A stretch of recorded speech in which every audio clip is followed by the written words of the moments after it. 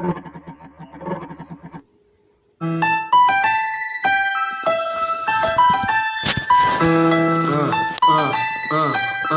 Democrats don't speak for me. Speak for me. Speak for me. Republicans can't speak for me. Speak for me. Speak for me. A bitch ass nigga can't speak for me. Speak for me. Speak for me. You coon ass niggas can't speak for me. Speak for me. Speak for me. Listen here, this is a fact of life. I be rapping like Nat Turner came back to life. Grab Donald Trump by the pussy, he ain't acting right. I never run from a conflict, I be glad to fight. It's a very cold world that we live in. And somebody please tell Elizabeth you're not an Indian. You just trying to con them people to get the benefit. Just another immigrant, stealing from the Indians. That's some punk ass shit and that's too lame. Now we finna step over to Andrew Yang.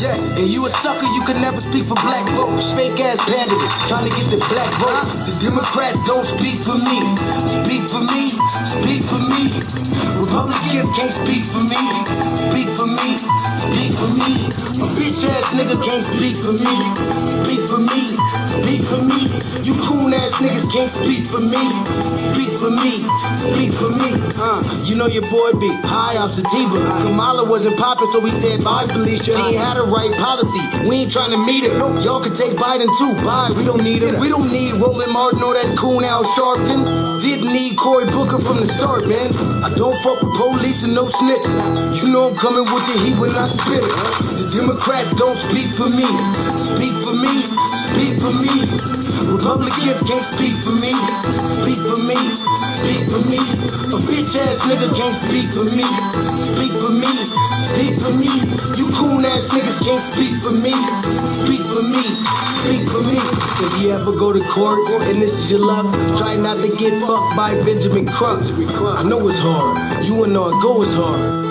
But who the fuck is Amy Cloak? Put her picture up on the bullseye and start throwing darts. People cut our organs out our bodies, that's a stolen heart. They can't save us from the flood like Noah's Ark. Black lives always matter, we finna go for ours. So then we savages, we don't need to pot the piss. Mike Bloomberg can suck dick with that stop and frisk. You ain't speaking for us, we don't know you. Bernie Sanders, and get your funky ass on too. The Democrats don't speak for me. Speak for me. Speak for me. Republicans can't speak for me. Speak for me. Speak for me. A bitch ass nigga can't speak for me. Speak for me. Speak for me. You coon ass niggas can't speak for me. Speak for me. Speak for me.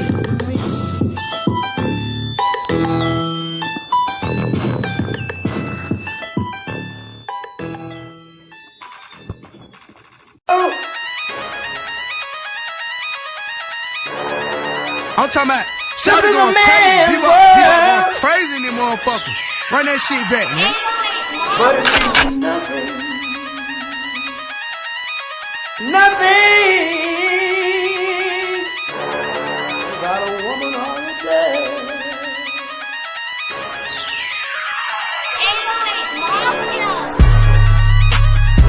Man made the car.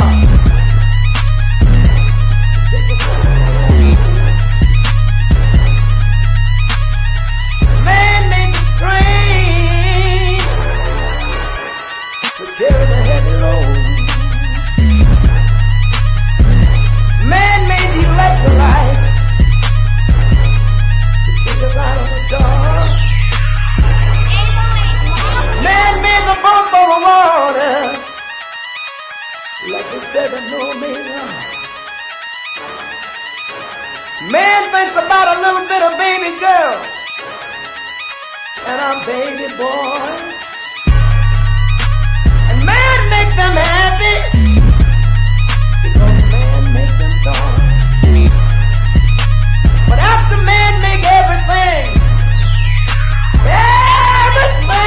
we can, do you know that man makes money?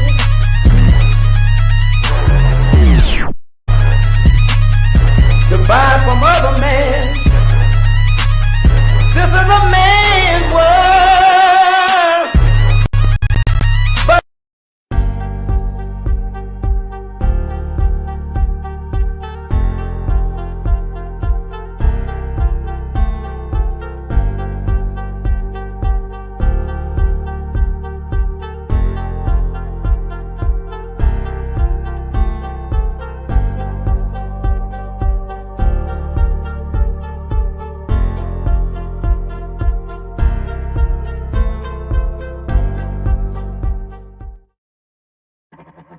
Greetings, Black family. Greetings.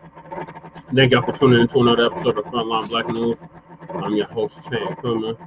I apologize, we are running extremely late. Dinner from me and Lady Che. We are on season 4, episode 36, part 2 of the Frontline Black News. And we'll be discussing several things. The first thing is the topics we didn't get to in part 2, and that is President Biden, Super Jim Crow Biden, has pardoned his son Hunter Biden, just like we thought he would. And we knew that. Multiple groups. Well, yeah, we knew that's about it, but it's finally come out that that's what he's going to do. And then multiple groups are now regretting Trump, regretting voting for Trump, the dump, as in human shit. And then are Black Americans overtaxed in Africa, Shabaka? Okay, that's the neo-colonialist. 8 reasons why FBA Pan-Africans will never move to the African continent. And we got Democrats never defended FBAs, but plan on going to jail for illegal migrants who broke the law. We got our sister P. Ray Easley from Chicago. She's going to give us an update on what's happening in Chicago in regards to Mayor Johnson preferring illegal immigrants over Americans in Chicago. Then we got Trump threatens BRICS nations with 100% tariff if they replace the U.S. dollar with their own currency. And Donald Trump's plan for empowering local sheriffs for illegal immigration crackdowns. So those are the topics. Appreciate y'all staying up late with us. Okay. I see you, twin. Yeah, the crack killers are celebrating. Crack dealers celebrating twin pyramid. So, hop right into it, Shabaka. So, like I said, Hunter,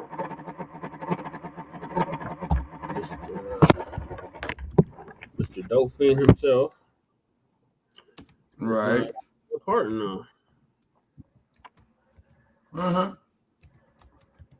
I mean, what was to be expected? That's his son. Why would he not? So I'm going to play both CNN's take on it and Fox News take on it. So the Caucasian National Network. Sorry, y'all, see that fan is still acting up. Got a whole diagnostic on the computer. It was like, yeah, the fan is messed up. And the battery's messed up. I'm like, okay, thank you, computer. I'm glad you realized you're jacked up. Alright, so Caucasian National Network. His son, Hunter Biden, CNN Chief National Affairs Correspondent Jeff Zeleny, I believe, is with us. Jeff, can you hear me? And Jessica, yes. Okay, what are you learning? Look, we are just getting a statement from President Joe Biden. He's saying that today he signed a pardon for my son, Hunter, and he goes through the reasoning why. Of course, Hunter is facing a sentencing later this month, but this is really a monumental moment for President Biden. He said several months ago in June, when he was still seeking a re-election, that he would not pardon Hunter Biden, but now we are learning he is. And let's just read through this statement quickly together. He said, today I signed a pardon for my son Hunter. From the day I took office, I said I would not interfere with the Justice Department's decision-making, and I kept my word, even as I watched my son being selectively and unfairly prosecuted. So this is a fairly long statement, about 4 or 5 paragraphs from President Biden, but really going through why he is making this decision. He also goes on to say this. He said, no reasonable person who looks at the facts of Hunter's cases can reach any other conclusion than Hunter was singled out because he is my son, and that is wrong. He goes on to say there's been an effort to break Hunter, who has been 5.5 years sober, even in the face of unrelenting attacks and selective prosecution. So, of course, Jessica, let's take a step back. You obviously covered the Biden campaign along with me, and this is something that Hunter Biden has been dealing with. This was a tax case, a gun case. He went through his trial in Delaware. There was another case in Los Angeles. But this is really the culmination of Biden really making the decision tonight to sign a pardon for his son Hunter, not just a commutation of a possible sentence, but a pardon, which certainly will be part of President Biden's legacy going forward. Yeah, there's no doubt about it. And as I'm reading this along with you, Jeff, I think one part at the very end particularly striking, which is where he says, I have followed a simple principle just to help Americans be fair-minded. And here's the truth. I believe in the justice system, but as I have wrestled with this, I also believe raw politics has infected this process, and it led to a miscarriage of justice. And once I made this decision this weekend, there was no sense in delaying it further. I hope Americans will understand why a father and a president would come to this decision. It is interesting to also hear him saying essentially that the justice system was politicized, which is something we've heard from Republicans and Donald Trump as well. Yeah, you think? Terrell Living Superstore, too much is never enough. And with 170 I'm not mad at Biden for pardoning his own son. That's to be expected. Why would he not? Biden spent really the weekend with his son Hunter and the rest of the family in Nantucket, where they always do for Thanksgiving. And this is a striking, really probably had some of that shit Thanksgiving with him too. holiday. And with this statement from the White House we're seeing tonight, it is a official document calling for a full and unconditional pardon for all crimes and punishments facing Robert Hunter Biden. So, but Jessica, the sentence that you read is so poignant. I hope Americans will understand why a father and a president would come to this decision. We will see, of course, in the coming weeks and months and years if Americans do understand that, but there is no doubt that this is part of the legacy of President Biden's one term in office. Certainly something he did not want. He hoped to run for re-election. He obviously stepped away from that months ago, but clearly there was pressure inside the family. We were told really in recent weeks that Dr. Jill Biden, First Lady Jill Biden, was very supportive of the president doing something like this. The president was not sure, but we clearly have seen now he has come to this decision to pardon his son Hunter.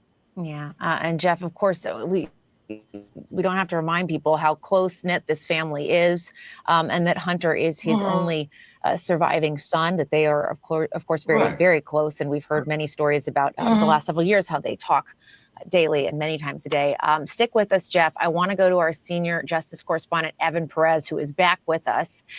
Evan, what are you hearing from sources as we're getting this news tonight that President Biden has granted this pardon to his son, Hunter Biden? Well, certainly, Jessica, this is something that a lot of us were anticipating. We were waiting for it, even despite the fact that the president has said repeatedly that he was not planning to give his son a pardon, would not commute his sentences. Keep in mind that he was due to be sentenced in the Los Angeles case dealing with his tax problems that was coming in the next couple of weeks. And so all of this is coming to a head, and so we've been watching and seeing what the president of the United States would do. I think, as you and Jeff were just talking about, I think we'll see what the public, the American public, arrives at. But I think it's really remarkable to sort of step back and just read some of what President Biden is saying in here. Keep in mind, he took office in 2021, promising to sort of restore the institutions and try to restore faith in those institutions, including the system of justice, obviously, the Justice Department. Those are among the big priorities with him. That's why he chose Merrick Garland, a former judge, to be Attorney General. And then if you look now where we are, what the President of the United States is saying is that essentially there are problems, there are political problems with the prosecutions that are being brought by his own Justice Department. And, I think that's going to be a very, very tough pill for people to swallow on this issue, because obviously it is a thing that we keep hearing from Donald Trump, and it's the thing that animates the Trump team over the next 4 years. You're already hearing from them that they want to destroy some of those institutions that they believe are stacked against them. And so to see President Biden sort of go to the same territory is kind of a remarkable turn to watch. And then, Evan, just legally help people understand and just remind them this full pardon That what does that effectively mean? Again, that covers, it means as I he understand can't be it, all touched for nothing, you raggedy ass bitch. Right, as That's I what the understand and as fuck I it read means. this, Don't insult my goes goddamn to all of the intelligence crimes like that. that he has now been Sorry, convicted of. people He was don't convicted of gun charges, gun-related charges in Delaware over the summer. I was there for that trial, and I also was in Los Angeles for the tax trial. And you know, those things were both full of shit. Well, just before it was going to trial, obviously he ended up having a plea. Yeah, get your goddamn lies straight. This would take care of all of those. Republicans have said, by the way, Jessica, that they want to take another look. That motherfucker looks lit up like a Christmas tree right there. Eyes bulging out and shit. So we'll see whether they can come up with something new that they can pursue Joe and Hunter Biden over.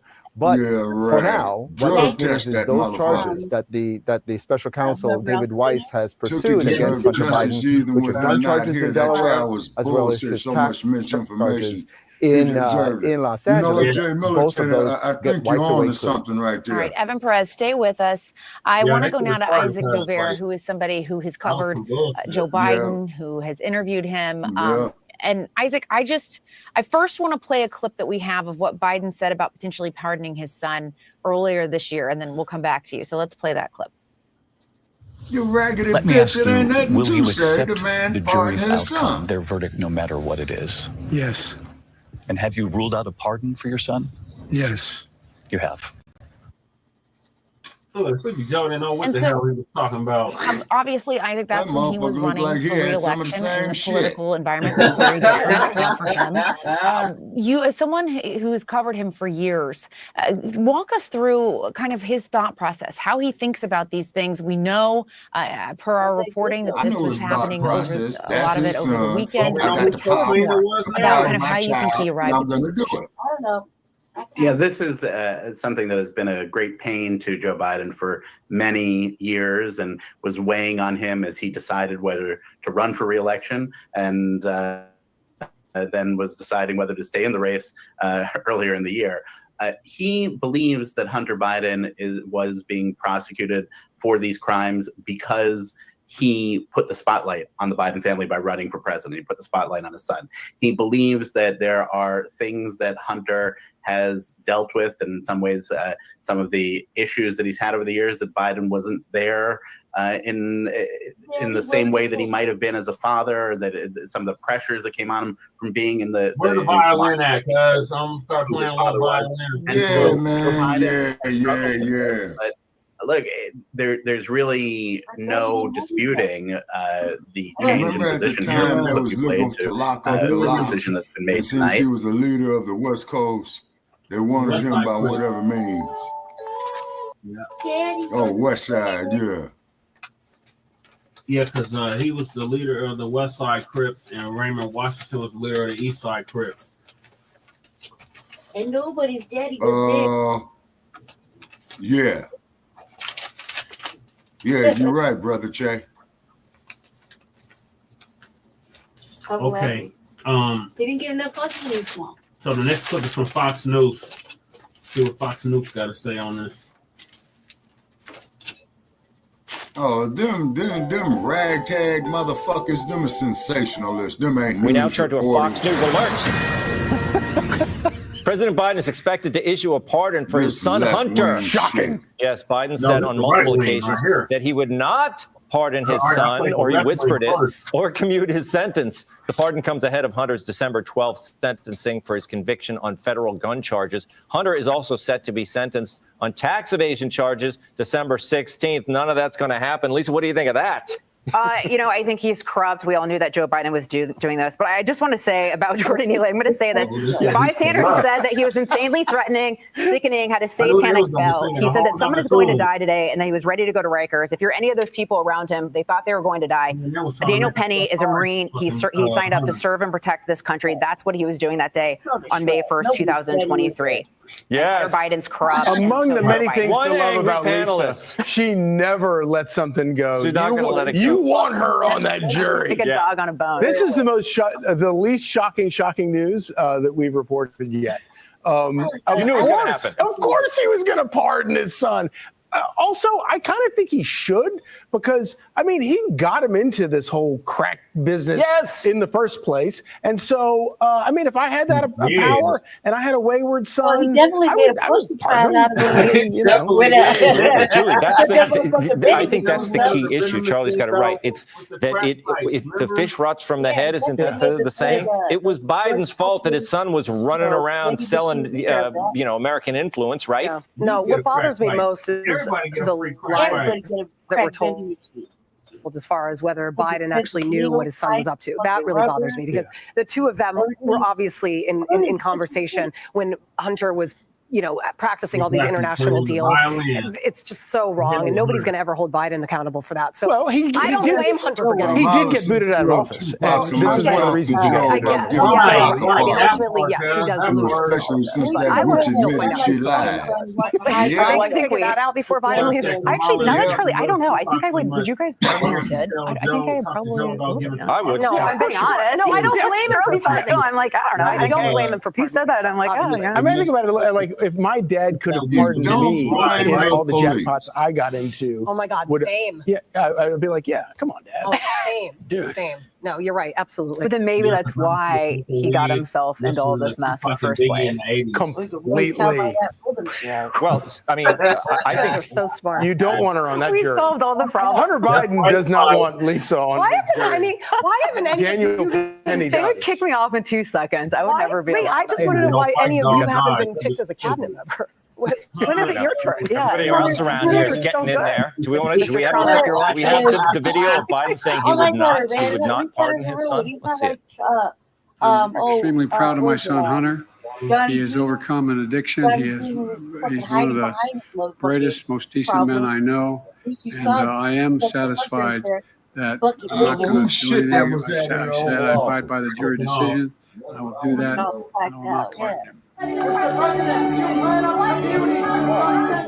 Well, I guess you can say I'm going to abide by the jury decision. There's not going to be any jury. He's going to be pardoned. I mean, he was lying.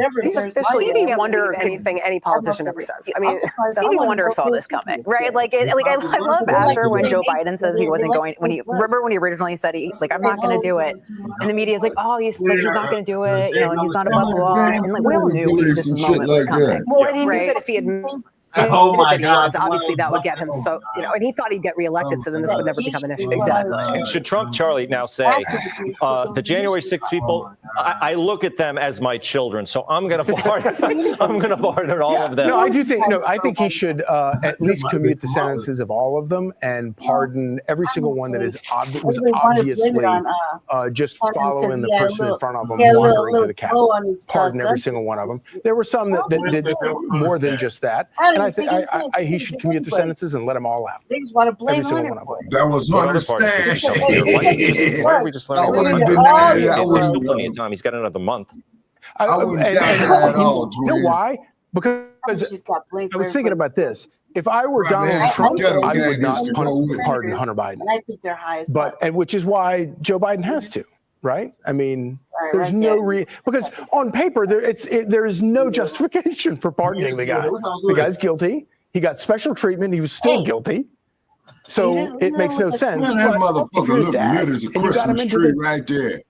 Jackpot. He got it easy, to your point, right? Like the only reason he ever faced charges in the first place is that sweetheart deal was blown up by a judge. And beyond that, we know that whistleblowers came forward and said that they were thwarted in their investigation into Hunter Biden and anything that could possibly lead to his dad, Joe Biden, as well. They allowed the Burisma. The Burisma information, they allowed that to pass the statute of limitations as well, so they couldn't get him on his Burisma money. That is hard, Burisma. Yeah. And all the charges that he didn't ever face. Well, because can I just also say the message that the Democrats are now setting to all the gun-toting Republicans out there? Go ahead, be on drugs and go buy a drug, but go buy yourself a gun. I mean, honestly, because that was the whole reason. He wasn't even supposed to have a weapon, and he bought because of his drug and lied on a federal form. Yeah. So I mean, these are Democrats that don't want Republicans to have guns, but yet if you have a gun and you have a drug rap, you can still get a gun. So this is actually official now. Biden has signed the pardon for Hunter. That's what we're reporting, right? So according to NBC. After, according to Julie, it's after the holiday weekend. Isn't this the kind of thing, if you're going to sign the pardon, don't you do it the day before Thanksgiving? Well, he was busy pardoning the turkey. He doesn't have a lot of hours in his day to get that much done. But this is going to be the news of the week now. It's Monday. I think he should have done it before the holiday. And buried it. That's very true. But I know, but that is true because now you know this is going to be the talk. But if you're Joe Biden, like, what do you care at this point? Yeah. Right? Like, you've been knocked down by your party. You were totally kicked out. You were displaced. Like, skirting the border. What does he care at this point? And if he's going to suddenly be all pro-family now, is he going to meet his granddaughter? That's my only question that I have. If you suddenly care about your family, go meet your granddaughter. Well, legacies. Bring her to the White House. It's like, why not? You know, like YOLO. Like, do it now. There's no point. Like, Joe Biden's, he's ruined, right? He got pushed out. He dropped out via X, but yet somehow still the president of the United States. That's the weirdest thing. Going to go down in failure. Replaying the videos of him talking about the pardon, I'm like, wait a minute, that guy's still president of the United States. This is insane. You forget. We forget. Yeah, exactly. We move on to more important things. But yet people are making decisions in Ukraine to to long-range missiles to Russia, right? So it's like who's making these decisions? I guess I assume he's aware of making a decision about Hunter Biden. This might be the only decision he's actually aware of. But I don't think there will be. Listen, people. When you talked about this before. And you said, we discussed this when he promised he wouldn't pardon his son. We talked about it, and most people agreed, well, we know he's lying. And then when you talk to people about it, they said, yeah, he's probably lying. And you asked him, should he? But Trump got convicted on his son. Yeah, it's his son. He has the power to do it. So I think basically there won't be any hell to pay for this. Do you agree? Most people say, oh, that's what I would one of many lies. I mean, the administration and everyone around him, including Kamala Harris, were lying about his cognitive state. So, I mean, why wouldn't he lie about pardoning his son? Why would he admit that? He thought he was going to get reelected. He didn't think it was ever going to be an issue. It's sort of like you lie until you get caught, and then you realize you have to tell the truth because you have no choice. And at this point, he's got nothing to lose. He also just lies about weird things too. So like, why not lie about this? He said he was like top of his class. He was bottom. He was like a civil rights leader. He wasn't. He was a long haul truck driver. Yes, he was like in a motorcycle gang. What's Trump going to say about this? Are we awaiting the tweet from Trump? What do you think he's going to say? I mean, this is going to be the interesting. He actually did lie about being a truck driver. Yeah, he did. Yeah. All right, long haul. We're going to be looking for Trump tweets. Hey, Sean Hannity here. Hey, click here to subscribe to Fox News YouTube page and catch our hottest interviews. Man, fuck Fox News and your YouTube page. Subscribe to Frontline Black News, motherfucker. Right. Shit. That's right, Shabaka. I don't know. All right, Lady Chain had a question, Shabaka. Go ahead. Does Hunter get Secret Service too? Yes, ma'am, he does. All the way. Yeah, he will get Secret Service protection for the rest of his life. He's the president's son. Okay. Yep. Exactly, Shabaka. The hypocrisy is real. He wants to go get the shit for him. Hey, you gotta put them damn Secret Service to work. You know what the drugs is? MDA for you. One man, you know what I'm saying? MDA for you. And it's on the feds. You ain't got to worry about jail. The shit is top secret. Yeah, it's classified. All that man, that's bullshit. Which MDA for you, and MDA for you, and MDA for you, and for me, all clear. I mean, like, which means is that every black motherfucker sitting in the slammer with some damn drug convictions need to be pardoned as well too. It was in a fair world, but and the state level. That part, Shabaka, that ain't to free everybody that locked up behind that shit. They're under not Jim Crow Biden's crime bill. I wish they would. Yeah. That would make the world because that's not justice. That's not justice. That's just like rape.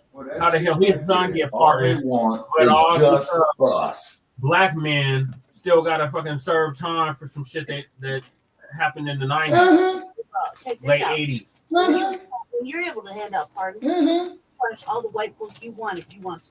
I would. You know, I know. You know, goddamn well I would. Right. Nobody gets. And then the roly-polies and Judge Joe Brown's going to come out and say, "Let's sing Kumbaya." You know, let's sing Kumbaya. How the hell they going to deport us? And we the founders of this goddamn country. We the original goddamn Americans. Ain't no more. We've been here. Well, I'm a diaspora peons. brother. Although Holy we've Pope been is the here scariest motherfucker tether on the years, planet. to circumnavigate the globe. So I still Scariest tether on the planet. As a diasporic African. Oh, we about to get on that diasporic African, but we got to get to this. The multiple groups are now regretting voting for Trump. Okay, Lady Che, what are your closing? The stupid motherfuckers, what did they expect? I'm laughing at they dumb asses. Tariq said. I mean, what the fuck did they expect? We just don't know, folks. We just don't know. The question is, I mean, he's pretty much, he got what, like a month before he has to leave? Yeah, about 2 months, less than 2 months. Who? Biden? Yeah. Biden, that motherfucker be out of a job, sir. 30. He's down to about 44 more days. Right. 2 months. And so Tariq said he was going to go scorched earth. Yep. So this kind of like not surprising, but yet not surprising. I can't wait to see what happens once Trump gets into office. And I don't understand why these newscasters are asking what it means. She knows clearly what the fuck it means. They're playing dumb. Aside from that, it's just a waste of energy, really. He's been outside. Right. It's not like they were gonna go get him out of jail and shit. He's been outside. Yeah, but he was facing up to 5 years in prison. 5 years is like 2.5. Yeah, for him. Right. Well, Lady Che, if they was to convicted that bastard and incarcerated him, they would have put him in federal protection. Number one. He would have went to Number two is the most the motherfucker would have did at the most. Jail, so here's my thoughts on the question. Yeah, Camp Snoopy. Yeah, at he the top went of to their Camp hand, Snoopy. You can see that they're not worried about anything that FBA is worried about. No. At all. That's what this is all about. Like if you're looking at all the shit he's doing right now, none of it has anything to do with the Black agenda, reparations, or FBA issues whatsoever. Yeah, that commercial was hilarious. That's it. And that really is a sad state of affairs. At least make an attempt, man. Like, something, but they couldn't even do that. They've been lying the whole time. Mm-hmm. So I'm not really too happy or unhappy because he's just another white man with a free pass. That's pretty much how I look at Hunter. Another white man with a free pass. We knew this was gonna happen. Another man that got out of some shit because his white father said so. So that's all. And whatever he was talking about earlier about, maybe he put that on him and he was feeling so sad. Oh, cuz I can't wait. Because he was running for president. Whoop-de-whoop-de-woo. I just think that's a bunch of bullshit either. And just because your daddy wasn't there doesn't mean that you get to. We're on the lookout for all them damn marches again coming January 20th. Jay Militant, you ain't lying. And let me tell you the first march that you're gonna see. You're gonna see a bunch of these ass scratches. We shall overcome. White supremacy. I think and when they singing that, I'm gonna be singing "We Shall Overcome White Supremacy." Wait a minute, like I'm saying, the lunch counter begging for a cup of coffee. We shall overcome. Oh my God! Okay, why don't the motherfuckers just go up there, go to Disneyland with that bullshit? Go sing that bullshit to Mickey Mouse, Donald Duck, the Three Stooges, all the dudes who was fucking Snow White, the Seven Dwarfs, and all that bullshit. Yeah. Get the fuck out of here, man. Give me a damn break with bullshit. Right. All right, go ahead, Lady J. I forgot what I was gonna say. All right, well, I guess we'll move on to the next topic then. And that is multiple groups are now regretting voting for Trump. The dump as in human shit. And we want to make that perfectly clear. And we want to make that perfectly clear, by the way, ladies and gentlemen. Okay, is everyone it's because you have to over understand. YouTube banning ad blocks? Fuck your goddamn advertisement. Shout out to Torian Rain Reloaded for this.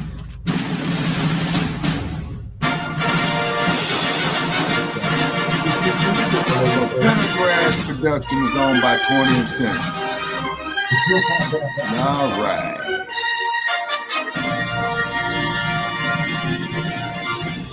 Before doing this, I don't even know what the hell 20th Century I had was deciding on whether or not it was going to be a pre-record or a live stream. And I said, you know what? Let me just go ahead and do it as a pre-record because I don't know when I would have time to make it as a live stream. But either way, it was going to happen regardless.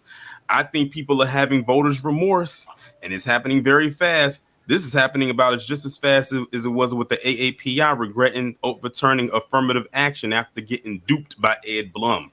But as you can see by this title, it says Trump supporters are learning consequences of their vote and going viral. And this was posted on November 15th, 2024.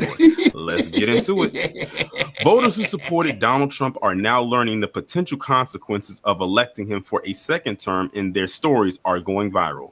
In the aftermath of the 2024 presidential election, social media users are sharing their stories of regret and doubt from their friends, family, neighbors, and coworkers who are learning for the plans of Trump's second term after voting for him. You know what is so crazy? I think if I'm not mistaken, when he won the first time back in 2016, there was an article that I came across, and this was back when I had my original channel, where they were having the same kind of regrets voting him the first time.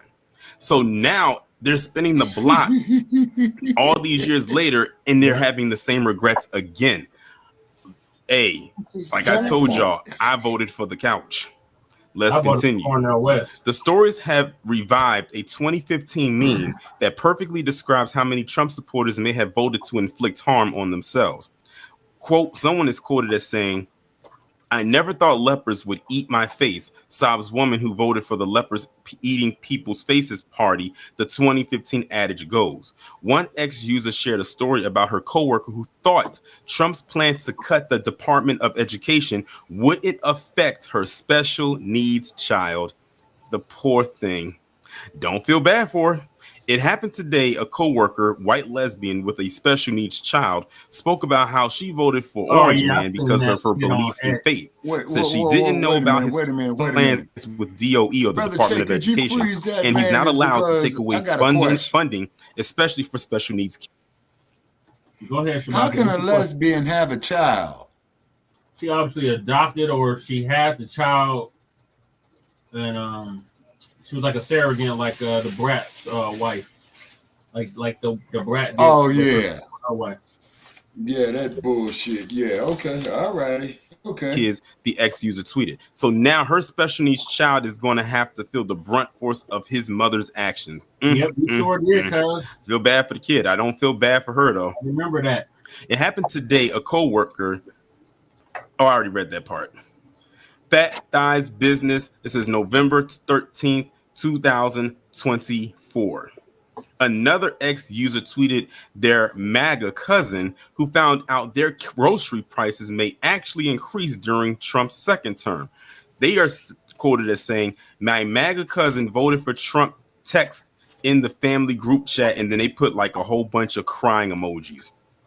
Another viral story on X details how a Latino male Trump voter thought Trump's plan for mass deportations wouldn't apply to family-oriented undocumented immigrants.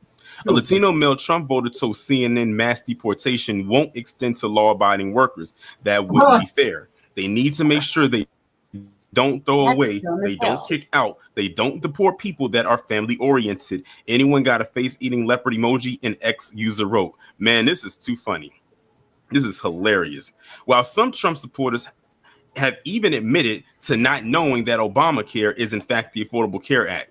That was something that I heard a lot back in 2016 when Trump said he was going to get rid of Obamacare, and they were all for it, not realizing it was the Affordable Care Act the entire time, and they needed it. That was the one. I think that's one of the major ones that they got duped by, was with that Obamacare or that Affordable Care Act. They were the main ones that needed it, but let them tell it was mainly black people that was using it because Obama is quote unquote black. Man, this is exactly why KG said that the white vote will doom us all.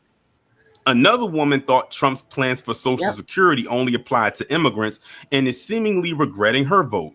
Latino male Trump voter told CNN mass deportation won't extend to law-abiding workers.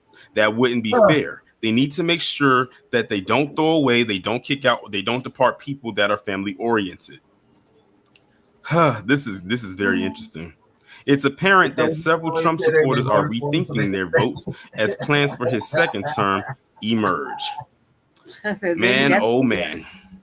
I can honestly say I don't feel nada for none of them. But I want y'all to pay attention though. Notice that the main ones that are complaining right now, so we have a white lesbian mother.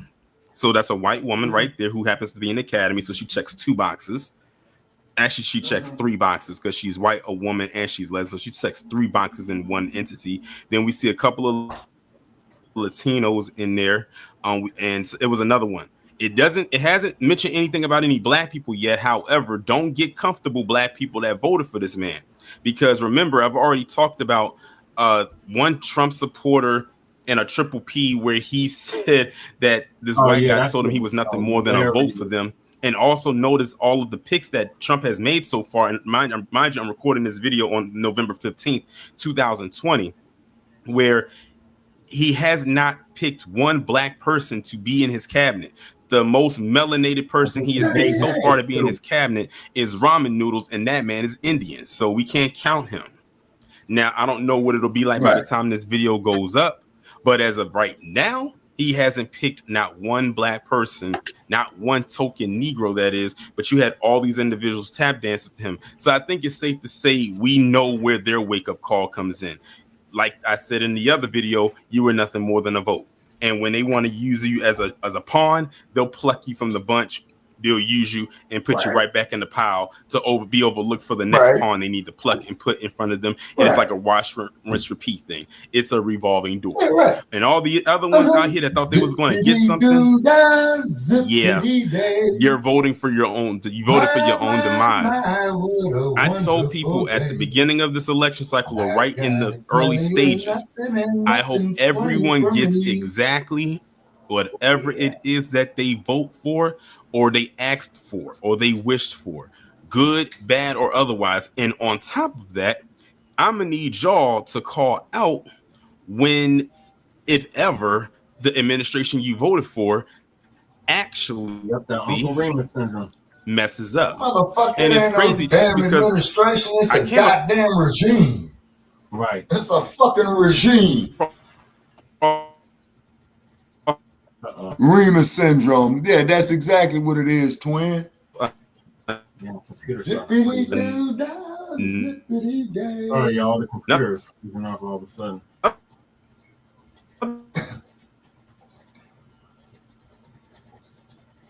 Well, only thing I could say.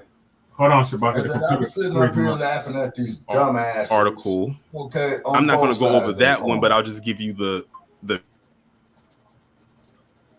Uh-oh, the internet's acting up now. No, disconnected. Well, that's part of the censorship, sir. Because Trump is going to put a kill switch on the internet too. You know that, right? No.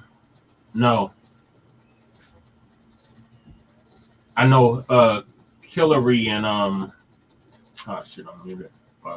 I know Hillary and Kamala were talking about doing that though. Okay.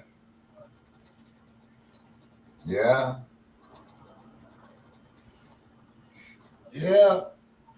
Mm-hmm.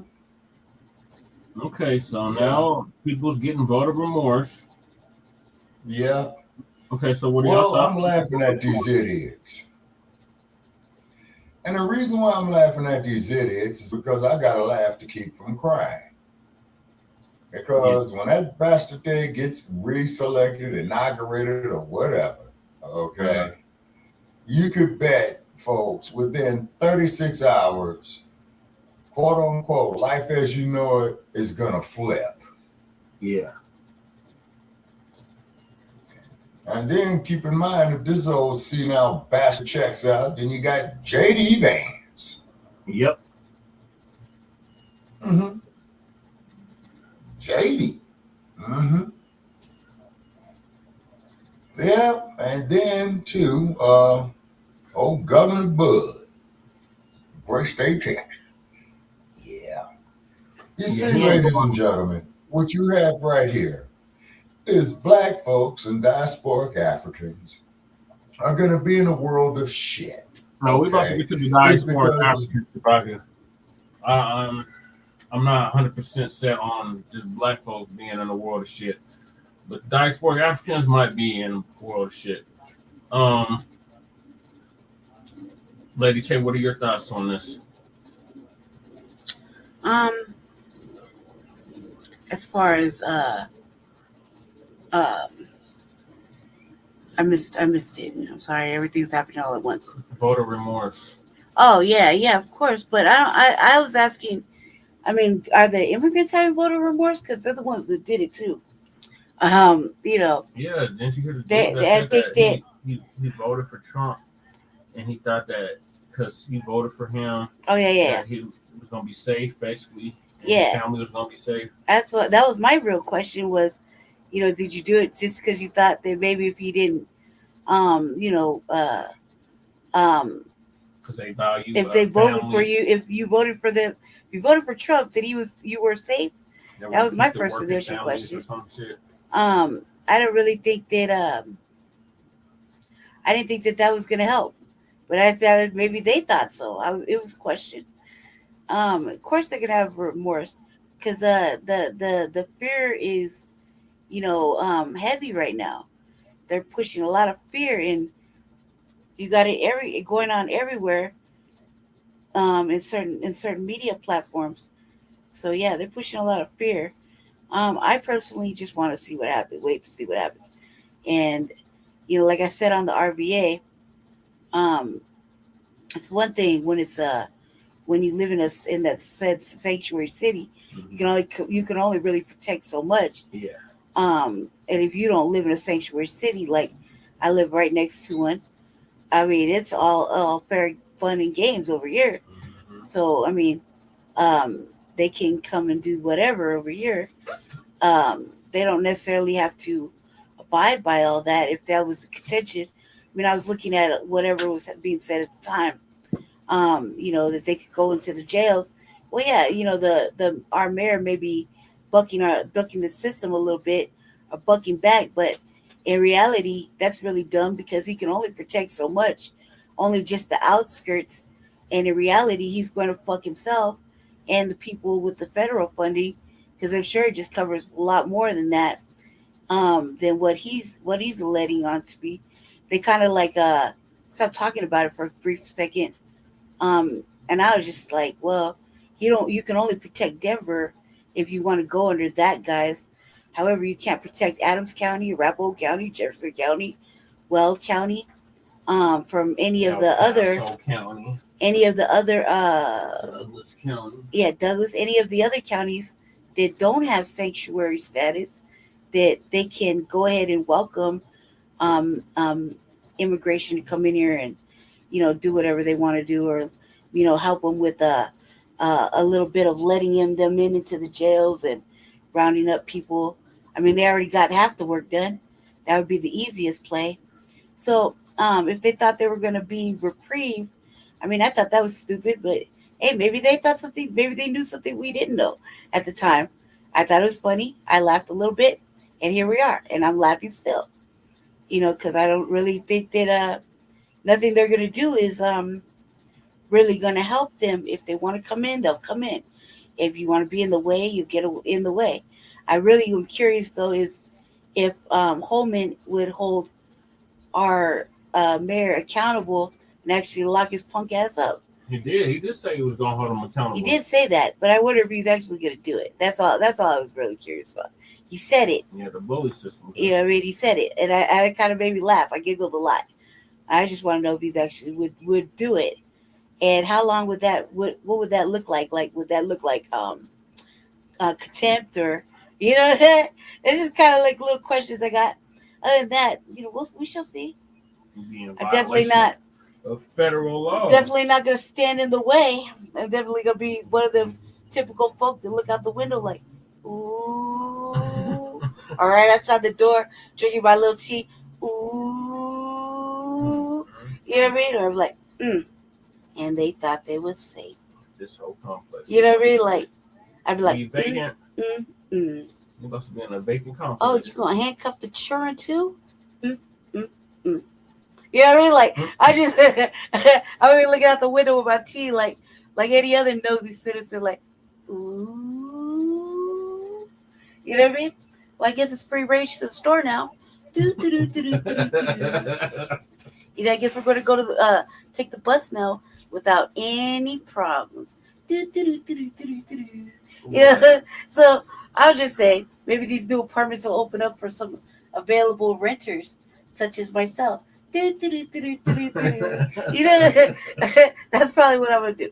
Aside from that, I'm not gonna be like, oh yeah, outside instigating and shit. I'm just gonna be slow drinking my tea with the look on my face, like, well, and go back in the door. You think? So I had questions, but I don't know. We'll see. We still got like a month and a half. Everybody's on fear. Those people are on fear mode. Yeah. And I'm wanting to see what's going on with our sanctuary city people. Yeah. How much fear mode they're going. The night of the election, it was so quiet you could hear a mouse piss on cotton on them. Especially when these audits, these immigration audits haven't really came through yet. So I'm kind of like, ooh. There's a lot of sad. Well, lady, Ch, all this here is a bunch of staged, prepackaged bullshit. And the reason why they're getting all these migrants right here is because, you see, what they would do, these employers will exploit them. Contractors, subcontractors, the building trades. Okay, well, you're an immigrant. Okay, if you don't work for this cheap-ass money, then we'll report you to the damn immigration detail or whatever. But you colored folks... I don't think they're giving us all the parameters. Yeah, but you colored folks, hey, we don't need you at all. This country don't love black people. No.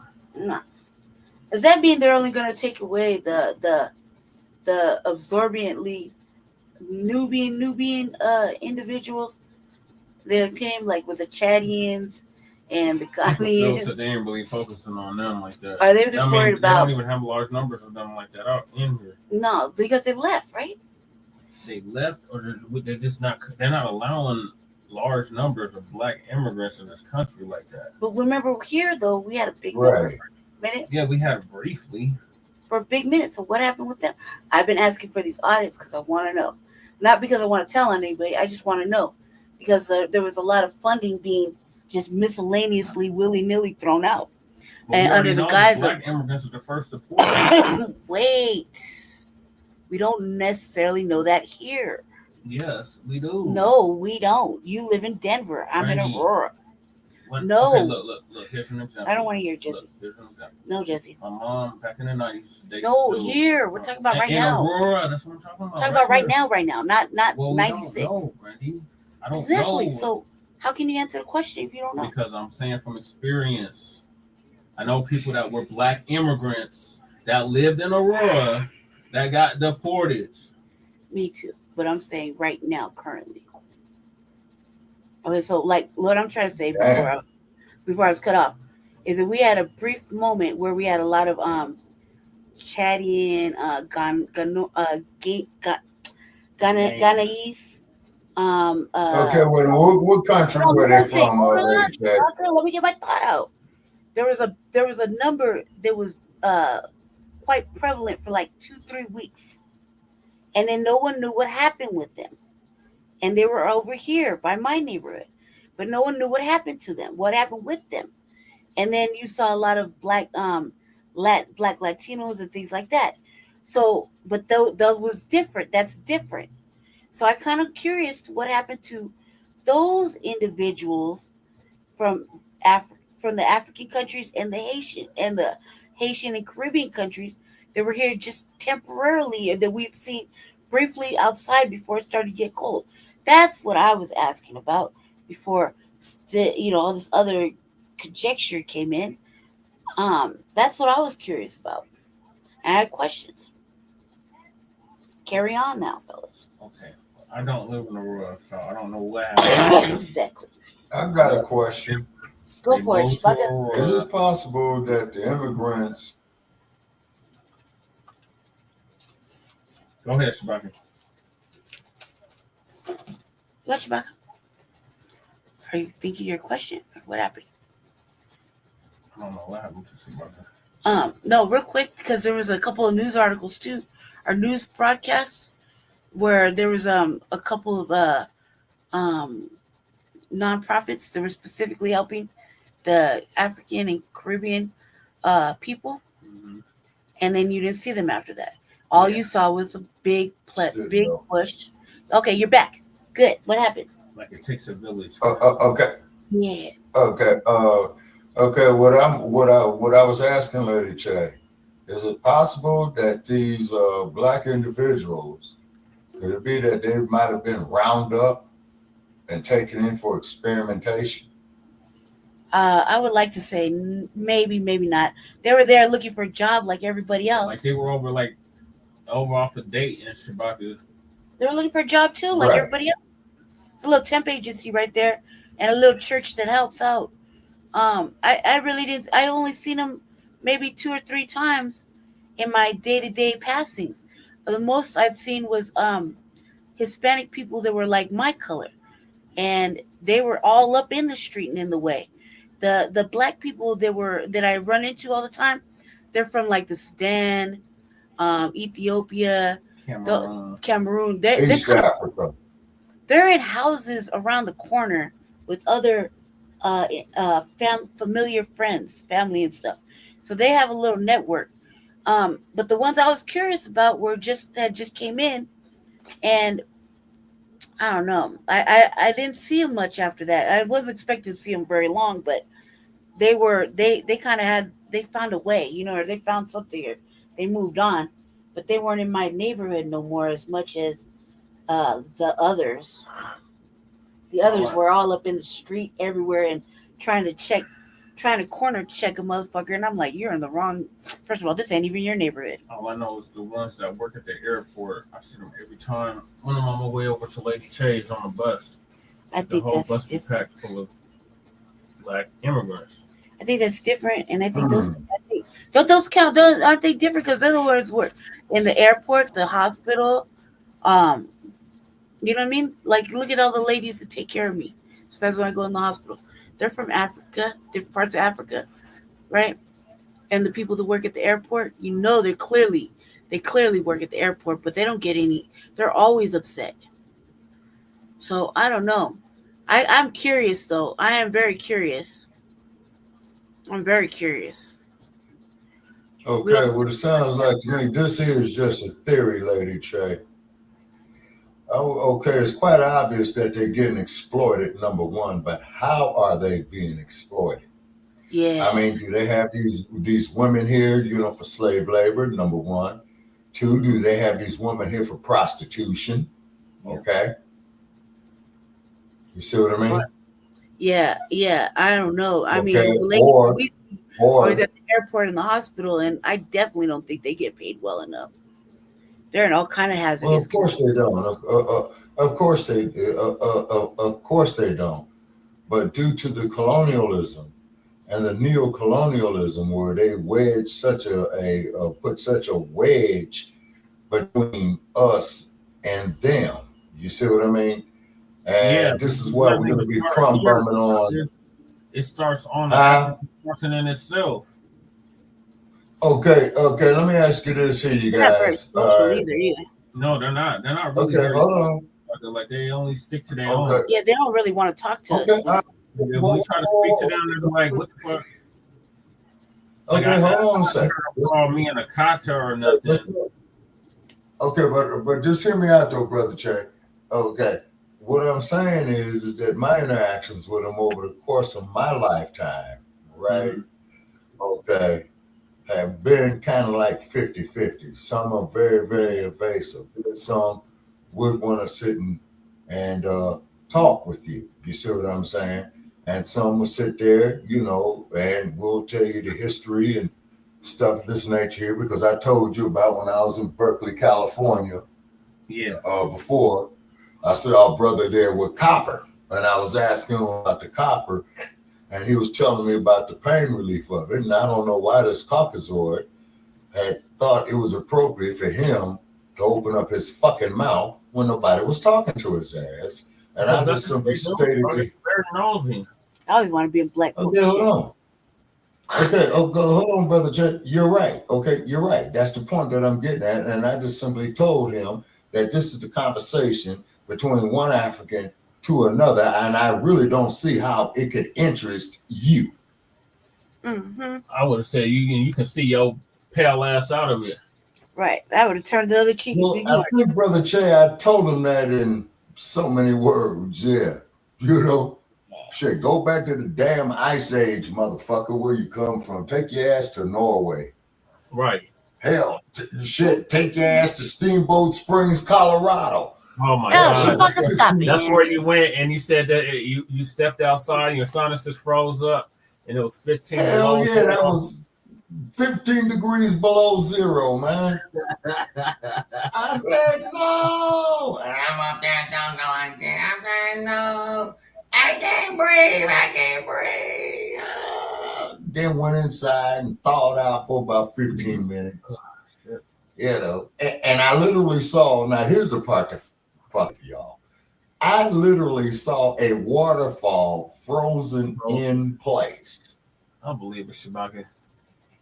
Frozen in place. I says, whoa. I should have took a picture of it. Okay. I ain't never seen no shit like that before. Frozen in place. We're about to get to this. What's happening on Shabaka in regards to this and how they're treating foundational Black Americans that go over there. So Tariq hosted a Twitter space, and he said, "Are Black Americans paying a tax or being overtaxed in Africa?"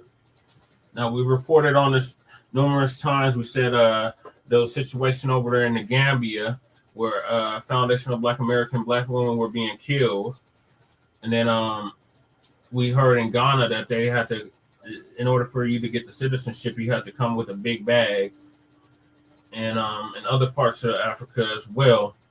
So we hosted this Twitter space, and that's what they're going to be talking about. It's about 25 minutes long.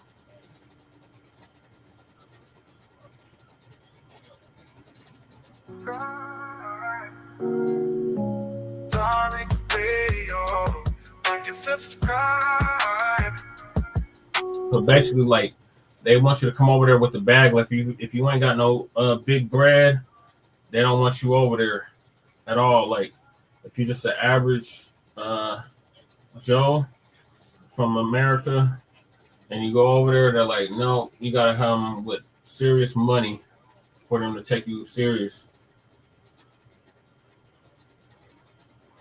Darling, radio, like and subscribe. Niwanyi,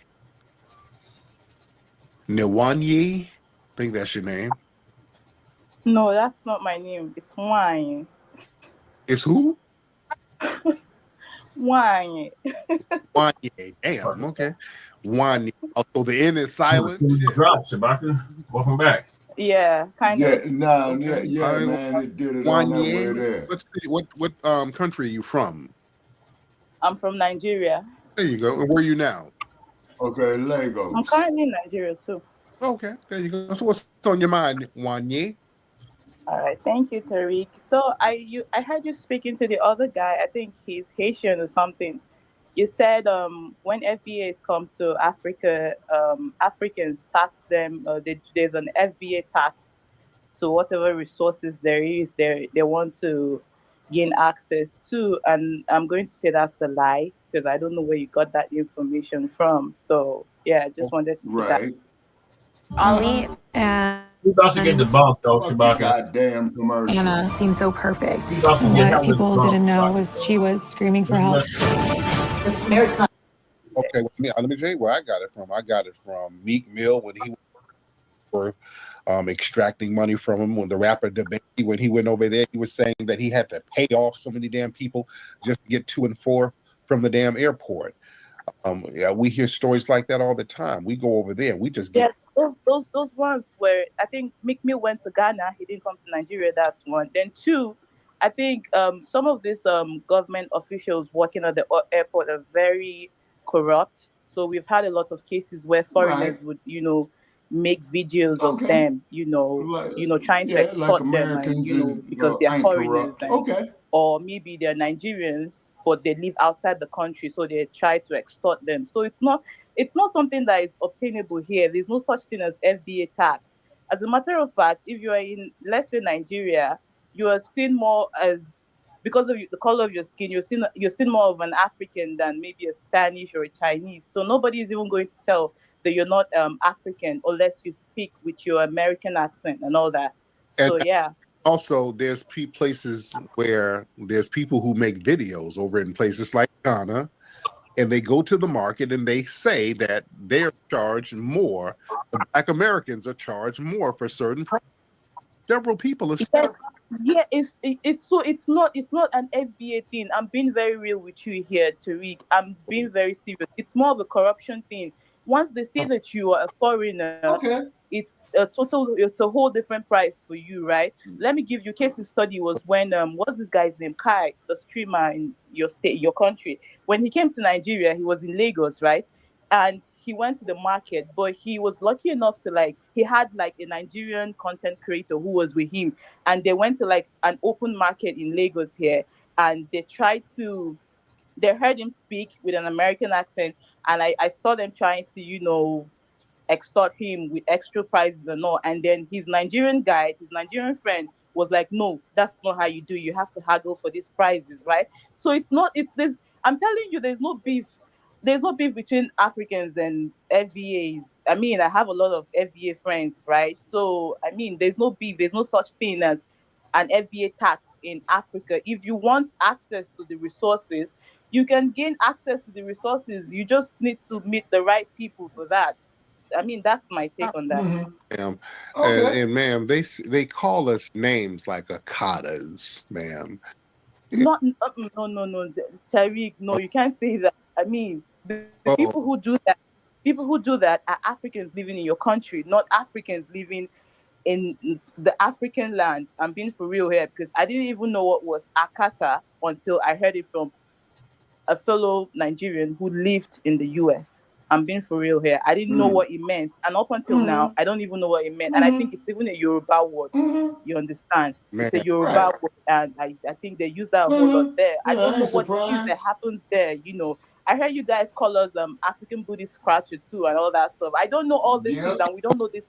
Right? That's ma'am, the African booty scratcher, that's usually a report for other Black Americans. So if you know about the African booty scratcher crack, but you don't know about a goddamn American, because if I was a fucking American, I wouldn't have to worry about the goddamn police murdering my ass. Get over this. No matter if you're American or African, they're still gonna see you as one big nigga. I don't know all the things. Ma'am, bye. I don't want to hear. She's full of it. You know what? Right, she's full of it. I don't want to hear no more.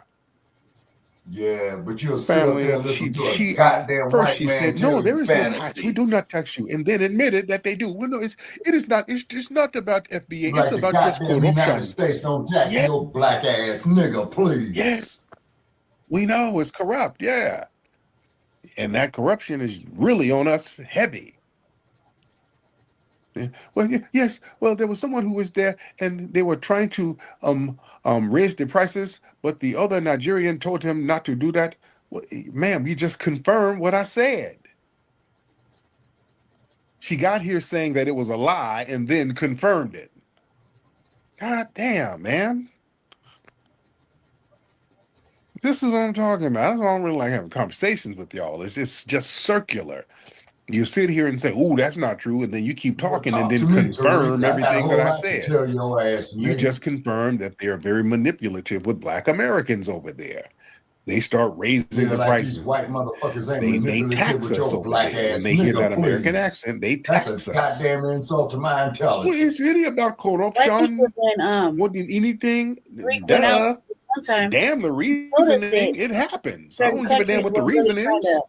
Extort him. People need food. I don't give a damn. Like she's trying to rationalize it. For 4 years. Yeah. Damn, man.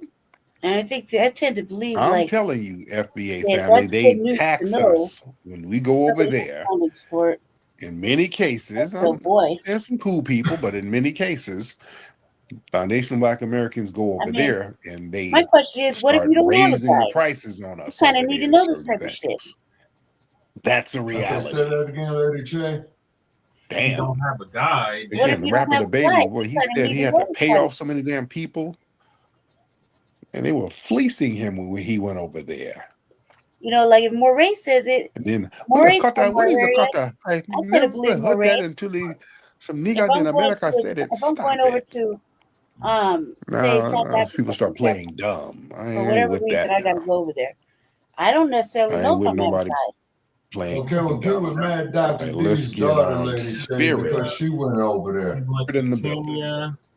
Did he have a guide everywhere? And he went to Uganda too. Did he have a guide? Let's get Spirit. Oh, Uganda, Idi Amin Dada. Mr. or Mrs. No Spirit, hop in here. Big Daddy. Unmute that microphone. This is all over Eastern Africa. Oh, yeah, wasting time. Is warlike. You They've get been dead warlike, man. I don't know if I'll necessarily have a guide. Say, for example, I got to go visit my family. All right, y'all raise your hand if you're ready, because we got a lot of people in here. I might not have a guide. I might what's up, need Yoshi? to know. What's up, beloved? I Let's might get have Karinga in here. Of where to go and how to get out, how to get there. Let's get Karinga in the building. Karinga, how are you? I might not know if somebody is trying to rip me off or not. Karinga, how are you? This is my first time being out then there. we'll get hard. We're gonna get like that. Well, what I would do. Okay, let me see. Okay, now what I would do, Lady Spirit. Che, if I was to go, was this another commercial? I mean, this could happen to me in real life. Like, think about it. Anytime now, I may or may not have to go out to South Africa, right? Real life shit, okay? This could happen like, the name, Lady Che, Lady Che. Danny, my fault.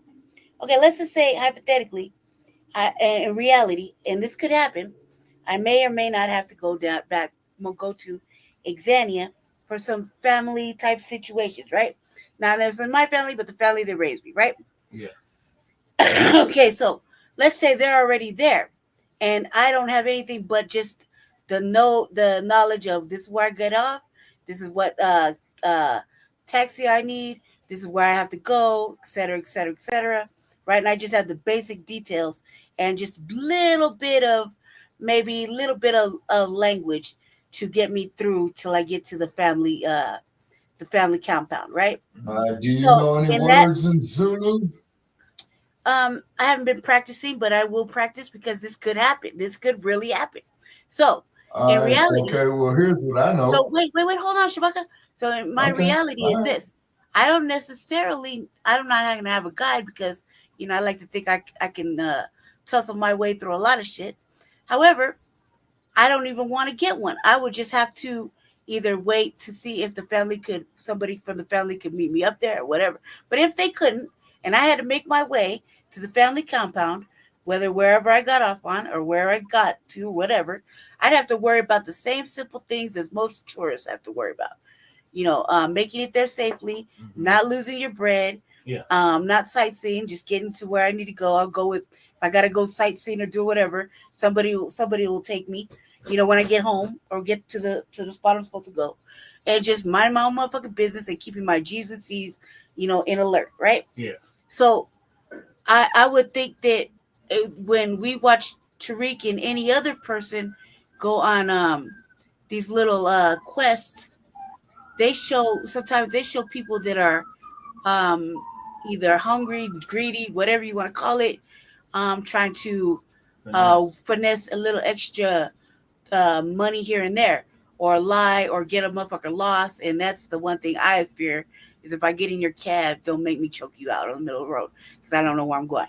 You dig? But other than that, I'm pretty fucking confident that I should be okay. And you never know, though. Right. You never know. And what that lady was saying, he knew that was bullshit because he showed us several times when he went to other countries that other people were trying to finesse extra monies out of them on the premise of either they say they belong to somebody in the Americas, or that this costs extra, this is not what you thought it was, or whatever, and try to finesse or even maybe rob you if you weren't paying attention.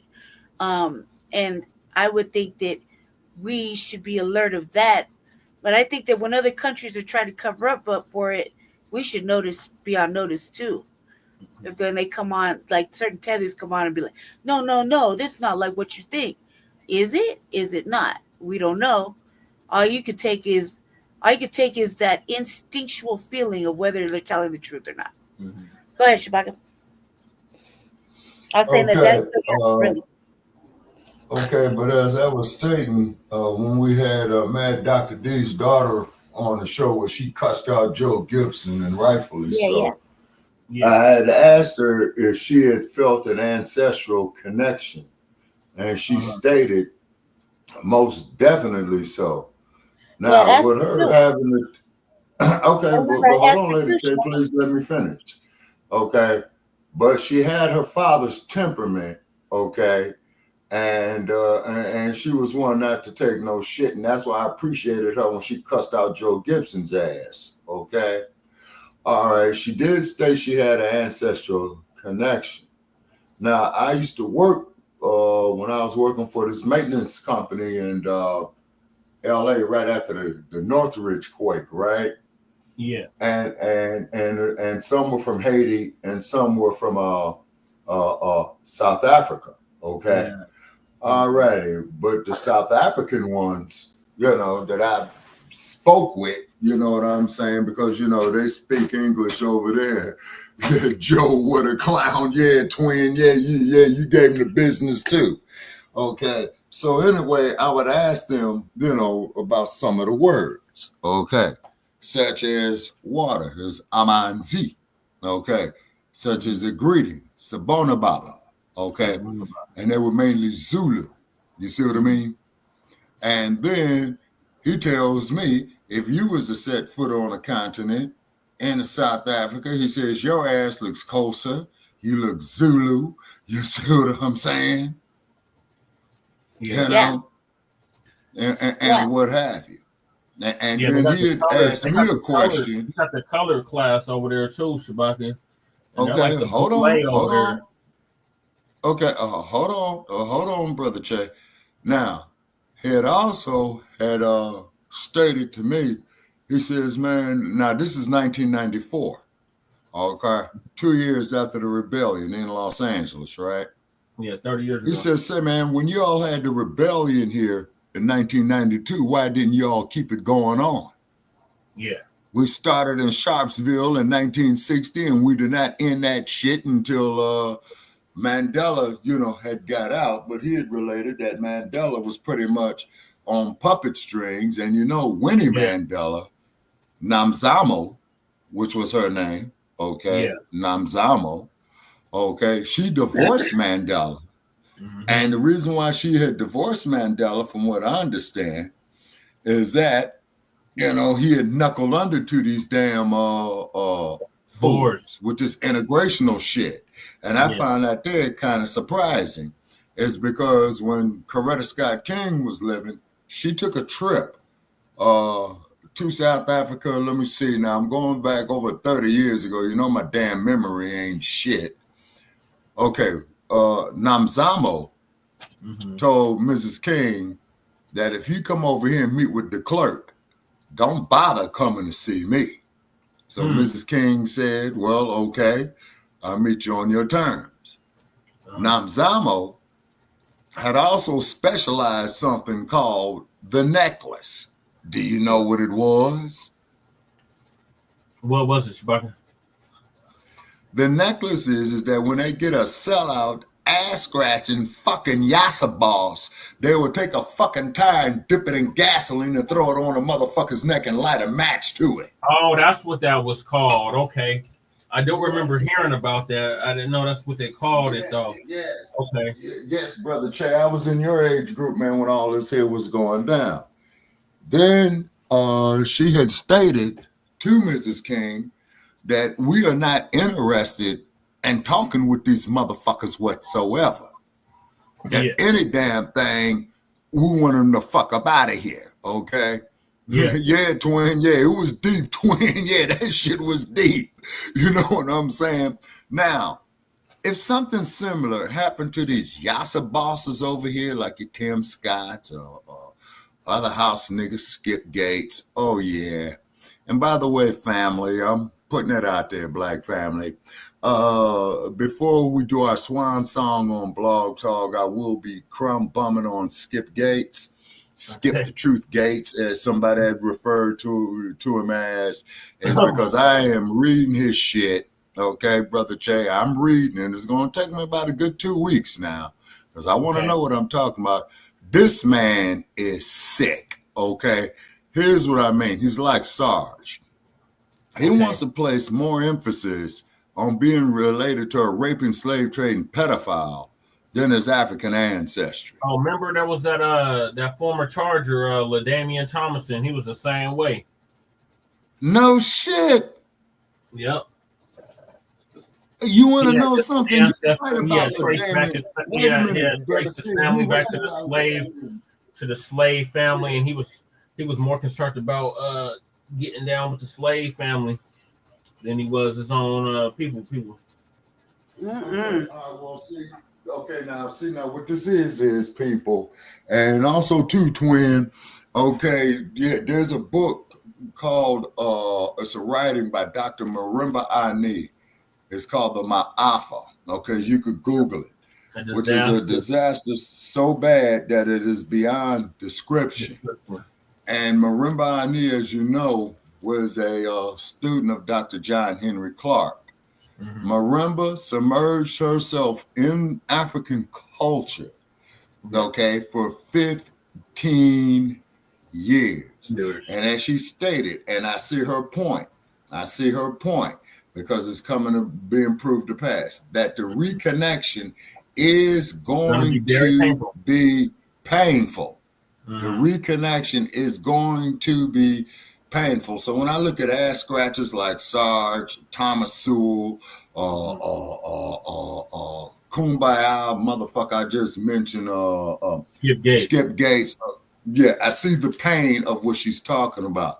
Now, too, Brother Che, for your generations afterwards, right after I go, okay, you know, just off of biophysics, you have to spoon feed this knowledge. Okay, it's because you could OD a person's mind with it. Just like that motherfucker who called up our show that night and we threw his ass off there. Well, man, I'm 35. Say, you guys need to just be making money. Motherfucker, all money ain't good money. Okay, now I understand and appreciate his accomplishment, but look what happened to the banker in Nigeria, Brother Che, who came here for the Super Bowl last year, right? Yeah, look what happened to him. Look what happened to him. Oh, so you flying from Lagos to New York. So you're going to take a jet from New York to Los Angeles. Then they're going to put you on a helicopter from Los Angeles to Las Vegas, and the motherfucker didn't even make it to Clark County. Yep. I remember that. So ask yourself this question. So, you know, I respect your knowledge, and I respect those who call themselves foundational Black Americans. Okay, this might be a thing of y'all's generation, but for my generation, I'm a diasporic African. It's freedmen. We descend from the freedmen. Now, just like it was Double R, I think, that brought that knowledge up, where the damn Federal Reserve stole the money from the damn Freedmen's Bank Okay, and started the Federal Reserve on that. Yes. Mm-hmm. And the Federal Reserve, as we know, for all practical purposes, is the central bank of the United States. Correct, Shabaka. I gotta let this clip finish, Shabaka. It's like another. Yeah, no, I just wanted to drop that on there, man, to get that there on record. You see, I just wanted to drop that gem there.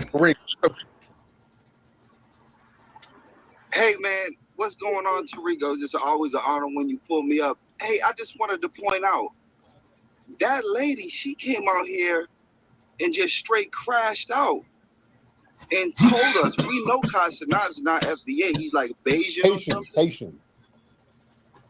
He's some sort of Caribbean. They went out there and used American accents, not Caribbean accents. So they went out there using American accents. So even though they weren't FBAs, they went out there just to show you this is what's going to happen if you talk like us. Yeah. So she really opened some eyes right there, man. You guys, you got to sit back and listen sometimes, brother. Thanks for bringing me up, bro. Brother. Spirit, you ready? Yes, sir. How we doing this evening? I'm good. Thanks for the mic. I always feel privileged to come into your space, brother, and you not be, because I'm a white man with a beard, you give me a mic and give me an opportunity to speak. Absolutely. I don't listen to and no cracker that's talk what on our black Constitution. Fuck him. Under we have our rights to no as a talk citizen on black under issues. the unalienable rights and the sovereign rights of God. Mm-hmm. And even this platform, brother, and you know, because I know you know, because when you know, everybody knows. Mm-hmm. You can be John F. Kennedy. You can be John F. Kennedy Jr. You can be Robert F. Kennedy. You can be Jesus Christ. You can be Trump. You can be John F. Kennedy Sr. and you won't get a mic. So I'm asking you, brother, we went from Twitter and we got all thrown off, and then we come to X, and it's the #1 platform in the world, and we're in America, and I was born, and I'm like a lot of brothers and sisters in here. I was here, or my ancestors were here before they came and stole our lands. But you mean I can't get a right and hold my request, and they know, because I've been hosting. I can host my own shit. If they won't let me speak, a guide will provide a way. And let me tell you something. The word is out. I said the word is out. If you are a host or a co-host and anyone asks for a mic and you don't give it to them, then you're going off this platform. If this is free speech and we're getting governed by people that we're trying to get rid of, brother, I get excited about this because I remember in the 60s. Oh, Lord. Okay, thank you, sir. Lord. I wanted to hear what the Let me let motherfucker him remembered in the I don't 60s. know what he was going. He sounded like an old school wrestler. Listen, brother. He was a wrestler preacher. Like he doesn't sound like a wrestler. Yeah, like Hogan. He was babbling, and I don't know what he's talking about. Listen up, brother. This platform I'll have the is motherfucker different, on brother. our platform. You're going to have to really atone and repent in the eyes of the Lord. I don't know about you, but I'm walking in the greatness of Christ. You and my brother are on Twitter. I ate a hot dog and drunk a Miller Lite, buddy. And they're going to rule the day. They went against my Lord and personal Savior. You already know. Jesus to the cross. Yeah, All right. Dwayne, that. Okay. Yes, marimba, yes, sir. What are you talking about? Yes, sir, Okay. Dwayne. And she was a student of Dr. John Henry Clark, and she did say that the reconnection will be Hey guys, welcome painful. to my new video. In this tutorial, I will show you how to create this Lady, cool go take before a flying fuck through a rolling donut, you and your goddamn video. Man, he sounds like he's about to ride a motorcycle to Las Vegas or some shit. Singing, keep the motor running, get out on the highway. Born to be wild. Steppenwolf, Shit, yeah, man. Easy Rider. Goodness. Shout out acid to you. trips and shit. We like your energy, Spirit. It was kind of all over the place. We like your energy. It was just all over the place. Let's get the Black Vanguard soldier in the building. Black Vanguard, what's up, brother? Hey, what's up? Yeah, that other Nigerian call talk about they don't tax Black Americans. That's an absolute lie. I travel many African countries, though. Over in Tanzania and Zanzibar, be exactly right. The Stone Town where they have that open market over there. I've been there. Man, I've been over there. The good thing I knew a couple people over there that speak the language, so they charge more than the average local though. And they do tax the hell out of you out these African countries though. Yep. And also, while I went to Turkey, they only charge you like that in Turkey though. Yeah. But yeah. There you go. But that's all I gotta say though. But she was actually lying. Also, she knew where the Kata is though. She know what that is. She actually owned African continent. Also in Nigeria, they're not united over in Nigeria. You got this whole movement called the Biafra. You heard about it, Tariq? The Biafra movement? Yeah. Oh yeah. Yeah. The Biafra movement, they have a political organization. They got a militia group. They over there wiping out the Yorubas over there. So that whole country, Nigeria, is politically and unstable. So that whole country about to ascend to a whole civil war over there. So that woman that talks, she actually lying though. Nigeria is not manipulated by Europeans. Well, thanks for allowing me to speak. Thank you, brother. Yeah, he just proved my point, brother Che. Okay, let's get Harley in the and I'm Haitian, by the way. I'm a long time listener. How you doing? I'm good. Well, you got It's a tribalism pleasure. in the United States I'm of a big fan of America. yours. I follow you. I'm currently 30, and I'm here to clarify some things that the previous Haitian guy was saying. And they got way more tribalism than we got ever imagined over here. It's coming around people either born here, but the parents are, or Brother Che, here, is that and Africa is the cradle of civilization. So they identify as Black, based off the not really understanding. Hold up, wait a second. You know, there's a lineage that's been not talked about, and now the conversation is going. And 9 times out of 10, I had to sit back and think because I was born in New York. West Nile, New York. My parents are, Haitian, came here legally. And the idea behind, what is this FBA movement? Am I FBA? That's not how they should look at it. They should really, take a step back, learn more about what FBA is, and understand it's a lineage, not a group, not a membership where backdoor. And I'm still a with that diasporic being African. said, a lot of Haitians sit back, kind of, understand. Hey, FBA is worth. You guys are fighting. I have a great grandparent. People, you guys were on this land, and you guys, went through years and years of struggle. Right now, we have to sit back and think and really give give props. 1/8 Nigerian, grant me dual citizenship. That's not gonna happen. They're gonna look at you like, nigga, please. If you don't know, see, they try to do that, they're doing a Clinton administration where they was trying to do the dual citizenship with Ghana and the United States, but it's a bunch of bullshit that you got to go through with it, man. Neo-colonialism has its fingerprints all over it. There's only one country that allows the dual citizenship, and that's Sierra Leone. Really?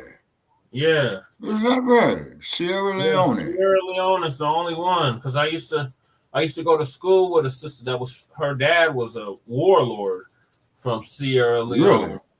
And she was a model. Okay. Yeah, she was a model. Okay. Well, I bet you she was fine as hell too, huh?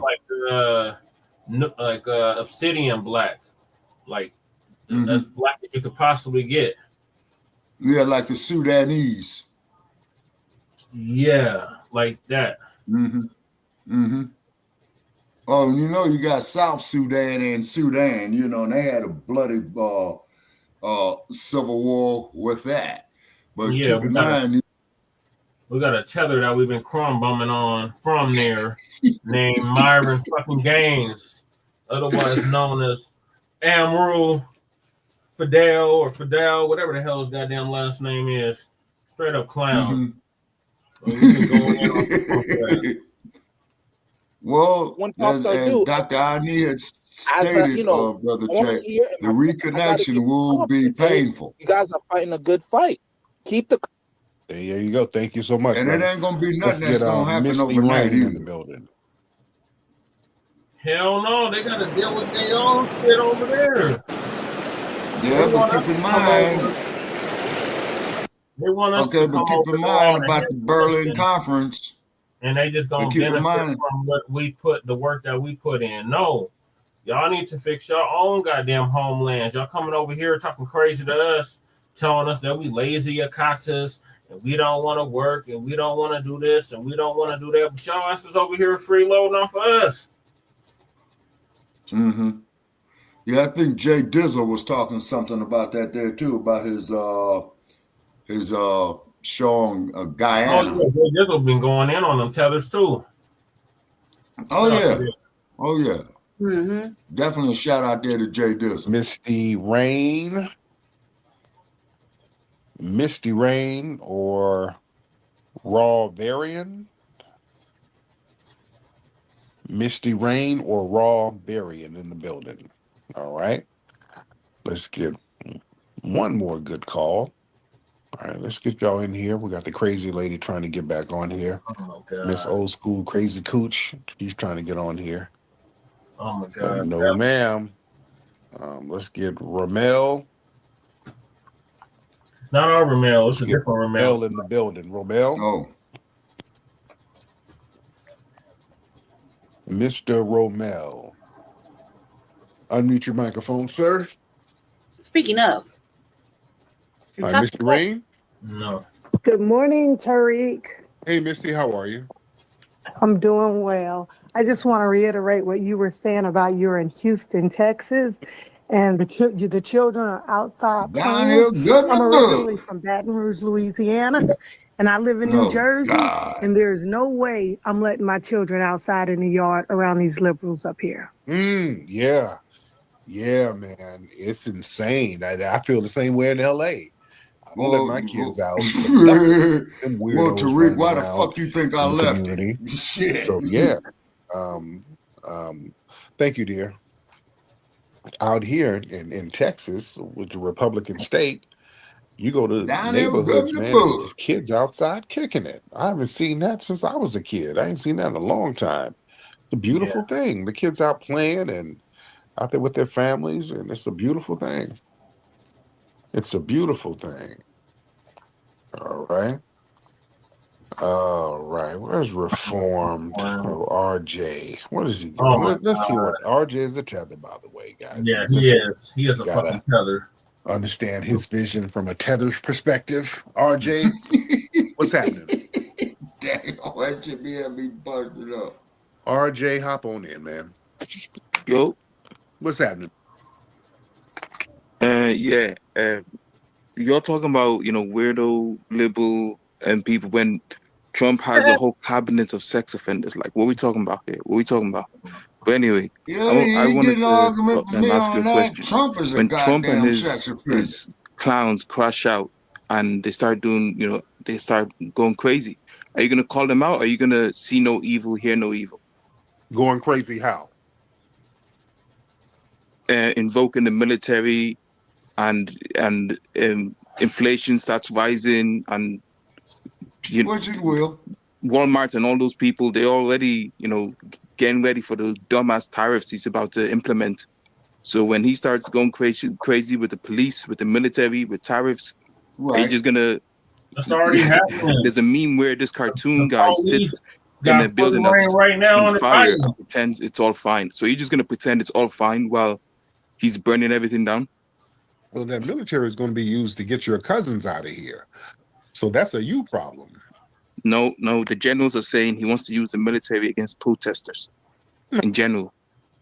They're talking about using the military to get your family up out of here.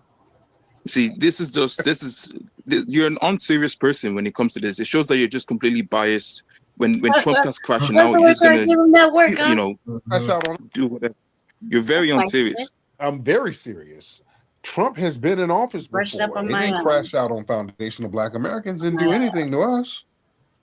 But they're talking about getting your relatives. How is that a problem for Foundation of Black Americans? I need you to articulate that. Oh, RJ, did you leave? I didn't get him out of here. Oh, listen, the non-FBA folks and those scare tactics ain't gonna work. We already know what the game is. We're not in danger. They're not talking about getting at us. They're talking about getting at you. So you better handle your candle. Handle your candle. I want to hear it. Don't start trying to drag us into it. I see he forgot about 1992. Don't try to. They keep trying to drag us into this immigration thing. Oh man, when Trump come, they're gonna be having the immigration coming to get all of us. Nah, I'm pretty sure I ain't going nowhere. Right. Yeah, the FBAs ain't really I going need nowhere. for you, Mr. Nasheed, is But that we the always LAPD think is your nigga. warrant for your goddamn arrest, Family, which they'll have no problem with. Don't And say they'll be that, looking guy. in your fucking front So door, your many goddamn non-FBAs are in mansion. these rooms cracking down. Don't tell All me these that bullshit. dudes, somebody pointed out earlier, a lot of them Even are in LA County. Haitian and Caribbean who's calling up, going into these spaces, Say that, being real oppy. You notice there's been a lot of Caribbeans calling in tonight. Why are so many Caribbeans? Shout out to the Caribbeans, by the way. Shout out to you guys, but it seems like there are a lot of Caribbeans who are low-key shook. You understand? And the whole narrative is basically anger towards me because now their cousin's about to get deported, and they're like, "Oh, is that damn Tariq telling niggas not to vote for Kamala?" The Ergo Smart Base from Tempur-Pedic Fuck the automatically commercial. Fuck the responds to snoring. goddamn commercial. So no more Fuck the hiding beneath the motherfucking pillow, commercial. because this is connection Fuck the protection. goddamn commercial. So happy. Yeah, my brother just hit me up. Yeah, when the immigration thing happens, here's the thing. One of the Twitter spaces. The Yeah, Haitians man, and because they Jamaicans, fucking with my Twitter account too. that's the problem. They're gonna get some of them Hispanics. got a They're lot gonna of start getting, That's the they're only gonna start account getting at they ain't been y'all. fucking with And on- now, on listen, in places like New York, I want y'all to understand. Twitter. New York, Miami, places, They've been fucking they're with my sending followers. out flyers and emails kind of telling people what to do in January. Some of these immigrants, or how to avoid getting detected. They're doing stuff like that in some of these cities now. They're giving people the heads up on, hey man, you're gonna have to start moving and shaking a different way. So a lot of I these think people are that's even feeling the out heat there. behind that. It's very, very interesting. Like the other day, But me anyway, and Jessica man, it's came been in real. We got a lot of folks in here. clearly Let me get up saw out of here because I phones. do need I mean, sleep. lurking. Go to That's out anyway. hiddenhistorymuseum.com. Give a contribution to the Hidden History Museum. Go to Yeah, next hiddencolorsfilm.com. time you go out to LA, you gotta check out the Hidden History Museum. Hiddencolorsfilm.com to check out the film Hidden Yeah. Colors. Go to rootworkstyle.com to get the Rootwork. Okay, so that was one of the videos I was going to Hey, play. air your grievances out with Tariq. Okay, and it's over there off of Arlington and Jefferson. You was telling me, Brother Che? Yeah, 3121 Jefferson Place. You mean Jefferson Boulevard? Yeah, Jefferson Boulevard. Yeah, Okay, that's West Jefferson Jefferson Avenue. Boulevard, right? Jefferson Avenue. Huh? Avenue. No, it's Jefferson Boulevard. Okay, well, you would know better than me, Shabaka. But it's in the Yes. West Adams District. Okay, I know where that is. Okay, I can find it. Okay. I can find it. Okay. All right, so And what I'll are your keep thoughts you on this posted. Black Americans being overtaxed in Africa? Okay, well, it's a tragedy, number one. once again, as Dr. Ani said, it's part of the Ma'afa, and I'm willing to bet dollars to donuts you got some of them goddamn neo-colonialists behind it. But that's just my opinion. I would have to research it though, to come up with direct facts on it, but that is just my opinion. Because they want to keep this great divide between us. And then as you had pointed out, what the chairman had said, is that the Pan-Africanism, man, we're the only ones, man, who's with it. But you got all these fucking tethers over there. You got these neo-colonialists over there. And this is why I appreciate President Ibrahim Traore and to the memory of Muammar Gaddafi, Africa for the Africans, you see? Because Gaddafi was reaching out. How can Africa be for the Africans? But Africans they completely divided over there themselves. Yeah, well, that's what I mean by the neo-colonialism, Brother Che. And Dr. Ani had spoke about that. That's all part of the Ma'afa, a disaster so bad it is beyond description. You see? Mm-hmm. We've come a long way, but we got a long way to go. But I might not be here to see it just off the law of biophysics. But hopefully, Brother Che, when you get up into my age group, that you will see it. You see what I mean? Yeah. Hopefully. Go ahead, Lady Che. I assume that they would be upset. They can't really expect much from FBA, considering that they don't hold hands with us. So they can't really expect much from FBA. Well, that's the neo-colonialist, Lady Che. Even if it wasn't even if it wasn't neo-colonialism, I mean, they've had plenty of decades to think on their own. So I would just go on that. I would go on that because they're not. We can't just not. I mean, we can only give so much grace to a certain situation. When you come over here, when people come over here, they clearly know what they're going to get involved in. They clearly know how to be foundational Black American or Black American or however you want to word it. They clearly know the judgments that are already have been discussed prior to, because they go through a course. Everybody has been. Hold on, everybody has been over to the motherland to either shop, go live, visit, and they've all talked about FBA at some point in time. So they've had a chance to make, all sorts of assumptions. And when they get here, they have also another chance to redirect that colonialism mindset. And if they so choose to, we're in 2024. It's not like 1957. You see what I'm saying? Yeah. The rules have kind of changed. So we can only allow so much grace and lighthearted ignorance to the people that they're approached with. You just brought me back a memory.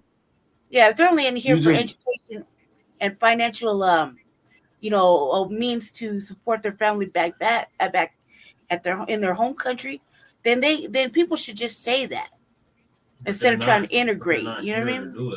Exactly, but that's what I'm saying. They're not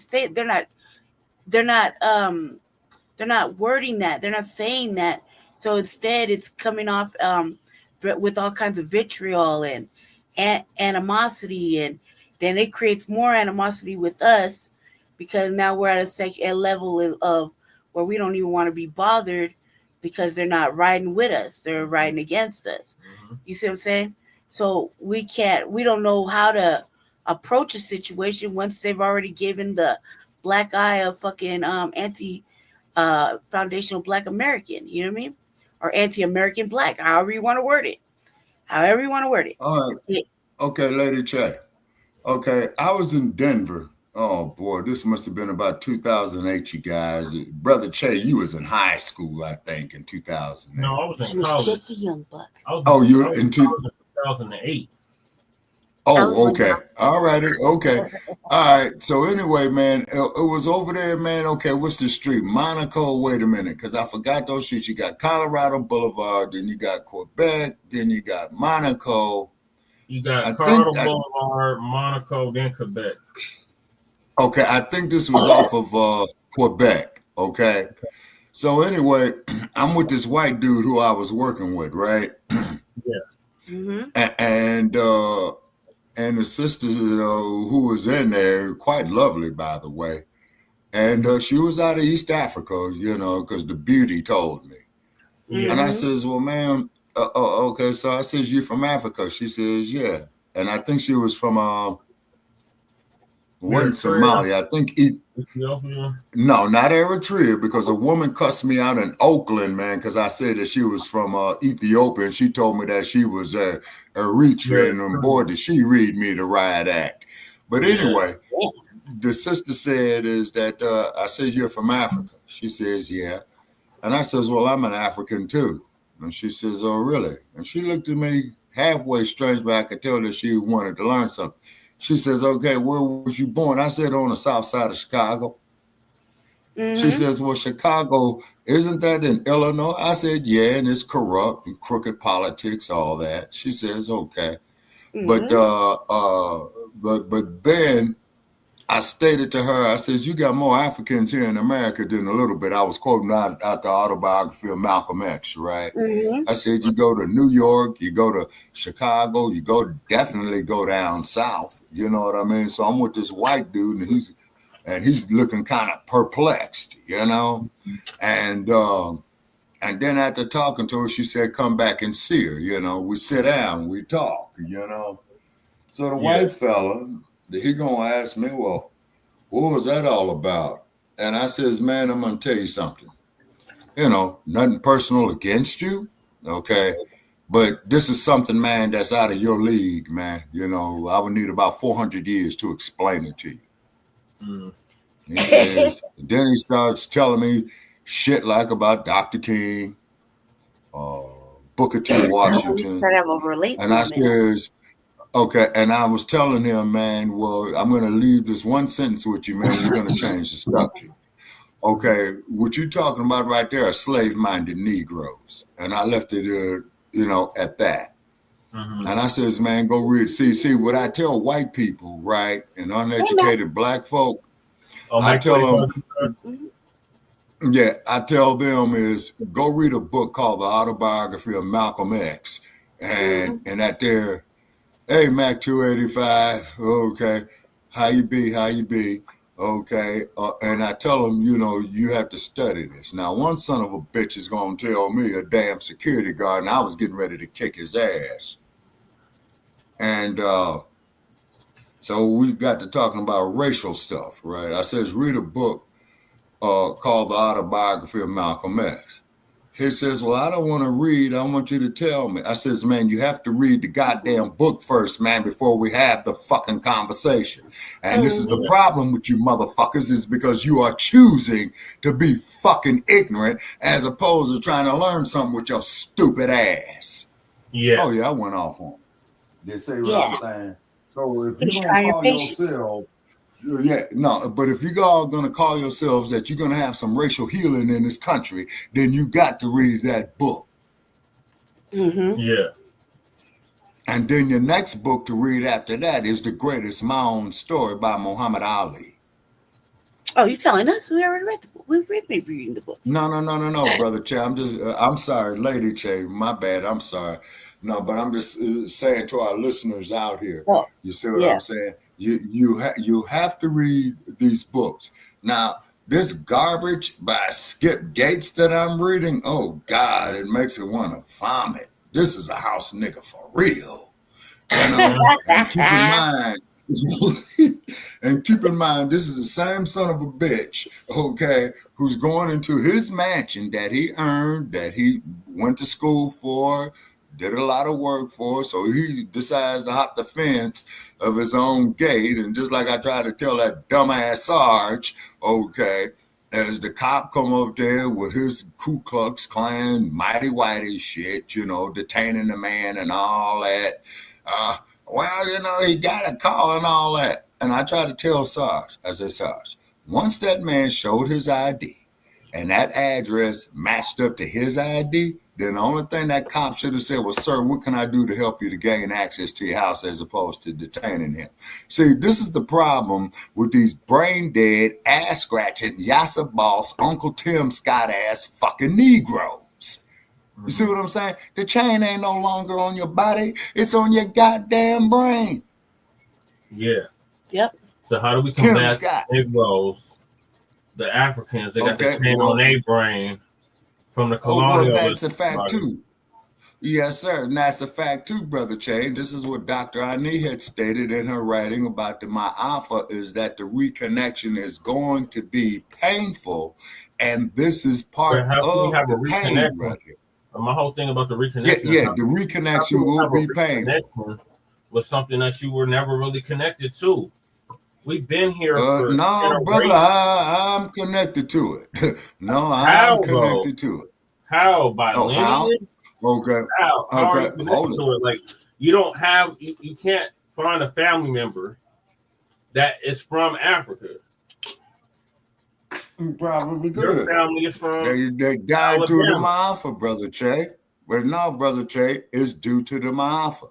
A lot of our people who were killed, who died on those slave ships, who were worked to death on those plantations. You see what I'm saying? Fuck the raping, slave trading pedophile. He's a goddamn contaminant. We can go back several generations. Ain't none of our family from no Africa. All of our family is from America. Well, not all of mine. Okay, and funny you should say that, Brother Che. Wait, you should say that is because I have a relative, man, who is researching our family lines as well too. You know, on my father's side of the family, you know, so he's in the process of researching and he's putting in a lot of work in on it. You know, and it'll be very, very interesting to see. But like I said, though, is that when I do have communication, you take a DNA test. It says that you are. But I don't recommend taking the DNA. You are 40-50% Nigerian, right? You go over to Nigeria, they literally tells you can't use this shit for a legal document. You can't use the DNA test. Okay, we'll see. I'm not done. No, go ahead. You can't use it for a legal document. So you go over there and you're like, hey, I have family over here. I can trace my family history back over here. Can I have citizenship? They're gonna look at you like, nigga, please. Wait, I got a question. Okay, that's the neo-colonialist. Wait. What if one of the 4 grandparents he has, what if one of them can trace themselves to the ships of wherever, right? Then that counts, right? Because they had the boarding logs too. So if out of the 4 grandparents that he has, one, and they're all, let's say they're all FBA, let's just hypothetically, right? One can go past that. Then he can say that if he can prove it. If he could go back past his lineage or in his family photos or his family book. That's what I'm saying. You see what I'm saying? It's not in your lineage. No, but it would be in his family book. It would be in his family book, though. But it's not going to be in your lineage. But it would be in his family book, though. If that was the case. But look. But you don't know it's not the case. But look, a generation is 20 to 30 years. So you're saying that... 20 to 30 years is a generation. Yes, you're right. Okay, so you're saying that at nobody least to the 1800s here. In the 1800s or before that had started to document as far as their family was concerned in chattel slavery of whether or not Papa came over from here or Meemaw came from there. You know, buddy, Jesse? How would they know that, Brandy? I'm sure they don't know that. But I'm just saying, what about the ships that came in? Because they kept logs too. You just don't know. You're right, Lady Che. Hold on, Lady Che. You are absolutely correct. Okay, that's what Dr. DeGrue has done, is that she has went to those ship logs. First of all, you see? Where are the logs at? Who was keeping the logs? They would... The book. It's just like the Bible. Okay, I would suspect, Brother Che. Keeping the logs. What is to say that they're not manipulating the logs? What is to say that's gripping it? No, that's not gripping it. Because they're in Virginia, they really reclassified the black people that were already here as black, Negro, and colored. Right. But we're talking about the ship logs and stuff like that. We're talking about those kind of laws. No. They would keep a log on that. Probably is because fucking no, man. You're asking the wrong motherfucker. Look how light I am. Do you think I have any of those answers? I have no answers, and I'm curious. Okay, that's what I'm about to tell you, Brother Che. There was a sister, okay? I would imagine that she was either in Baltimore or Washington, D.C., and she had the name of the ship, the name of the captain, and a country of origin of where they come from. And actually, as a matter of fact, Brother Che, what I'm going to have to do is I'm going to have to go dig through my Facebook videos for about the last 5 years, okay, is because she was very, very precise on it. She says, we got the ship of this name right here, the name of the captain of the ship, in the logs of where they went to, like Sierra Leone, like to Ghana. Okay, here's the thing, though, Shabaka. Those nations didn't exist 400 or 500 years ago. No, okay, so which okay, but what I'm saying, though, is this here, though, Brother Che. Nigeria is not that old. Ghana is not that old. Those names. Okay, but that's from the Berlin Conference, though, Brother Che. Okay, all right. Let's no, but what I'm saying, Brother Che, is that there was from the Berlin Conference where they partitioned Africa, where the Europeans partitioned Africa for the resources. Your genealogy, your bloodline, your blood quantum, or whatever fuck. Whatever, I don't even think you should do it, but whatever they trace your DNA to, and they give you like 10%, 15, 80, 90, fucking whatever, and they trace it to different countries. I mean, what is to say that that's even an actual factual thing? Because I done pulled many things, or I don't even know if I've shown them lately, but I don't trust those jab tests as far as you can throw. However, okay, all right, we'll see, Lady Che. Now, that's holding a lot of water there. Don't you have family books? You know what I mean? Where you have family books left from generation of your family. In my family, we did. Okay, in my family, okay. In my family, Lady Che. Wait. But don't you guys, they took pictures that had pictures, right? Yeah. From generation prior to, right? Yeah. Okay, so each person got 4 motherfucking grandparents. Correct. So okay, but Lady Che. What? Okay, what my family did about 20 years ago, okay, and we're talking about redoing it again, okay, is because our grandmother, before she died, okay, she had wrote down the family history as she had remembered it, okay. Now, we do trace our family to Montgomery, Alabama to 1847. Okay, well, both mine. You're FBA. Just off of that alone. No, I'm a diasporic African. Okay, it's because Montgomery. Okay, Montgomery was the name of the slave trader that owned our family. Okay, on that side of the family, right there. Now, back then they didn't have the freeways, they didn't have the metro rail, they didn't have rapid transit. So I'm figuring is, okay, now this here is a guess, okay, I want to say this. So I'm figuring is that the closest slave port to Montgomery, Alabama would be New Orleans, Louisiana, okay? Now, on my mother's side, okay, that got traced to Virginia, maybe all the way as far as back as Jamestown, you see, but however, as you do know that Virginia was a major slave port, and so was Charleston, South Carolina, because my little sister had traveled to Charleston, South Carolina, and she has sent me all these photographs of the slave markets, okay, the ships docking there, and also to the historical photographs of the auction house. Now, a friend of mine who has lineage down there to Charleston, South Carolina, too, had went to Charleston Harbor. And he said, hey, man, you could feel that shit right there. That's the power of the ancestors. You see, the hurricanes. You see what I mean? You know, this is where you get off into the African spirituality a little bit. You see what I'm saying? You know, so to go up here like Sarge to say, well, I'm related to the rape and slave trading pedophile, you're crazy. The only thing you should be telling that motherfucker is that violated your bloodline. Hey, motherfucker, dig in your pocket. Reparations, bitch. Mm-hmm. Right.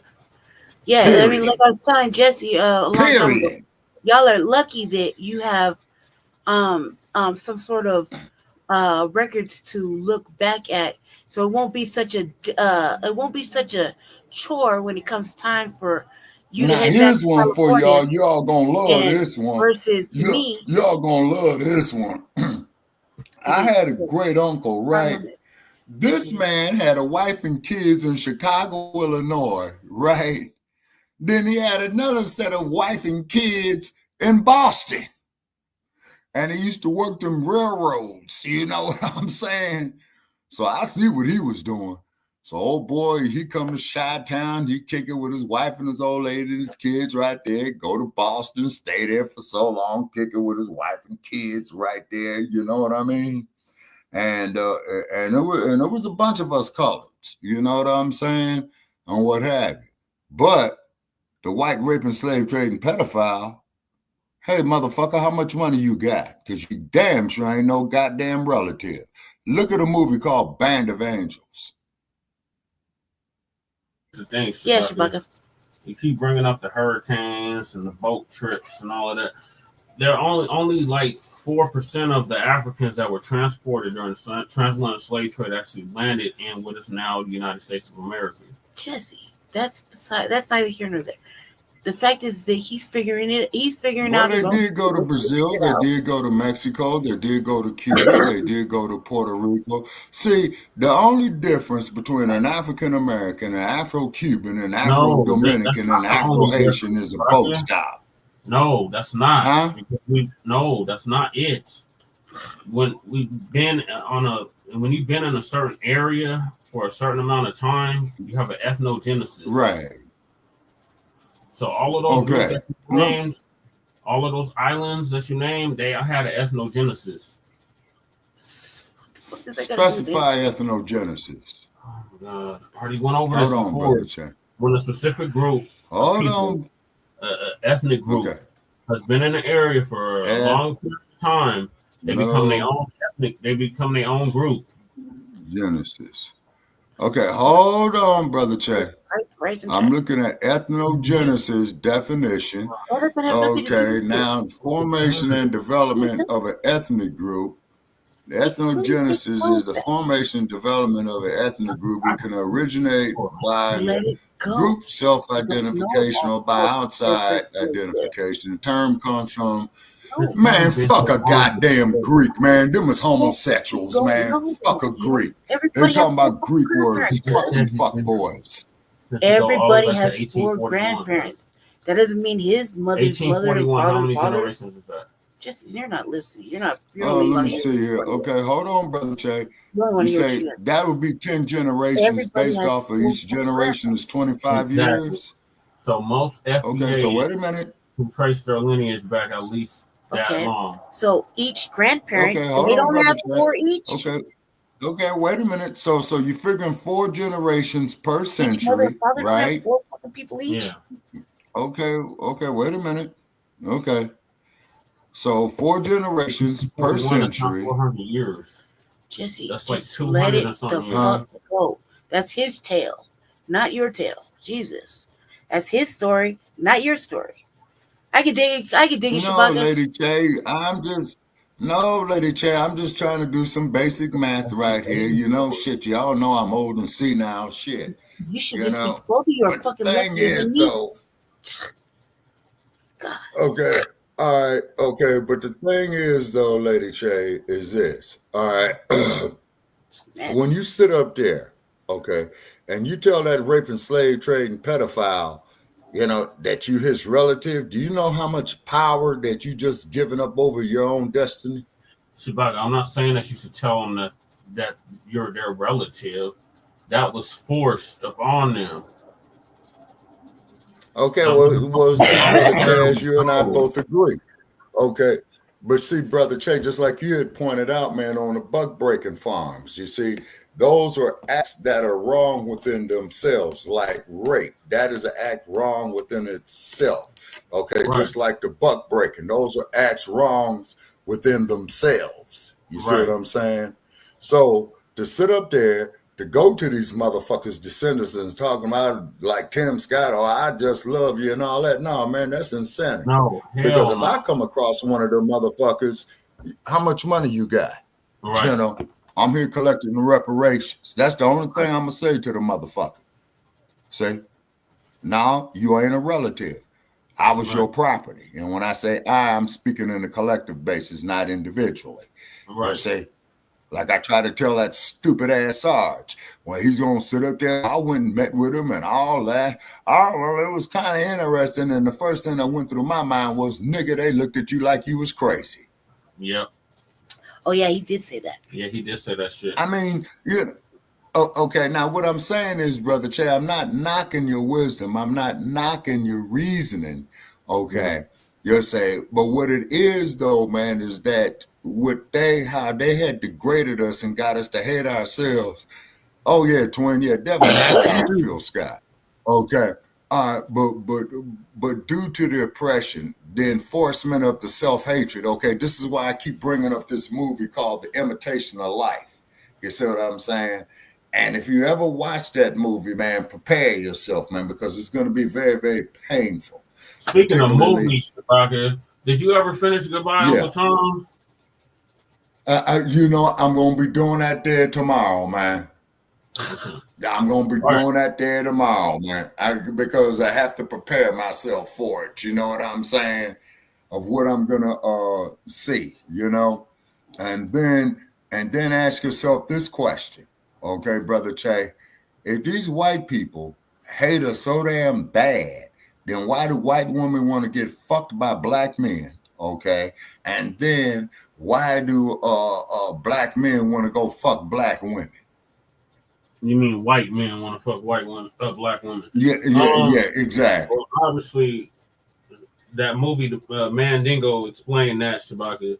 And then for the white man, they want that mitochondrial DNA.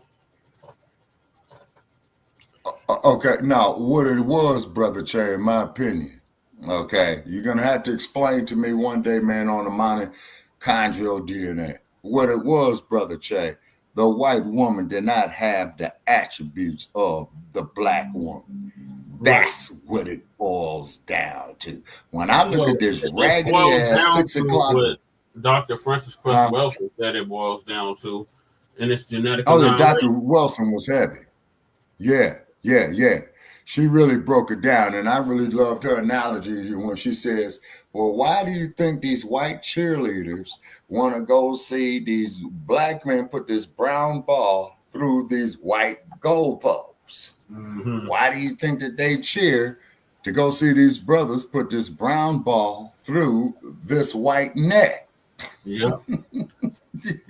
You see what I'm saying? Now, people are going to do what they're going to do, right? Mm-hmm. Okay. But you got self-hatred there. You got the shit of the antebellum South, and they wanted to keep the black man down because they never wanted the black man to rise up to have that true spirit that is in him. You see what I mean? I mean, we gave the world the pyramids, man. We gave the world language, science, technology, embalming the dead, okay? I don't give a fuck about no Alexander Barbarian. He was a fucking faggot. Mm-hmm. You see what I'm saying? He took little boys with him. He was a pedophile. Yeah, that was a whole lot of them, Shabaka. Yeah, you see? And then your boy there, El Yah. There's a whole lot of them.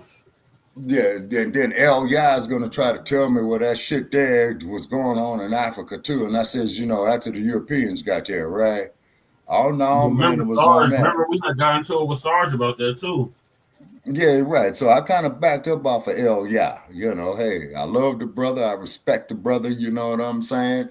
That's his viewpoint. He's a grown man. He's welcome to have it. You see? Oh, you taught me a lot of things. Okay, but I'm not gonna say that I know better. I'm just gonna say, well, that man, feels comfortable with information he came across, and I just came across facts that I cannot ignore. I mean, just like it's cold as hell outside, and we're getting cold like y'all, man. I think we got down to 42 tonight, brother Che. That is cold. Yeah. I can't take that fucking cold, man. I'm not no damn polar bear. The climate wasn't always like it is now, Shabaki. It wasn't like this. Well, that's true too. Well, that's true too, brother Jay. Okay, just like we had a lake out here when you said the Raiders ain't got no place to sell their ship. The desert used to be the millions of years ago, Shabaki. Yeah, used to be the water. You know what I mean? And I'm saying for the Raiders right now, fire the goddamn coach, follow Chicago Bears, lead example. Okay, when the Chicago Bears blew that game against the Detroit Lions, they fired the goddamn coach on the spot. That was beautiful. Raiders need to do the same damn thing. You know what I'm saying? All right, so we got to go to the next topic. And hopefully the ponies are going to the Broncos, Shabaki. The Broncos. That GMO oats, man. No, man. All natural oats. Man, GMO oats, man. No, nothing genetically modified over here. Yeah, you know what I'm saying. Yeah, well, y'all gonna lose to the Chiefs or whoever. Oh my God, they barely won by a field goal, less than a field goal. Shabaka, they blocked the field goal. They would have lost. KC is not unbeatable. Are you playing that next? Or you already played them? No. Okay. Pretty cool. Kansas City. Okay, now, Uncle Phil is saying here 8 reasons why Pan-Africans will never move to the African continent. One word on that one, neocolonialism. But let's see what Dr. Phil is talking about. That's the word of the night. That he was basically, they were donating money for him for youth programs, right? For the Black community, youth programs. Like they said, Donald Trump and a couple other people donated money to him for these youth programs. And they said that he used the money not for the youth program, but he used it for cashing out. And back in the day, Al Sharpton was tricking now. He was tricking big time back in the day. Man, fuck Al Sharpton, man. Come on, Sharpton, Uncle Phil, you better than that. Fuck that bubblehead, banana-eating motherfucker. Fuck Al Sharpton.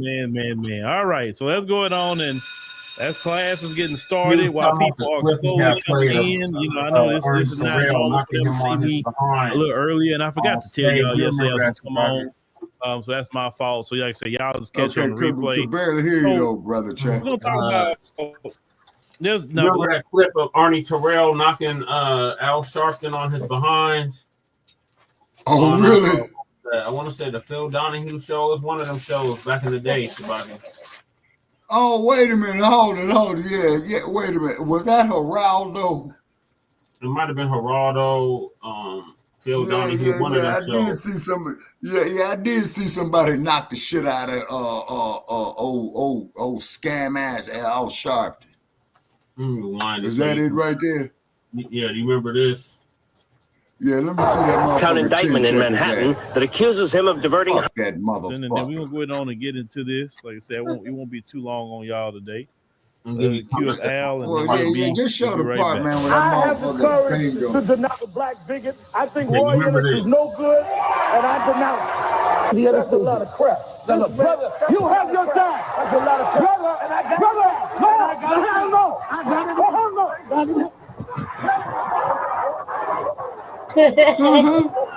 You remember that, Shabaki? Count indictment in Manhattan that accuses him of diverting hundreds of thousands of dollars to his personal use after using fraud, grand larceny, and false business records to solicit. from such diverse contributors as Don King, the boxing promoter, and Don Trump, the billionaire. Sharpton will be arraigned on state income tax charges later in Albany. In Manhattan Supreme Court, Reverend Sharpton was formally accused of taking in more than $250,000 for his national youth movement.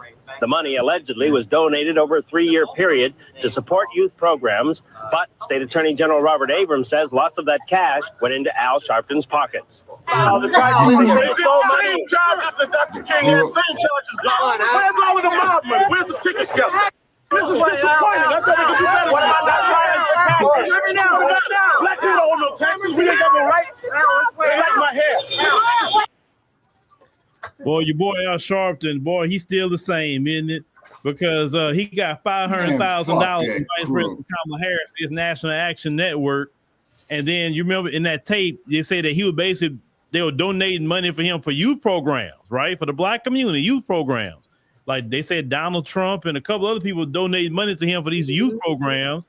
And they said that he used the money not for the youth program, but he used it for cashing out. And, you know, back in the day, Al Sharpton was tricking now. He was tricking big time back in the day. Al Sharpton, he just refined his hustle. That's why he got a 501c3 now. Oh, man. All right, so that's going on, and that class is getting started while people are slowly coming in. You know, I know this is not normal for them to see me a little earlier, and I forgot to tell y'all yesterday I was going to come on. So that's my fault. So like I say, y'all just catch it on the replay. So we're going to talk about, there's now a lot of people who consider themselves Pan-Africanist, and there's nothing wrong with loving the continent and definitely we have tours. Like I said, if you like to go to Ethiopia in March and you say, man, I missed the deadline, but I can pay for it right now, shoot us a line and you can come on with us to Ethiopia. I think March 31 through April 9. You can come and experience, because you know, first time I went to Ethiopia, it changed my whole paradigm, right? And I came back and said, you know what, I got to do something different. And ever since I've done something different, we have been on a great trajectory going up and not down. I think we'd have stayed the way we was going, I probably wouldn't even be having a conversation with you right now. So that definitely changed me. But there's a lot of people who are Pan-Africanists and they loud online. I don't want to. And they like to, you know, tell you a whole lot of things. But I'm going to get down based on me being here in the United States and also being in the continent, working with people all the time, knowing what they deal with, knowing a lot of their laws, what happens and all of that. And that's why I'm safe to say on what I'm saying, okay? So I'm going to go through this, just about 8 of them. Now, I will say this. Most of them, most people who are considered, most of them never even been to the continent. Mm-hmm. Why I say that? You know how many of them I've talked to, and I'll say, yeah, what country been to? And I'm like, oh, I've never been. But yet you walking around with African medallions and you walking around with, you know, all the African wear, you never been? Like, why haven't you been? You know, like, oh, they give you whatever excuse they give you. I've even heard a person tell me one time, and I was shocked that this particular individual never been. They got Africa and everything they do, but they never been. Talking about they're afraid to fly. So a lot of them have never been, okay? But then they will also get on to you if you don't agree with them, right? Whatever the case may be. Well, my thing is, you really can't get mad at people if you never been, sis or bruh. You just can't do that. So if you love the content or you want to be a Pan-Africanist, you got to go. You cannot just be here screaming Africa, like, and you have never been. Okay, that's just number one. Okay, period. Well, so most of them have not disagree with you. Now let's get to number 2 and 1 that's really important. Most can't afford to move to any African nation. That's crazy. Why do I say that? And that's a very important number 2. That sounds like hypocritical shit. He goes all the time. A lot of Americans, we're not just talking about Black Americans. A lot of Americans live paycheck to paycheck. Right. And because you live paycheck to paycheck, most Americans can't afford, let's say if you're in Houston, most Americans can't just say, well, I'm moving to Dallas tomorrow. Just I'm going to Dallas. I've never been to Dallas, but I'm going to show up in Dallas. And we talking about right here in the United States. Or most people can't say, you know what? I'm leaving Houston. I'm going to Atlanta. Just tomorrow. I'm moving my whole family to Atlanta. I don't know what I'm doing. I've never been to Atlanta before, but I was going to move my whole family to Atlanta. Okay? Most people can't do that, even in the States. Now you're talking about packing up your whole life in America, and you've known all your life is America, and you're going to go, and you talking about moving way overseas to whatever country you want to move to, and then you wonder why you get in trouble, because we've seen the videos. They make videos pissed off at the country that they went to, you know, and I've seen a couple of horror stories out of Ghana, but it's not Ghana's fault. It's your fault, because you went on this emotionalism and all that about Ghana, and you didn't go research the terrain over there in Ghana. You didn't build really no real relationships with people in Ghana. You didn't learn the laws. You didn't learn nothing. You just went up there and just saw whatever the case, some people say year return or whatever, and you just went to Ghana. Then you got there. If you thought you had some money, you thought your $2,000 or $3,000 or even $5,000 was going to last you forever. That's another reason why I say you can't afford it, because people that have went over there, you do know that you got to constantly have an income coming in. Right. I don't care. And that's what we seen with Murray. Murray went over there with almost 100 racks. Damn. He was over there for 4 years. Mm-hmm. And he had to come back because he wasn't making no money over there. Mm-hmm. Mm-hmm. Because he was a staunch Pan-Africanist. He was like, yeah, I can't wait to go back. I can't wait to go to Africa. I can't wait. We started a whole organization, Sankofa. All we did was talk about Pan-Africanism. How much we wanted to go back to Africa. How much we would love to go to Africa. And he did it. And now he's like, look, I didn't make no money. I actually lost money. They not on code over there. They allow the Europeans to do whatever the fuck. Like, that's just one of many people that I know that have gone over to Africa and have basically regretted it. Like, hey, you know, this wasn't what I thought it was. What I thought it was going to be. But I had a cousin that went over there in the 1970s, and she didn't state, you know, too much of that. But what it is, though, is like I said, and what she said, it was the neo-colonialism, and then she had a son that year who's 50 years old now. And she named him Zaire because she was over there at the time when it was getting ready to have the fight. Yeah. Okay. Yeah, and then, not to cut your wisdom, but that was over 50 years. That was 50 years ago. I know, Brother Chad. I know what you are right about. You know, I grant you that.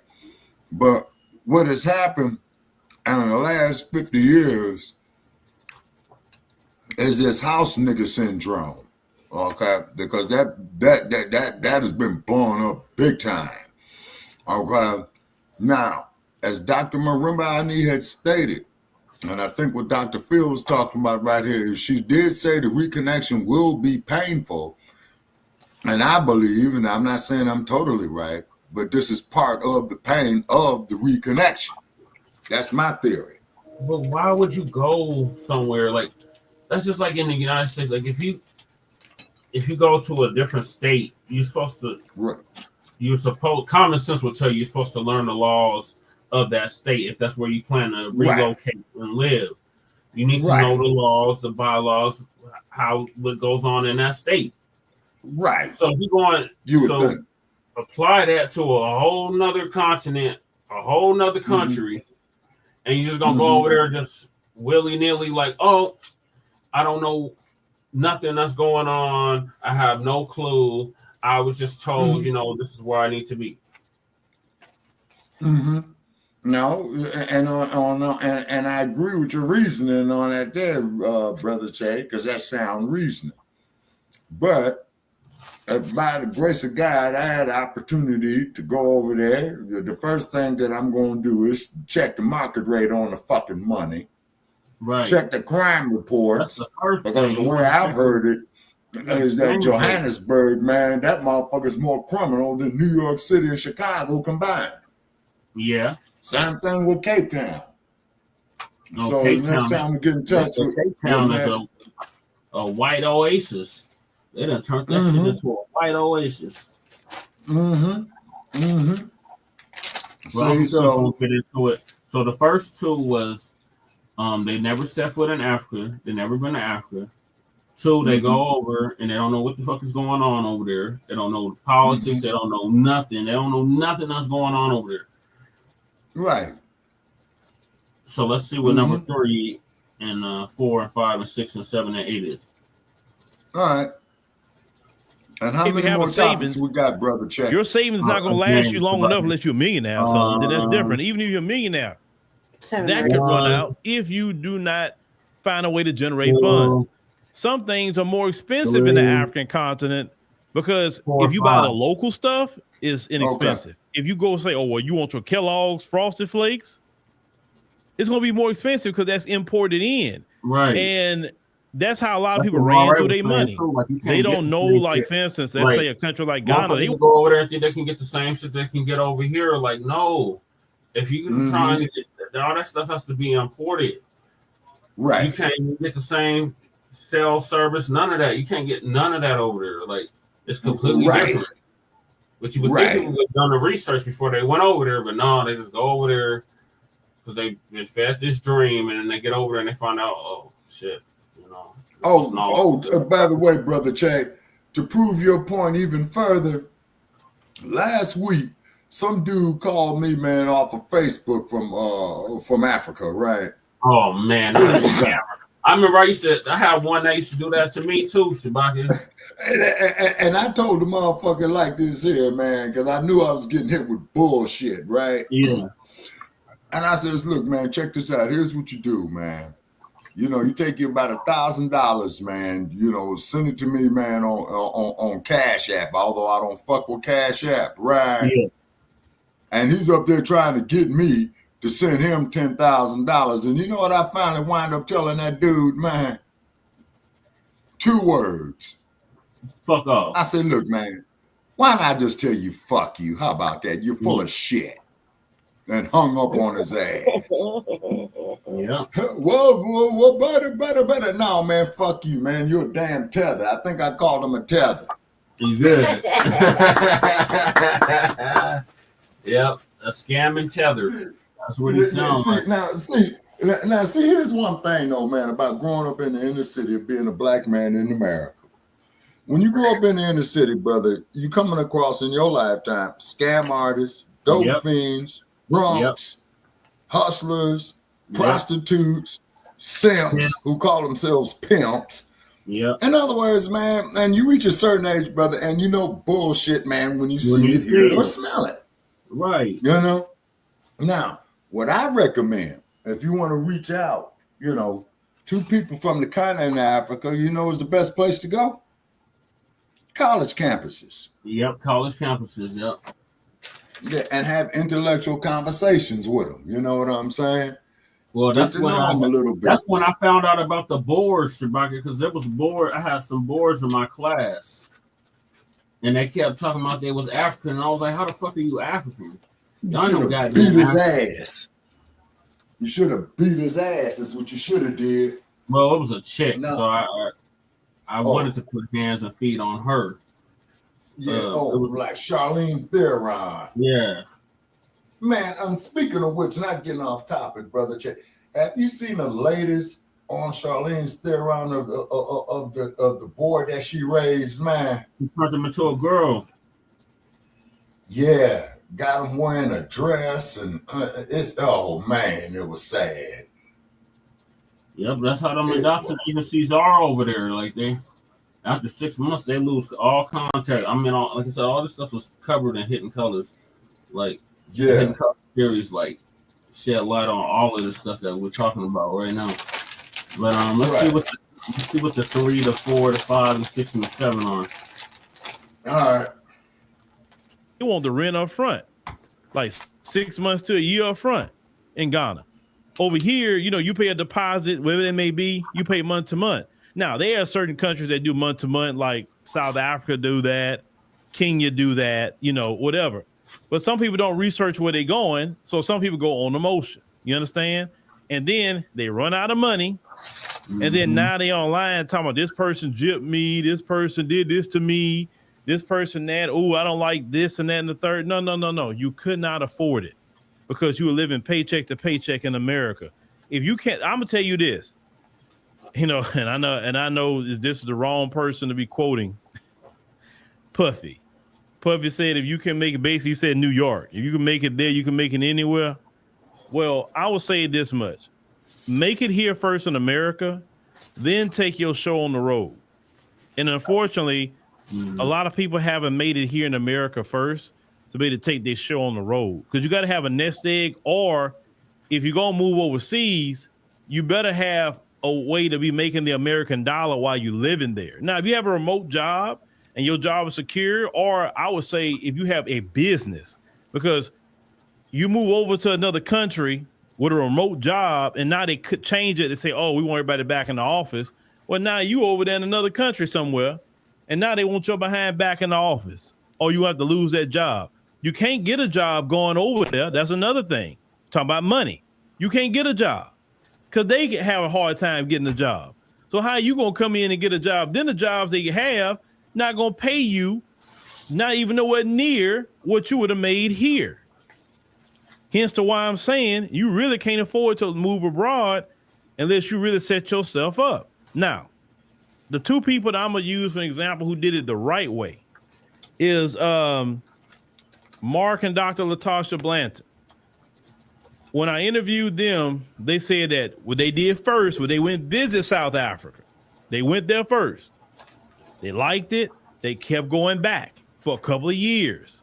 They stayed a couple of months here and there. They did it for a while. They kept going back and forth, back and forth. They didn't uproot and leave America. They had their careers right here.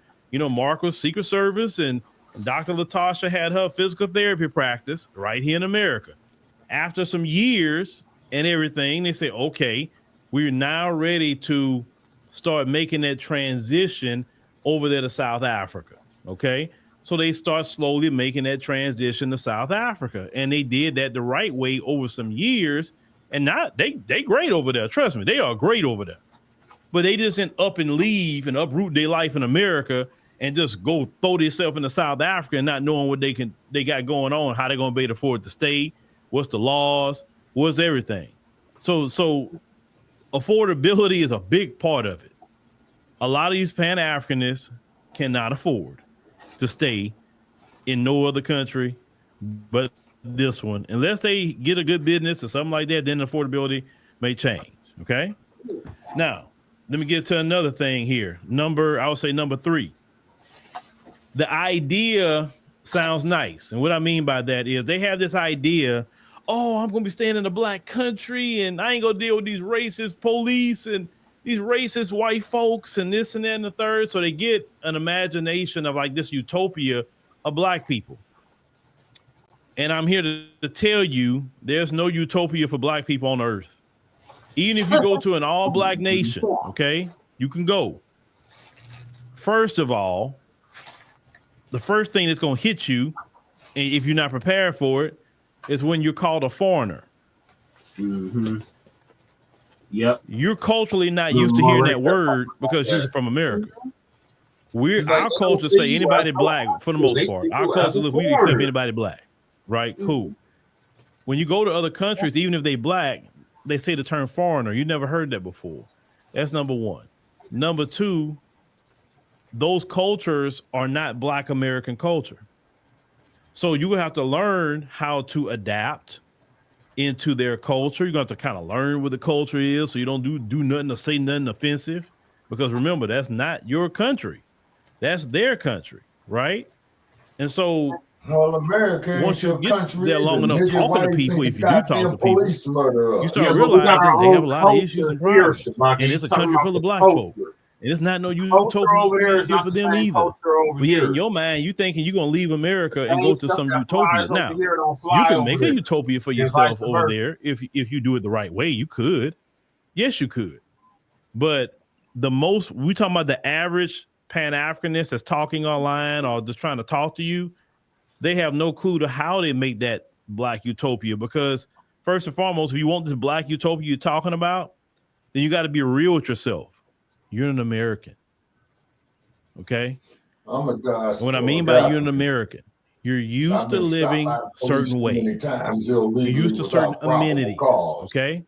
You have to accept that since you're used to certain amenities, you're going to have to go move to somewhere in the African continent that have those exact amenities.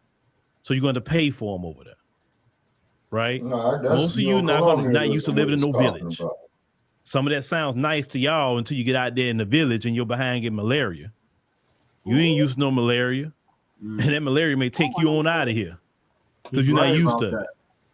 Like, you understand what I'm saying? You have to get all these shots. So the idea sounds nice to some of them, but once again, they never went. So they don't. So the idea like kind of clouds a lot of things they think anyway, because they never even been even a tour or anything.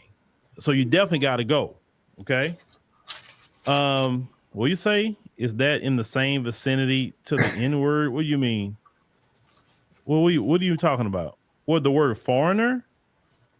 No.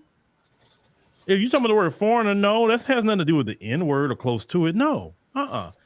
You are a foreigner to that country. You are. When somebody say foreigner, that means you're not of that land. You're from the land of America. You're not from that land. I don't care if your ancestors came from there 500 years ago. You ain't been there in 500 years. So you have a foreign culture, which is what Jesse's been saying. Make you a foreigner. Yeah. Trust me, the first time I heard it, I'm like, foreigner? What are you talking about? Huh? I'm a foreigner. I'm from there, whether they white, Asian, whatever. It don't matter. Another African from the continent is called a foreigner. Next point. You say being called a foreigner. It's good. It's good. It's cool. Watch this. Transformers 1 is now streaming on Paramount Plus. Fuck the goddamn. You say being called a foreigner? You are a foreigner. You're a foreigner. Bottom line, I'm a foreigner.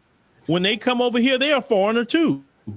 They're foreigners. We just don't use that terminology. We may say immigrant over here, but in other countries, they use the term foreigner, okay? Which is fine. I got a question after he said, okay. We're not calling immigrants, Kellen. We call expats. Okay, I get it. It's supposed to be a special word, but it's still immigrants. All right. I would say number 4, we aren't culturally the same.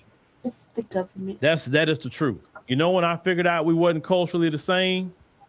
The first time I went to Ethiopia and Kellen's in there, I literally started freaking out about time with them. I'm like, why aren't they doing this on time? I was freaking out about time.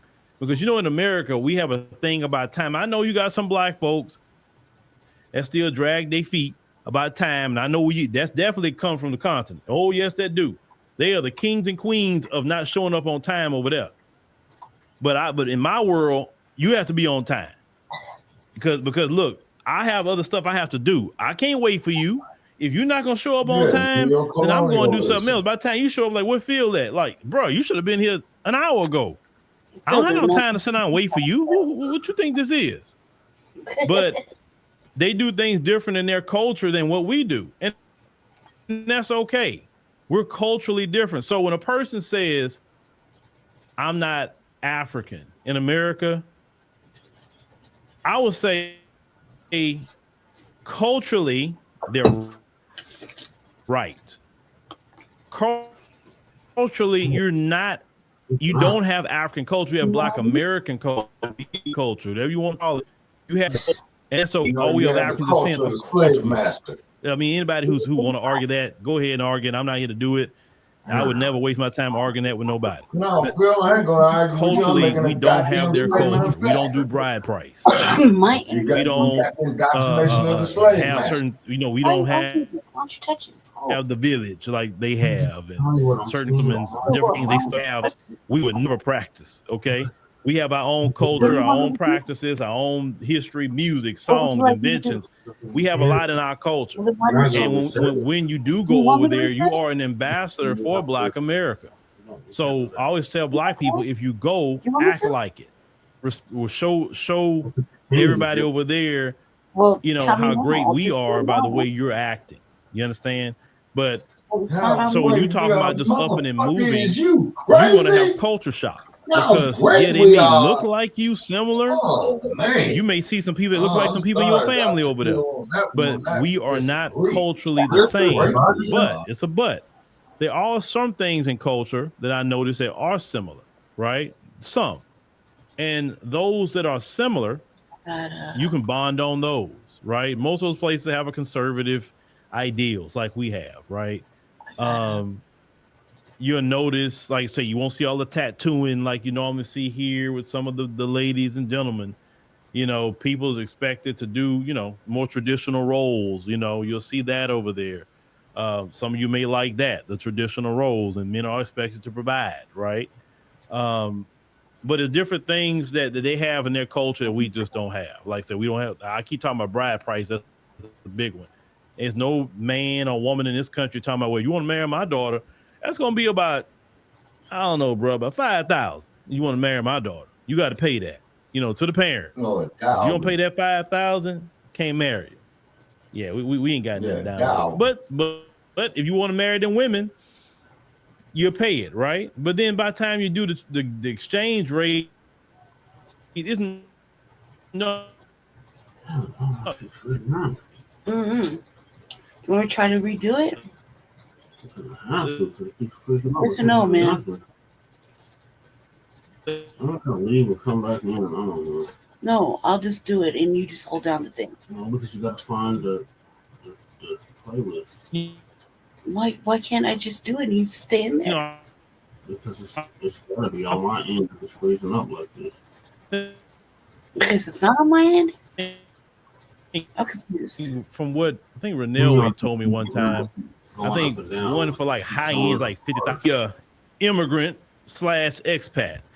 What I mean by that is that immigrants into this country, they have to assimilate to this culture a little bit. Yeah. Because you're an American, and a lot of you have not been anywhere, sometime outside your city, and now you're gonna throw you into a new culture, right? You're gonna come across as the arrogant American. What I mean by that is Americans are kind of looked at as arrogant because we don't want to kind of assimilate to anybody else's culture. We feel like everyone needs to assimilate to our culture. So you need to speak English because I'm speaking English. I need my wash rag. I need this kind of food. And if you don't have this kind of food, I'm going to that country. Okay, we've seen telling those. We've seen people that came on tours and kind of had fits because they didn't have certain things they had in America. Oh, why they don't have this here like they have in America? And you have to tell them, brother, sister, you're not in America. You're here. What they got going on here? Some people don't adapt very well. They want to be, kind of theoretically, I would say, because I doubt it seriously. You want to live like America in somebody else's country, and that's just really not the deal. If you want to live, I'll be going over there, not saying too much. I'll be observing. Redoing it. You're not gonna get that far, Shabaka. Especially if you're going over there to handle business, Shabaka. It's one thing if you're just going over there to visit, right? It's a whole other thing if you're trying to live over there, you're trying to do business over there. You got to learn that stuff. I understand that. But there's an old saying, brother. But once again, you got 2 eyes, you got 2 ears, and only 1 mouth. So you should do twice as much as observing and twice as much as listening. Bro? Okay, if you know they deal with load shedding, that means you need to have some solar, something going on where it just automatically kick on and you don't have to deal with that load shedding. That's called preparing yourself if you want to be there. Well, some of you do, you don't prepare right, then you get online on YouTube talking crap about the country, and then people get mad at you over there because you keep talking crap when you didn't do your research. Once again, you're not ready to be over there because you're complaining because you failed to prepare. Make sense? Makes sense to me, Uncle Phil. Yeah, that holds water, Uncle Now, Phil. another reason a lot of Pan-Africans won't never move over there is because they're looking for a leader. Now, what I say looking for a leader, they're looking for a charismatic leader to lead a group of them to go over there. And usually what I've seen over the years, you have these figures come up talking about there's some Pan-African leader, and it turns into a lot of finessing. They finesse you out of your money. Oh man, we're gonna have this property. We're gonna get this land. All y'all gotta do is donate, and they'll get with an African somewhere, Nigerian, wherever. Then they say, look at this land. They'll go over there, and we're gonna build all these houses. We're gonna do this for y'all, that for y'all, and all you gotta do is put in just $125 a month, and we go look at these houses we build and whatever. Then by the time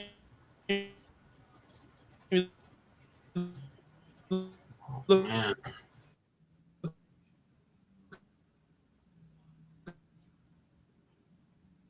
go. You didn't build that fool a house, and times that's how.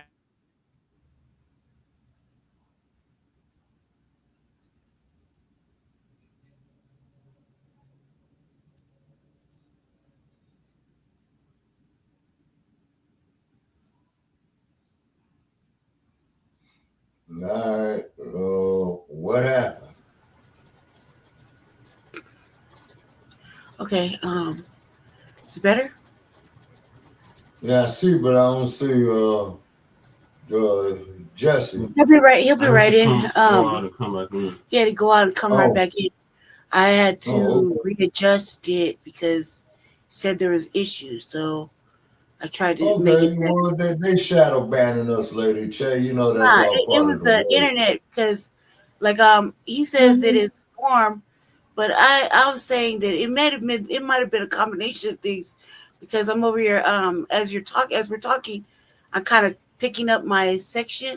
I'm looking for something specific and I can't find it, and so I kind of maybe threw everything on top of the damn modem or the box. But I checked it and then I reset it twice. So hopefully Jesse's will be a lot more better. Hopefully it'll be running better is what I meant to say. So if not, I don't know. I tried my best. Okay, thank you, Lady. Mm-hmm. You can't go unless you have a leader. I don't know if you want this community almost like Jim Jones had. I'm not saying what Jim Jones did, but I don't know if you're looking for a particular community. That motherfucker it's not was gonna on happen. dope. You're just not gonna get that particular community. If Jim you Jones choose to do is so, on you're gonna do it on your own. What am I looking at here? All right. Looks pretty decent. Now let me get to number 7. If when you are in the continent, you're gonna have to build relationships. Now in this country, you don't really have to build relationships with people, right? We can just do things on our own. We don't have to work with nobody. We don't have to do nothing. And we used to that, unless it's friends or family, but it's not just like, for instance, if you're in the African continent, you gotta befriend people. You gotta sit down with them. You're gonna have to eat with them. Check out who they are. You're gonna be paying for some meals and everything, but the meal's not gonna break your back. Trust me, it's not gonna break your wallet. I'm telling you, it's not. Even if you went to a nice spot in most of those countries with the American dollar, it's not gonna break your wallet. So you're gonna have to talk with people, befriend people. Sometimes you're gonna have to get those people to talk for you because you remember you're a foreigner.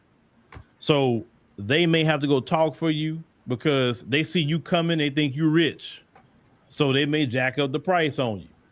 You know what I'm saying? And if you're not from there and don't know just what the get down is, you can get took. Now, some people will say, well, see, I told y'all them Africans don't like us, man. They do that to anybody that come over there with a higher currency. The Europeans come over, they get them too. Trust me, they get them. But I always tell people what I learned a long time ago about that. Whatever price they're quoting you, cut it by 50%. If you really want to be aggressive, cut it by 75%. And then like, oh, I can't do that. Okay, cool. I say, I appreciate you, and walk off. Trust me.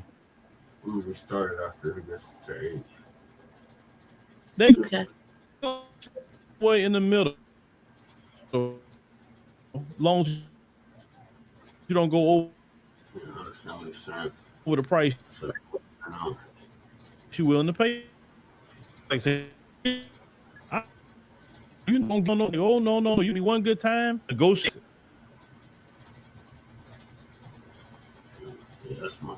Because they see you coming, they think you're rich, so they may jack up the price on you. You know what I'm saying? And you're not from there and don't know just what the get down is.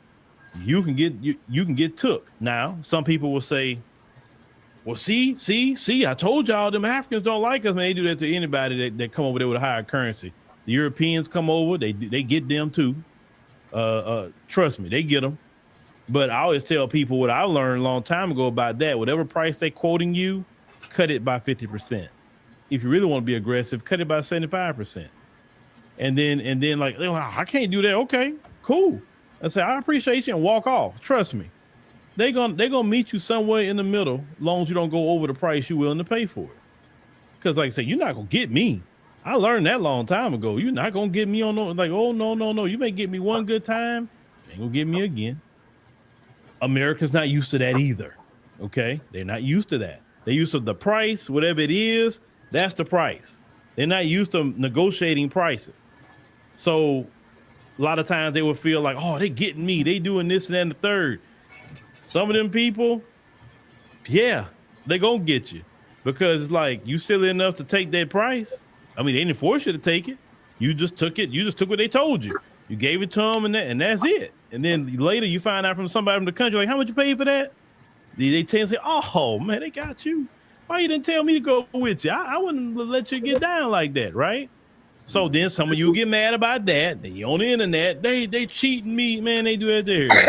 Nah. Once again, take my advice. Whatever price they give you, cut it by 50%. Motherfuckers used to send them damn internet messages from Nigeria talking about, don't take that price they give you.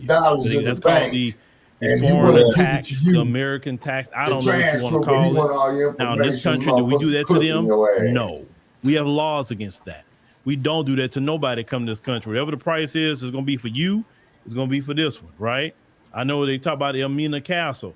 They got a price for Ghanaians, a price for foreigners. They charge foreigners more money. We don't do that to people that come over here. But at the same time, you could tell them, say, look, I'm not paying that price, so I'm not even going. Don't worry about it. That's how I always handle anything. If I don't want to pay for something, I won't do it. But think about it.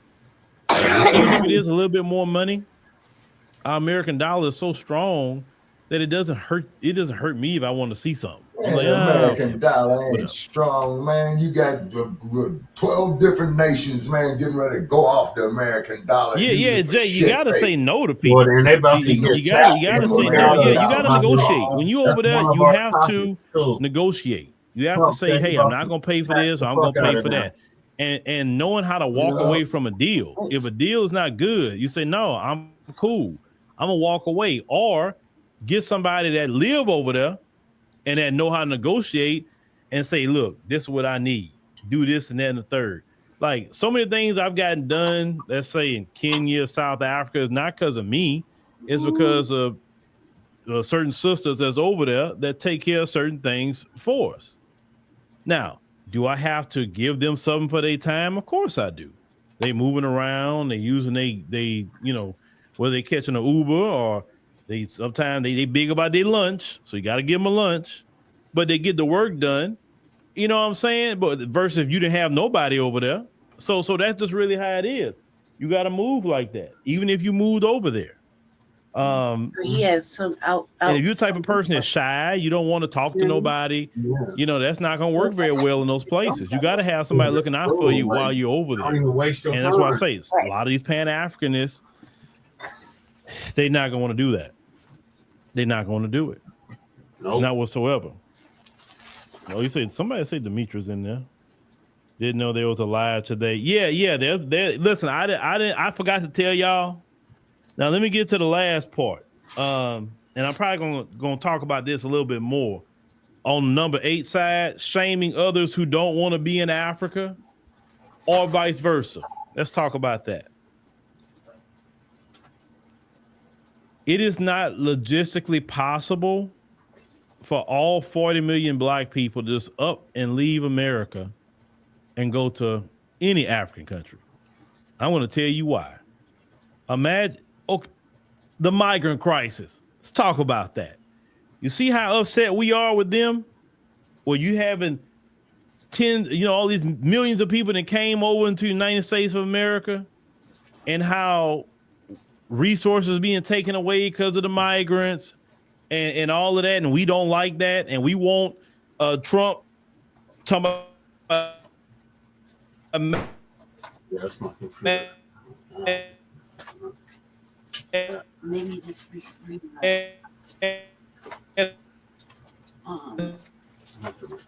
refresh it. That's the whole computer. Say, man, I'm gonna call it a night, man. I'm about to fall asleep. Okay, Shabaka. Well, I gotta restart this computer, so give it a opinion and what your thoughts on what Uncle Phil just laid out the 8. Okay. All right. Well, what Uncle Phil was saying is very, very. Right? Okay. What Uncle Phil and is 40 saying million is people very, haven't shown up. Interesting. So you can imagine. And wait a minute. Okay, yeah, what Uncle Phil is saying is making a lot of sense and what have you. But like I said, if I was 30, 35 years old, I would take to heart of what he's saying. And if I was under the age of 45, I would try to at least make the trip just to see the place, to see where we come from. But, you got a lot of elements of neocolonialism over there as well, too. You see what I mean? And so you got to keep your guard up on that. And then, as you say, Brother Jay, about all these fucking tethers, who's sending us these bullshit emails, man, motherfucker from Nigeria. Oh, I got $50 million I need to transfer to your bank. And I send them emails back like, nigga, fuck you. You know what I'm saying? Just like that motherfucker who came up to me with that bullshit 2 days ago. Called me on Facebook. Hold it. The motherfucker called me on Facebook, the Facebook Messenger. I've had that happen before, Shabaka. Yeah, and I told that motherfucker, I said, man, you full of shit. You know what I mean? And, so what Uncle Phil is talking about right there is right. That's the neocolonialism. But, and my conclusion on that is Dr. Marimba Ani had stated in her writings about the effects of the Maafa, which is a disaster so bad it's beyond description. The reconnection to the continent will be painful, and Uncle Phil, man, is just relating the pain, I believe, what Dr. Ani was talking about, Brother Che. Let's say, but like I said, if I was your age again, man, you know what I'm saying, and I had some set aside, what I'm gonna do, man, first thing I'm gonna do is go to their goddamn embassy. Okay, rather if it's Nigeria, rather if it's Ghana or what have you, go to the embassy right there, go talk to them motherfuckers, fill them out to see how much shit they're full of. You see what I mean?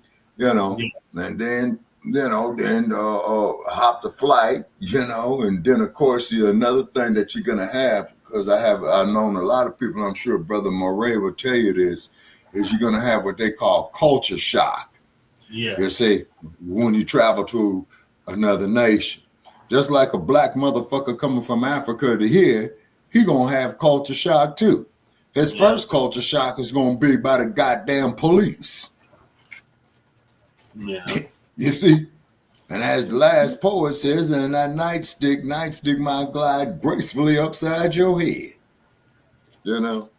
But in my advice, if you're going to travel to the continent or travel abroad, because I have a family member that's traveled everywhere, every other week, when I call this person up in my family, hell, they here, they there, and what have you, which concerns me because all these crazy ass bastards on these planes and shit, that makes me concerned for their safety, but I appreciate, you know, the knowledge that they drop. But like I said, though, Brother Che, if I was 35 again, or if I was 25 again, or if I was 35 again, you know, I'd research it, check it out. Most definitely, you want to check out the political climate.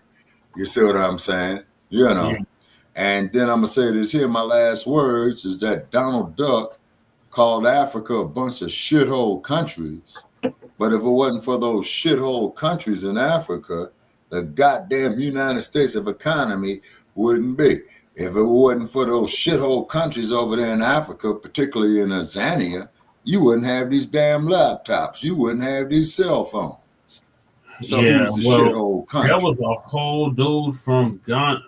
It was Ghana or Nigeria, Afro beats artist, who literally said what, not exactly word for word what Trump said, but he basically says you didn't want to go there. Like, it's not the place to be. You don't want to go there. And he was from there. And he's like, look, this is not what you think it is. You don't want to go over there unless you do A, B, and C. Pretty much is what he said. So he was pretty much backing What's up. BMC? With BNC, well, I have to play the video for you to get the BNC, but he was basically laying out like, look, this is what it is in my homeland. This is what we're dealing with over here. Right. So not ready to deal with that. Don't bother coming. Okay. And then have him take his ass to South Central Los Angeles. And when the LAPD jacks his ass up illegally, they're going to describe that mother in the United States. Yeah. He's not even in his homeland. He's here. He's telling the people that want to go over there, this is what you need to be watching out for if you want to go over it. Okay, all right. I will heed that man's warning. You know what I'm saying? But once again, though, as Dr. Marimba had stated, okay, and I believe this is what the good doctor was talking about the reconnection being painful. You see what I'm saying? You know, mentally, emotionally, financially, hell, even physically. You know what I'm saying? And it's a trip. You know what I'm saying? It really is a trip, you know. But then here comes this stinking ass cave beast. Oh, I want to be just like you, boss. The Uncle Tim Scotts. You know, that's part of the mafia. And Brother Che, and I got to give you a call tomorrow, man, because I got to relate to you some of this shit that this dude Gates wrote, man. I mean, it is sad, man, you know, because I've been thumbing through his book, underlining stuff, you know what I'm saying? That I want to run past you as well, too. You know what I mean? Okay, Shabaka. Yeah. Skip Gates, you're full of shit, okay? And if you don't like it, Skip Gates, your sorry ass is welcome to call in Tuesday night at 516-418-5996. Okay, that's December the 4th, 2024. And you could bring that stinking ass Larry Elders with you. And you could also bring that other ass scratcher Leo Terrell with you because I got something personal against all you motherfuckers. All three of you motherfuckers I just named, I got something personal against you. So I gave it a goddamn number. Call the motherfucker if you dare. All right, people. I'm out. Apologize for the language, but I couldn't, express myself any other way. But however, I'm quite sure that I was clearly understood. All right, okay. So I give y'all a call tomorrow, Brother Che and Lady Che. Give y'all a call tomorrow, and y'all have a nice night. It's 47 degrees, and put them ponies in the barn. The Broncos. Man. We ain't putting them nowhere but in the playoffs, Shabaka. Y'all gonna go back to that mile high ass snow. You know, you keep talking crap. We're gonna end up getting another bowl. Then what you gonna say? Man, y'all are overdue. When was the last time y'all been to the Super Bowl and got Super Bowl smashed by 50, Doug Shabaka, Williams? don't get amnesia. You know when it was. The same year we started Shabaka's Black Experience Enhanced. You talking about that bullshit that they did up there, man, when they was playing the Panthers? Man. They rigged that shit so that boy could retire with a Super Bowl win, and the motherfucker only got one. We've been to the Super Bowl more times in my lifetime than y'all have. Y'all haven't even been. Y'all been to the Super Bowl once in my lifetime, and that was that Pirate Bowl where Tampa Bay beat the brakes off y'all. So Raiders did lose it. Raiders did lose in the Pirate Bowl. You know what I'm saying? You know. So Raiders, I'm gonna say here, fire Antonio Pierce, fire the whole goddamn coaching staff, fire the motherfucking general manager, and bring some. Try to make a deal with Deion Sanders to get him away from what's that there? Colorado State. He ain't leaving Colorado, and his son said they want to play in Colorado, so they want to play Broncos. Man, you want to play for ponies, man? When you come out here with some riders, man, they got to be built. Riders that's in the bottom of a ship that's already sunk.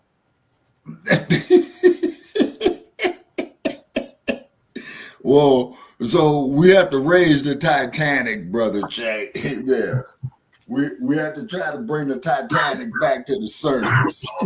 Well, good luck with that, Shabaka. Yeah, them motherfuckers gonna need some work too. You all right, man? Sound like you got a cold. Oh, I just hit the weed. That's it. Oh, well, I ain't mad at you. You know what I'm saying? And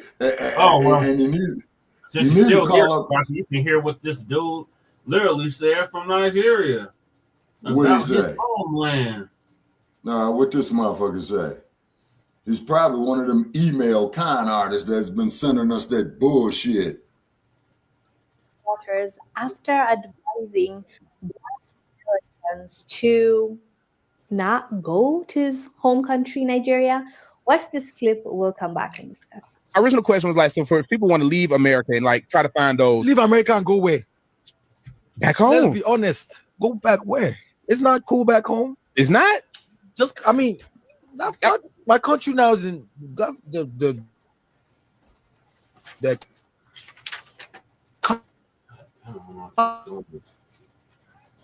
I mean, yeah, that's the complete. I was started and it's still acting up. That was a shambles, like. But if okay, so if people are leaving. Sorry.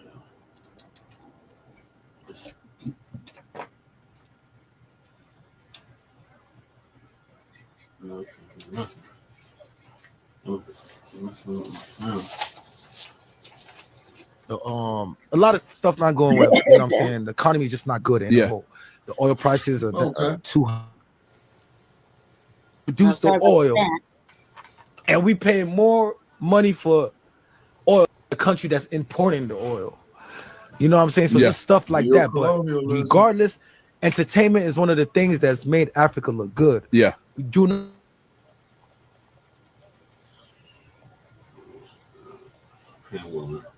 Saying that there's only one bar on the internet.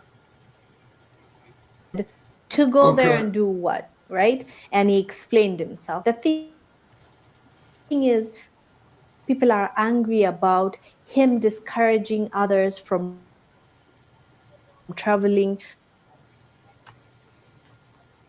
to the continent. But then again, exactly he was saying. Maybe he didn't clearly elaborate and share his thoughts, but at the end of the day, it doesn't seem like he was saying what he was saying out of ill intent.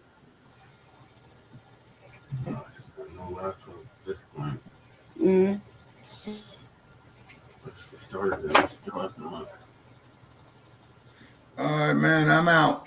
Okay, Shabaka, thanks for joining us. Have a good night. Yeah, absolutely. Yeah, thank you for having me, man. But please save this clip right here if you can, man, because I'm very interested in seeing it. Yes. Yeah, because there's some shit about that Shell Oil company over there too, fucking off the environment with the sharing oil. countries are horrible countries. It's because of the leadership that. Yeah, this browser is so All right, I'm out. Put it down, Okay. okay, good night, Shabaki. All right, talk to you tomorrow. Okay. All right. I gotta restart the whole thing again. All right. So, want me just to talk about what? All right. Well, let me share my thoughts. Shit, on the whole topic at hand. Yeah, go ahead. I don't think you should go anywhere that you're not prepared to go.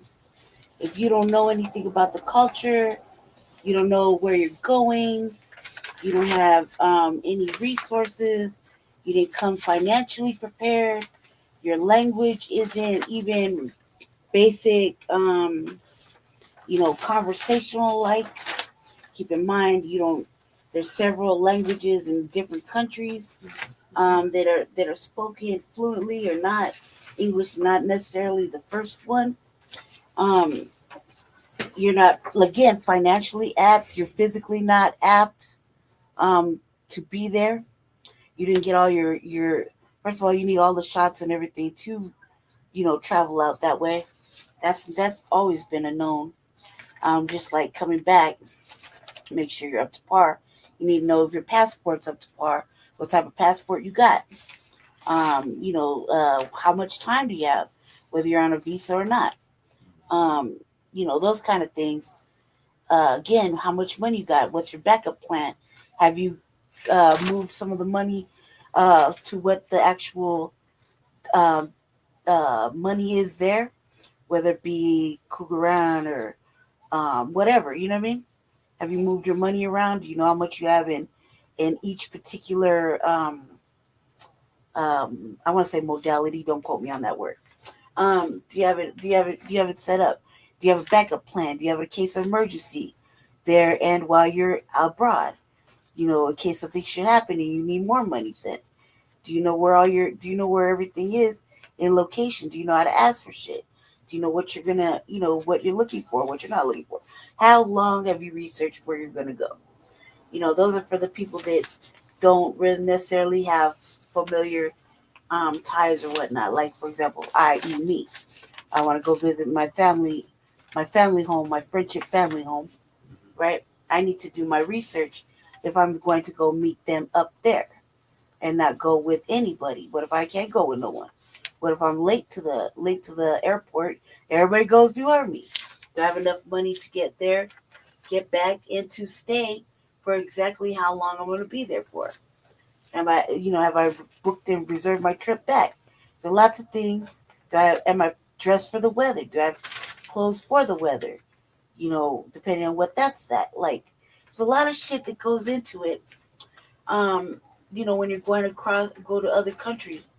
That's pretty much any country if you're not familiar, you're just traveling, Are you familiar with the travel systems? Have you researched? Have you read? Have you got online and miscellaneously chatted it up? What have you been up to? Those are kind of things that require a lot of fucking research and just kind of, watching certain channels that talk about that, not necessarily this one, as far as the African diaspora channel. I don't think that we should totally give up on Pan-Africanism. I just think that the rules always change for us every other fucking day. There's always a goalpost being pushed. I think that it is one-sided. I think that they could have done a better job of being united. However, you don't really see a lot of unification going on. And we can't really expect certain countries in Africa to start to get on board with unifying with us for many reasons. One, they're still trying to get their shit together over there. They're kicking out a lot of fucking whites, Europeans, and French and Dutch and all that extra shit. So, you can't really expect them to be totally 100% with over here. We can't necessarily be too constrictingly concerned about what's going on over there considering we got our own problems over here, we need to really focus on before we could delve into taking a motherfucking seriously long trip somewhere else. However, we should discourage colonization or colonialism going over there forward. You know, that shit is a no-go, and they should not have to suffer anymore. If they're kicking people out, let them kick them out. We should just stay over here, mind our own business until further notice. Now, if you don't have a reason to go there, like not a lot of them countries before weren't offering dual citizenship, and even if they were offering dual citizenship, what necessarily makes it that you can qualify for it? I, for example, cannot or won't. I don't even want to know. I'm pretty sure I can't. So instead of putting myself to further headache, I'm just going to go with that knowledge that I can't. And if I want to go travel abroad, I still have to get my passport, and I still have to save lots of bread, which is, if here, given the current state of things, is a little struggle in itself. So my ambition to go to the motherland, first of all, I have to have a purpose and a reason. This can't be going over there because I don't believe in feel-good moments. So I'm just not going to go over there just to fucking go over there. I got to have a reason and purpose. If our boy could come back and say, if our friend could come back and say, hey, look, it was difficult for me to go. I had this amount of money when I got there. I did these things, and it still was not able to make a substantial living to stay there, to where I had to come back and resupply my financial monies, then that says a lot to me. That says to me that even the most planned and the most well-prepared can still find a way to not be as successful as they may have wanted, thus having to come back and rejuvenate their financial supplies, their moral supplies, their mental supplies. You know what I mean? They come back, get a little American rejuvenation, okay? However that may be. And that's a big telling sign. That means that things might have gotten a little bit more money, a little bit more costly, or was a little bit more of a headache than initially you had intended. You know, because people can do things to make your success in another country be stifled. You know what I mean? Because they want more money, or they want to upsell certain building supplies, et cetera, right? So if our friend said he had a thought, let's hypothetically, I don't know, I'm gonna just hypothetically speak out loud. If he had an intention to build a housing apartment complex or whatever he was building, he did. He has a whole compound. I know. I'm just saying, and he expected each thing to cost a certain amount of money, and then certain builders decided to upsell because they saw that he was from America and he had certain liquid assets. They might have tried to take advantage of said thing, and he might have been pushed back in time, or with further his time building. Whether it was going to take 6 months to a year, it might have took 3 years. You know what I mean? Or it was going to cost $25,000, ended up being $65,000. You dig? Or may have thought he got a great vehicle, and instead it was a piece of shit. You know, or food was supposed to be this much for him and his family, and it ended up being this much because they wanted to exploit the economics of said American who's coming to build for whomever. Okay, so those kind of things we listen to when they're close to family, they're close to us. We take those into consideration because that can happen. If it could happen to our friend, it could happen to us.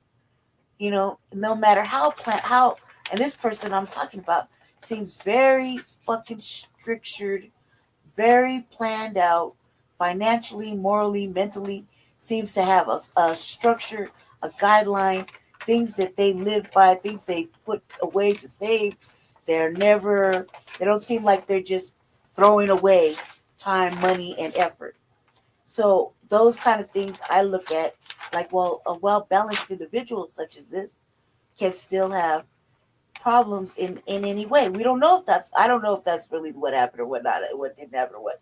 I'm just speculating because I haven't had a chance to talk to our brother, me personally. So I don't really know. I'm just saying that anything could fucking happen. Anything, any kind of anything, whether it be buying fruit on the corner, getting your hair twisted up, getting gas for the your motorbike, or building, so many rooms or apartments on a compound that you're starting from the fucking ground down, ground up, excuse me. And how much money you had, and how many people you had with you, and how many you have to take care of once you get there as well. Because you're not just taking care of you and yours, you might have to take care of you and yours and the ones that are completing your projects or whatever. Yeah. Whatever kind of exploited type situation, whether that's the situation or not, whether that's the custom or not. Even in my own friends and family, there's people that are being paid to build or being paid to watch familiar land or take care of a certain family, et cetera, et cetera. And these things have to be paid from here over there. You know what I mean? From what I understand. So I'm not necessarily sure. I just know I couldn't be put in a situation like that for a lot of reasons. Because when I got there, I might actually get angry if things weren't going the way I thought they were going. Or I was misled or something like that. And then what's really to say, who's going to comfort me in my anger? I was just a dumbass that thought one thing because I wasn't there to watch it. You know what I mean?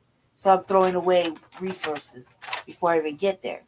And then when I get there, I'm throwing away more resources, putting me in a predicament that I may or may not be able to financially get out of. And who's going to send me money here? No one. If I came with, you know what I mean? Yeah. So there's so many things that he doesn't prepare us for, because it's so convenient to go on these trips and tours that no one prepares you for the reality of when you go to other countries, either to visit friends, family, or it's already established. And then once you get there, the circumstances that happen from the time you get off the plane to the time you get to your fucking destination, and in between, and what you may or may not face. Not to mention dialects and structures, you know what I mean? And the fact that you're already coming as a tourist target. B, Black American target.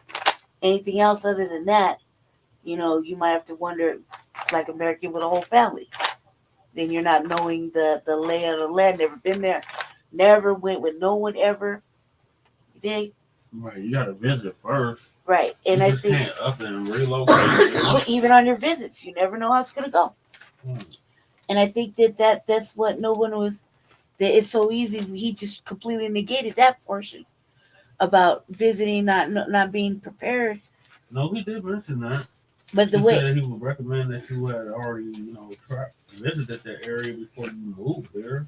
Right, but he's saying like, hey, look, a lot of people are look how many people travel alone.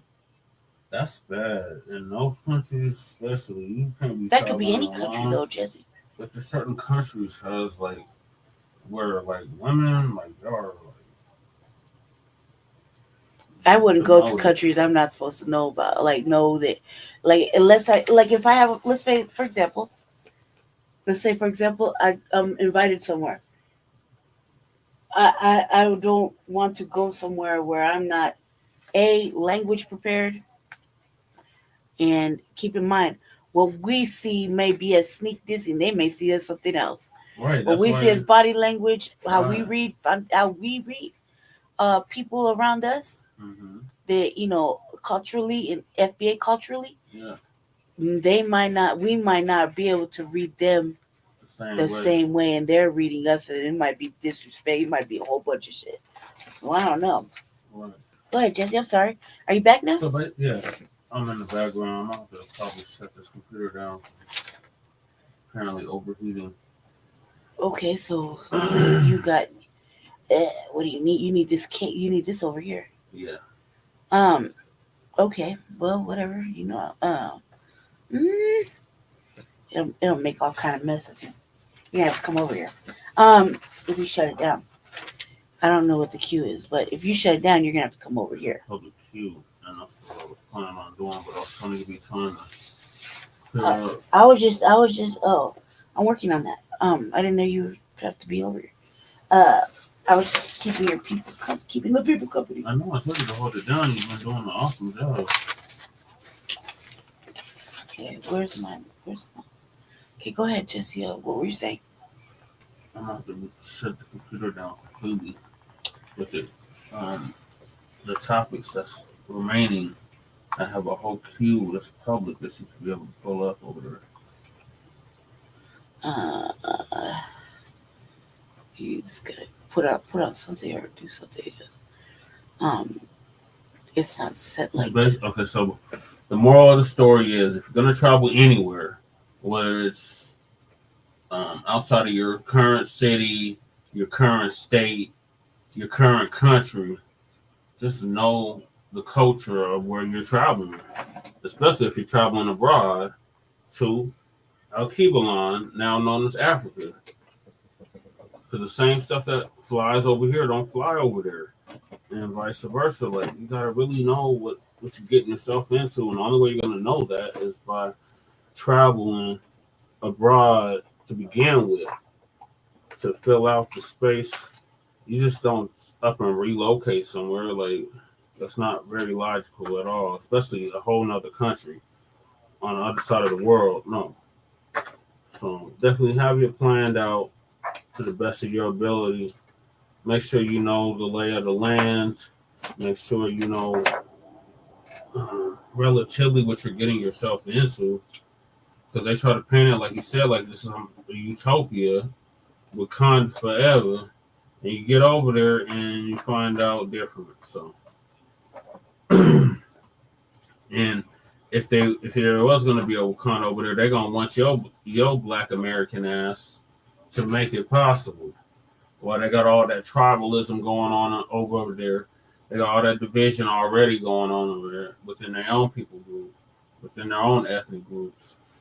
And yeah, just know the politics, the geopolitical politics of the area that you're moving to. Know the lay of the land. Establish relationships with people that have already lived there or have been there for a long time, so you can get a better idea of what you're dealing with, especially if you're going there for business, if you're going there for family. Just know what you're getting yourself into. Do your best to get the knowledge on where you're moving to or visiting, rather, and where you want to do business in. All right, so moving along, we got Democrats never defended FBAs, but plan to go to jail for illegal migrants. We already covered our crazy ass mayor here in Denver. He was talking big shit. Now he having to walk all that shit back. He's not the only one, and I believe this is Uncle Phil again. He's gonna give us an update on this.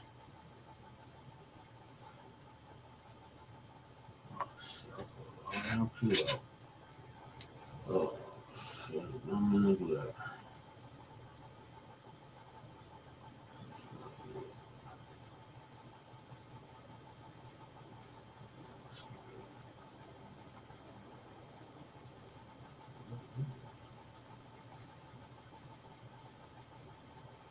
Sorry, I'll close this whole queue out.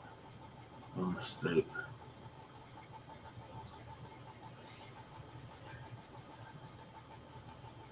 Yeah, I don't know, man. I think it's a lot.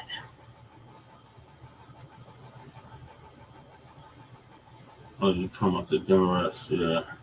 Like, I'm just confused about these Democrats.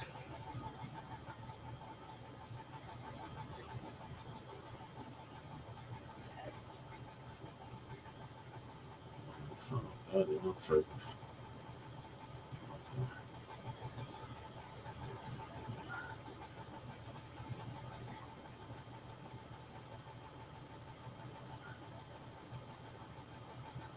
Yeah, it's Uncle Phil again. All right, so Uncle Phil gonna give us an update on these Democrats and how some of them, like our crazy ass Mayor Johnson, is talking about they want to go to jail behind the goddamn migrants, but they wasn't defending FBAs nowhere close or at all, and haven't been for decades, if ever. So we're definitely taking note of that, and we'll have an update on that. He was passing out big wolf tickets. Oh man. When we started, because he would have to walk all that shit back. Okay, can you hear it? No, you can't hear it because I'm not sharing it. Shout out to the viewers. Appreciate y'all staying with us this late.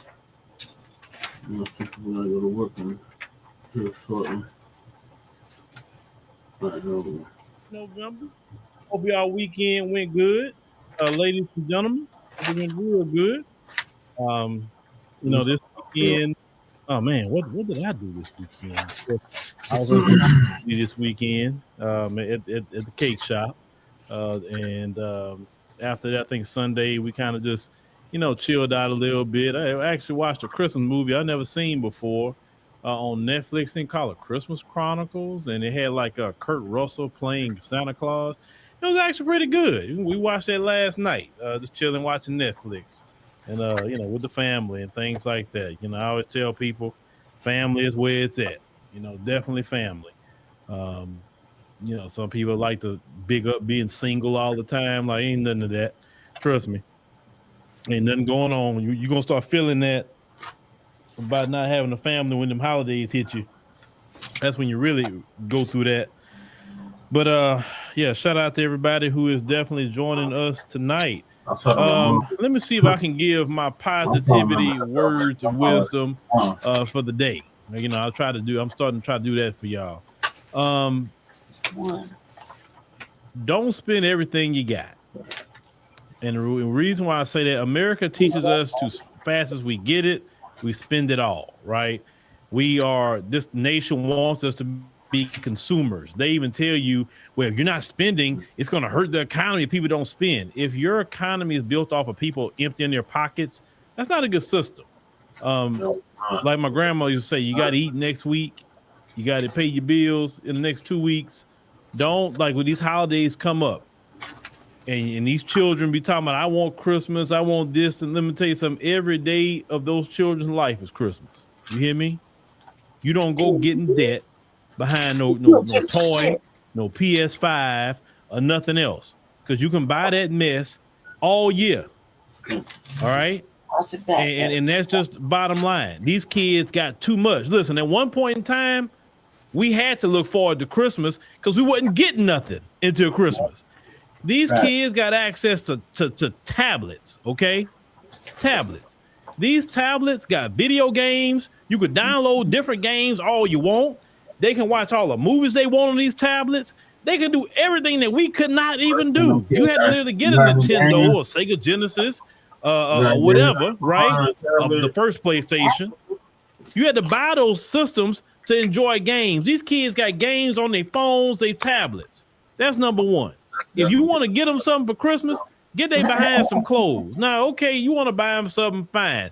But don't break the bank. Don't go in credit card debt for these children. Don't do it. Because these kids, what they're going to do, you're going to spend all that money, and then you're going to look up that toy and whatever else you bought them. It's going to be sitting on the floor. They're not going to be playing with it no more after a month. Yep. If you're going to buy them something, get them something that they can use, like clothes, shoes, something they can enjoy. Because with them tablets and PS5 and anything else they have now, man, they got thousands of things they can do. And Damon said another thing, and that's go to black people.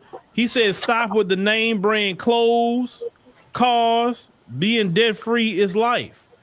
Yeah, black folk go out there, and I see you right here in Houston too. Oh boy, you driving a G-Wagon. You boy, and I see a lot of sisters driving G-Wagons. That's the main ones I see with them. That thing is ugly. I don't know what people like about that thing. and you start researching the people that actually got money, they don't even drive Mercedes.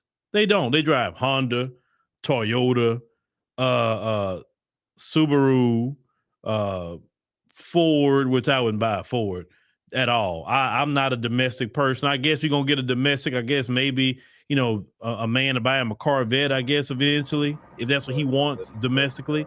But man, look, I was saying that my next vehicle, I mean, I've always been in like Nissan, Infiniti, any one of those. But my next one probably going to be a Honda, Toyota, and I'm going to stay in that. I'm not about any of that expensive car mess. I don't care. Because I'm an incognito person anyway, right? I can get $100 million tomorrow and you won't even know it. Because I'm not that kind of dude that's going to be flashing in front of any of y'all. If I want to be flash, I could have did that a long time ago. Just be honest with you. I mean, if I wasn't responsible and just been like blowing off, you know, money and not trying to grow what we have and try to make it better,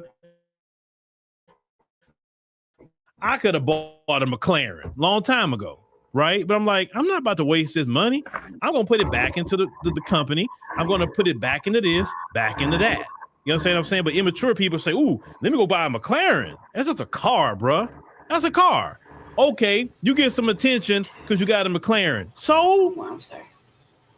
And attention? No way. I don't want attention. I don't even want to be bothered.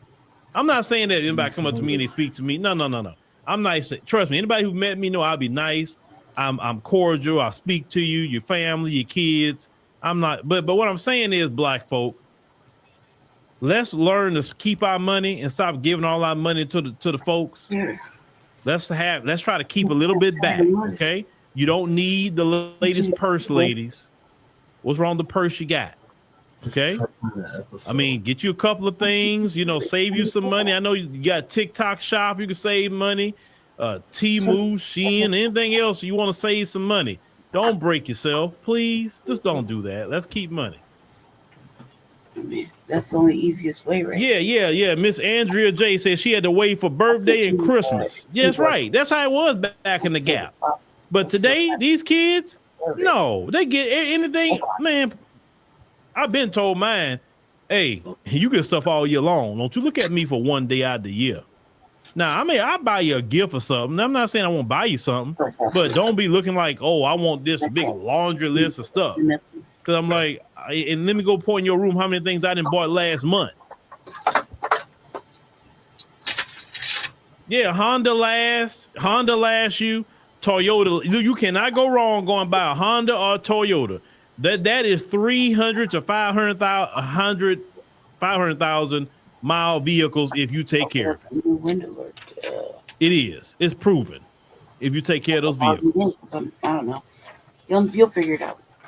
Oh, you say you buy Ford? All right. So with that being said, we're going to talk about the Democrats tonight. The Democrats want to defend illegal immigration. They want to stand in the gap of that. They want to resist Donald Trump with his mass deportation. I don't know where this stream is going to go tonight. I kind of know where it's going to go, but I don't know where it's going to go. That's the beauty about the streams. I don't never know where my stream is going to go. I'm just going to go where I feel it should go, right? But before it's Monday, so before we get started with anything, since it's Monday, you already know we got to start the week off right because it's Monday. And yeah, there we go. All right, Monday. And you know who it is on Monday. Hey guys, it's Super Mayor Tiffany A. Henry, the people's mayor. Y'all forget I am the leader. They want to hear from the mayor. If y'all ain't learned that yet, the mayor, not the trustees that don't do nothing, that only run their mouth. Y'all don't do no work.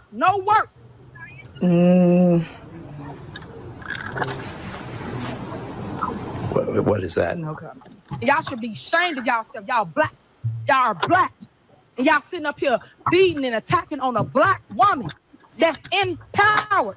Y'all should be ashamed of yourselves. So this is what it's all about, guys. They don't want a black person in power. They don't want a woman in power. If you ain't seen that yet. And someone so young. Everybody got to understand God give you what you can have it. That's what God give you. He ain't gonna give you more than that. As long as you can stay the course, fight the fight, and keep going, that's what we're gonna do here at Gordon Township. Clark, what are you doing? They're out of order. You out of order. Did I call the roll? Did I say call the roll? I'm still speaking. You're out of order, Clerk Key. You out of order, Clerk Key. Like, stop. Y'all out of order. Everybody want to run stuff. Y'all don't run this house over here. Stop, please. So you have to listen in order to learn. That's what all the hate is all about. It's all about your super mayor became too powerful too quick. So rare, so unique, and that's what everybody got power. It's all about control. Now stand in the fight because I want the boys and girls of the next generation to see what it looks like to come out of controversy, and to come out of all the hatred unscathed. At the end of the day, God gives the test to his strongest soldiers. Throughout all the controversy, throughout all the drama, all the naysayers, all the haters, and I see some of y'all in the line. Let me flip the camera around so you can see them in the line. Whoop, there she go. Look, right there, right there. Whoop, that part. But they'll tell you that. Then they get in the little hate group. But you in my line getting food, your kids out here bouncing in a bouncy house, you on the skate rink, all that. To actually stand in the fire while doing it. And guess what? Doing good and looking good too. All right, ladies and gentlemen, that's your Super Mayor Tiffany Henyard, the people's mayor. Hey, she's my mayor. And I like her. I like her. I wouldn't put her in charge of money, but I like her. All right, ladies and gentlemen, let's go ahead on and talk about these Democrats, class. Yeah, he said that's his talk mayor, about but he wouldn't put her in Democrats charge of money. because we can't let off of them. Democrats are trying to restructure, and they're trying to get y'all back on the plantation, but y'all got to see exactly how they move, okay? So remember, the term sanctuary cities. Now, these sanctuary cities in the United States of America, right? What are sanctuary cities? You know what? Give me a second. I forgot to do something. Hold on. Where are you at? Where are you at? Come on. I know you're around here somewhere. If you don't want to take my word for it, where is it? Am I missing something? Apparently not. I don't think I did. Give me a second. I'm gonna find it. Well, I guess I'm gonna have to go here. That's not me. You know, we gotta have the definitions real quick. Where did they go? Now it's tripping. All right, there we go. I shouldn't have been acting stupid, Uncle Phil. Sorry they had this set up, but it just popped in my head. And since y'all love when I do this now, so give me a second. How can you get away charging so much?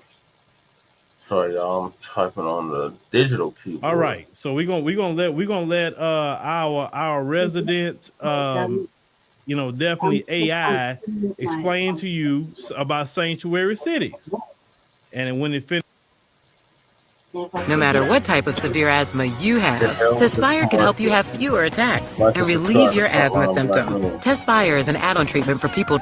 And it's telling me, okay, so here's your resident AI talking about sanctuary city. A sanctuary city is a term used to describe a city, municipality, or jurisdiction that adopts policies or practices to limit its cooperation with federal immigration enforcement.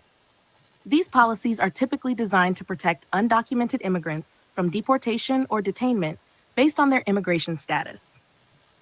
Sanctuary cities aim to foster trust between immigrant communities and local law enforcement, ensuring that immigrants feel safe reporting crimes or accessing public services without fear of deportation. Key features of sanctuary cities. 1. Non-cooperation with ICE. These cities may choose not to honor federal immigration detainer requests, which are requests to hold individuals in custody beyond their release date for immigration authorities. 2. Focus on local law enforcement. Sanctuary cities prioritize local policing and do not use resources to enforce federal immigration laws. 3. Policies through legislation or executive order.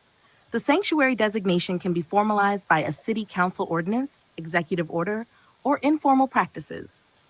Examples of sanctuary cities in the U.S. Some well-known sanctuary cities include New York City, San Francisco, Los Angeles, Chicago, Seattle. Support and criticism. Supporters argue that sanctuary policies improve public safety and community relations. as they encourage undocumented residents to cooperate with local law enforcement without fear of deportation. Critics claim that these policies can hinder federal immigration enforcement and may lead to increased crime or harboring of individuals with criminal records. Okay, so you fully heard what a sanctuary city is. You got thank you, Keisha. You know that's Keisha. That's what my name for. Thank you, Keisha. Okay, so Keisha told y'all what it is. Sanctuary cities are meant to protect illegal immigration, illegal migrants, and you have no protection with you. Now, according to what Keisha said, all these Democrat cities, a lot of them like New York and Chicago and many others, are protecting illegal migrants from deportation, but they never protect you from incarceration. They protect them from deportation, but they don't protect you from police brutality. Matter of fact, a lot of police brutality happened to Black people in these Democrat-run cities. You understand? And I want to go to some articles here. And because now the folks are starting to complain because they starting to see Trump about to come in there and make that happen. Now people complaining. So let me go to my first article here. Give me a second. My first article is going to be out of, let's see, hold on. Not that article. Hold on, where's my article? I think it was NPR. There we go. All right. NPR. First article we want to show y'all. Let's see if we can go up here. NPR. Trump's deportation vow alarms Texas construction industry. Okay. November 23rd. This article was written, ladies and gentlemen.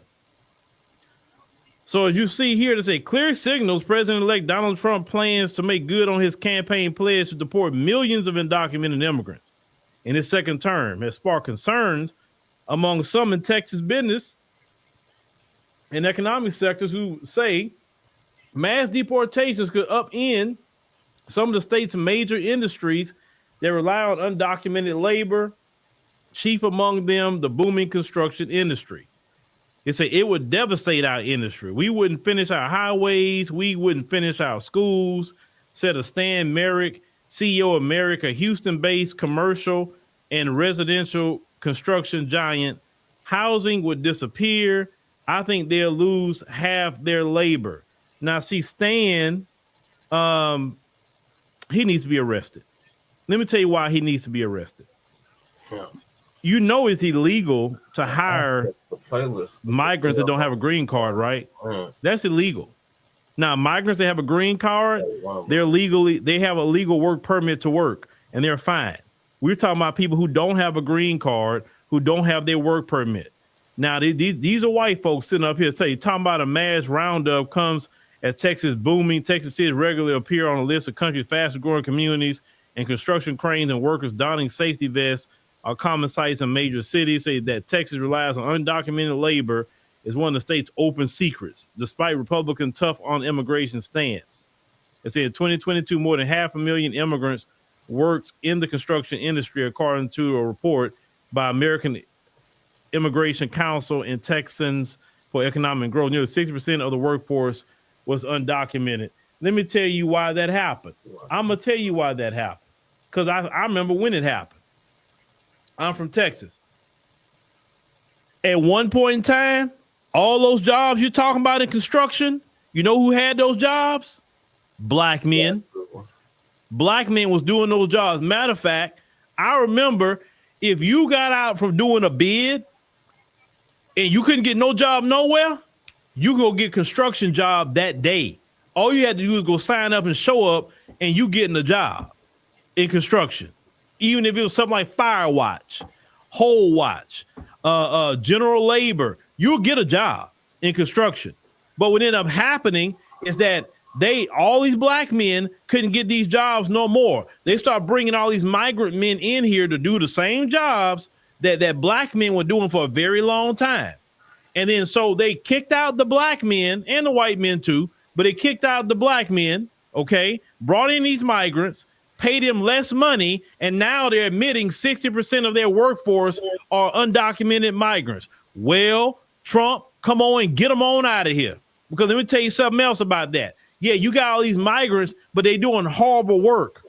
Go look up what the inspectors are talking about on TikTok. Do it yourself about these new homes that's being built by a lot of these migrants. They hurry up putting it together. It's shoddy jobs. And we talking about these high-priced builders, but the homes are not put together well at all. And they're finding so much shoddy work that's being done by all these migrants. These migrants aren't going to school. They're not getting not even an education at the local community college for these construction. They're just teaching each other, and then they going out there and doing it. Versus you have maybe an FBA or something that went to the local community college and learned something. You know what I'm saying? That shit still. So if Trump decided to start getting them on out of here, then hey, brothers, there's some black jobs for you in construction all over again. You can go back and take your jobs back that you was originally doing, because I remember when black men was doing all those jobs. I remember it, and now black men can't even get those jobs anymore. You go drive down the street, look at houses, ain't nothing black men doing. You don't see a black man nowhere. What the fuck they was doing? They didn't even know to put plastic. You go look at the highways, they right. It's nothing but them doing it. Ain't no brothers nowhere. You would think no brothers don't want those jobs. They want those jobs too. They want to feed their family. No, the fact is, the white people, yeah, they voted for Trump. They did. But they said, well, wait a minute, hold on. You kind of cut into my pockets now. Yeah, because when you have to hire a brother, you have to pay him. You can't do what you do to the migrants. So this is why I tell black men, get your act together. And when Trump start getting on them job sites and start getting them on out of here, because they promised workplace raids. They start rounding them up. Hey, brothers, go get them jobs. Go get them. Well, they do the jobs y'all won't do. Man, Texas is a state of 30 some odd million people. You mean to tell me that out of 30 some odd million people, nobody can work those jobs in construction? Nobody want to do it. You're saying that all Americans are lazy. That's a lie. That's a complete lie. There's a lot of Americans that would do those jobs. Right. I can't stand that argument. Y'all Americans are lazy. Y'all won't do this. Y'all won't do that. Man, I'm a black man. I've done all kind of jobs. I have too. So I can pay my bills and feed my family. Man, black men are some of the most hardest men I've ever seen work. Right. Black men be getting it out here. Black men be working 20 hours, 24 hours. I know black men that work like that personally in my years that I've been out in the industry working. When you talking about black men don't want to work, y'all a lie. No, you just don't want to pay black men. That's what it is. So no, Trump, come on to Texas. Come on and let's go, Trump. Let's bring them on in. Brothers and sisters need those jobs. Right. Now, let's get back to them whining. Because that's why I say these are the black jobs that we need to go get as a community. Now I say the state need to leverage both U.S. born and immigrant talent to fill construction jobs that power Texas economy. No, you can use immigrants, no problem, as long as they got a green card. As long as they got a green card, bring all the immigrants you want, because they have a legal right to work at that point. If they don't have a green card, they need to go. You see, it's not remotely practical to round up and deport everybody. Said economist Ray Perryman, the president and CEO of Waco-based Perryman Group. He said the reason Texas needs so many immigrant labor is simple. The Texas workforce isn't large enough to keep pace with its growth. You are lying, the truth not in you. You are a liar. Excuses at this point. You are a liar. No. You want to make record profits. That's what you want, sir. You want record profits, because with Americans, and I know this because I know, with Americans, you're going to have to pay some taxes. Yeah, and with the immigrants, you don't have to pay. But just put people on 1099 if you want to pay taxes. Anyway, it's saying we simply don't have an economic structure that can sustain that. There are more undocumented people working in Texas right now than there are unemployed people. Not everybody filed for unemployment, genius. Right. There's a lot of people that can't even get unemployment. Right. So that doesn't even make sense, what you just said. I didn't have a job when I at one point in time, and I couldn't even get unemployment because I had made too much. Yeah. It says sustainable workforce, he added, will be hard to come by as the population wanes. These white folks up here is whining because they're not going to be able to benefit off of illegal immigration in their workforce. That's what they're whining about. I want y'all to see that. Now, let me show you the next article here.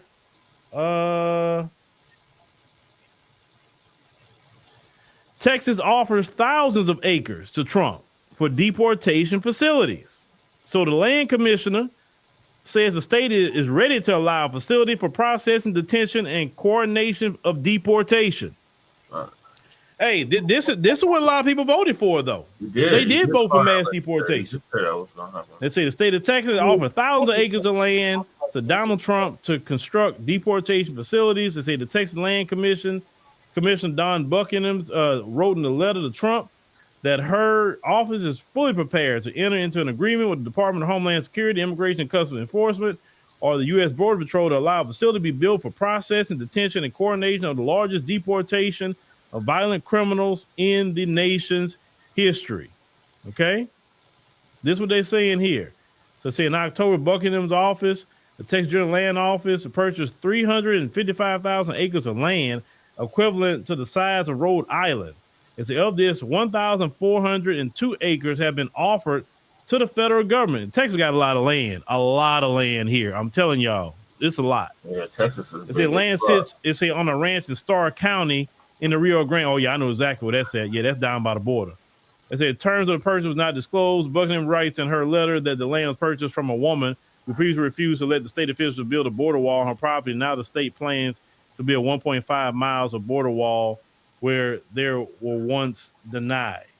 So, ladies and gentlemen, let's continue to talk about that. So you see what the plans are. The plans, Texas say they want to participate in mass deportation. They offering land. You got the folks in Texas whining and crying because they cannot get a free ride anymore off the immigrants. Let me tell you something. There are Republicans that are business owners and taking advantage of illegal immigration. Don't you sit up here and think that it's just Democrats. No, it's Republicans too. They just don't want to lose their money. They'll be up there talking about, yeah, Trump get them, but when then Trump go to get them, like, hey, Trump, what are you talking about, man? So now let's get to your Democrats here. Let's get to the Democrat Party. Give me a second. Let's go to the next article. All right, here we go. Now this is the stuff that I was talking about here. A Denver mayor says he's prepared to go to jail over opposition to Trump deportation of illegal immigrants. Now, when have you ever seen a Democrat mayor say they're willing to go to jail to stop the mass incarceration of black people? When have you ever seen that? I've never seen that, Uncle Phil. Just when? Never. Just when? When have you ever seen that? Now, they're saying that the Denver mayor, Mike Johnston, says he prepared to go to jail over his opposition to President-elect Trump's mass deportation plan, even as he walked back comments predicting a Tiananmen Square moment. It said Johnson has been asked last week by his opposition to the Trump plan to significantly ramp up deportation of illegal immigrants. When he enters office next year, Johnson predicted police deployment and a Tiananmen Square moment if federal officials attempted to do their job. He said more than us having DPD stationed at the county line and keep them out. He said you would have 50,000 Denverites there. At the local level. He said in an interview with the Denverites, say it's like the Tiananmen Square moment with the rose and the gun, right? He said you have every one of those Highland moms who came out for the migrants.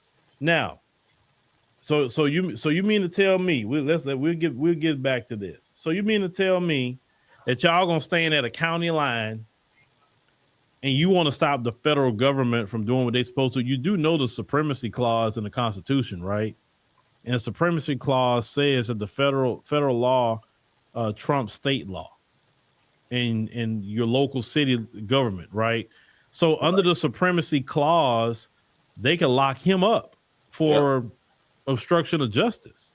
If they wanted to, they can lock up any cop too that's trying to stop them under the supremacy clause of the Constitution for obstruction of justice. And I think they should. I think Trump should lock them up I think he should put those Democrat mayors in jail, Democrat governors in jail that's trying to stop them from getting out people who are illegal migrants who do not have a green card or any reason to be here to work. Right. But once again, where is these Democrat mayors to defend against the incarceration of FBAs? They have never done that. And I want y'all to see what these Democrat mayors are doing. I want y'all to see this because they're going to try to come around to you in 2 years talking about some midterms. I want you to see how they're acting. Since you want to go do all this with the migrants, okay, do that. Just go holler at them to go vote for you in 2 years and go holler at them to vote for you in 4 years. Just go ahead. I want to see it happen because we know good and well none of them can vote. And the only reason, let me tell y'all something. The only reason they got mollywopped, one of the reasons, is because they couldn't pull what they pulled last time in 2020. As far as much as I can say on this platform, y'all know what I'm talking about. What they pulled in 2020, they couldn't pull it. Magic. You know, in the middle of the night, certain things happening, right? They had to actually get out there and see what the voters actually thought this time. Mm-hmm. So how many of y'all still want to be Democrats at this point? That's what I want to figure out. How many of y'all? I don't think we should be Democrat. I don't think we should be Republican. I believe we should be politically independent. We should be in the middle. We should look out for our interests. We want to look out for Black American interests in our communities, our families. Now, we got some immigrant brothers and sisters here from the motherland and from the Caribbean and all of that. And hey, if they rocking with us or whatever, hey, okay, well, we'll rock together. If not, hey, you need to move around somewhere. That's the bottom line. But the way it is right now, ladies and gentlemen, this deportation issue is not our problem. All right. So I need y'all to get prepared to go get some Black jobs. Right. All right. He said, Raven says it proves they were always planning on using them to erase us. Of course. Of course. They want to listen. They want us in the poorhouse. Of course, they wanted to use all that undocumented labor from Latin America for the most part, because it's not a bunch of Africans and a bunch of Caribbeans. You may have some, but it's not a lot. It's not. The majority is coming from Latin America. They want to use Latin American labor to undercut us, to undermine us. And now when Trump coming to see, that's why they didn't want. Let me tell y'all something. The reason they kept trying to take Trump out of here is because Trump is going to mess up a lot of people's money. You better understand that. A lot of these major corporations benefit off illegal immigration. Illegal immigration. And they benefit two ways. One, they don't have to pay much. Two, they keep you poor. Because if you can't get a job, Black man, if you can't go get a job, Black woman, then you're going to be in poverty. Mm-hmm. That's going to make you actually want to go do more crimes. How is it that these migrants get here and they get a job and you ain't be able to get one and you've been unemployed for a year? Maybe you could do some door dashing. Maybe you can do some Amazon Flex, but you can't go get anything outside of that. But the migrant go get a job. Where's the job fairs for FBAs? In Chicago, Brandon Johnson, you Looney Tunes. And listen, don't elect nobody to no position with hair like that again, y'all. A man that old having his hair like that, y'all should have known better. Now, if he was 22 with his hair like that, I would get it. But doggone it, Brandon Johnson, you too old for that haircut. Anyway,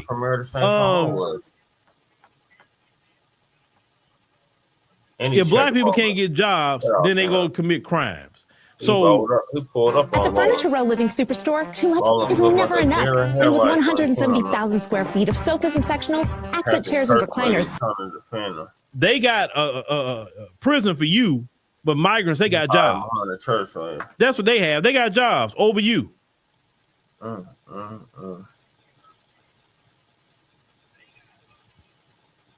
Yeah, you said no job, more dependency on the government. You say you think Trump is the wrong guy to try. Yeah, basically. So that's what the migrants serve. It undermines you and put you in a worse position so you can get in prison, so you can be the slave they want you to be. Because as long as you're in prison, you are a slave by the 13th Amendment.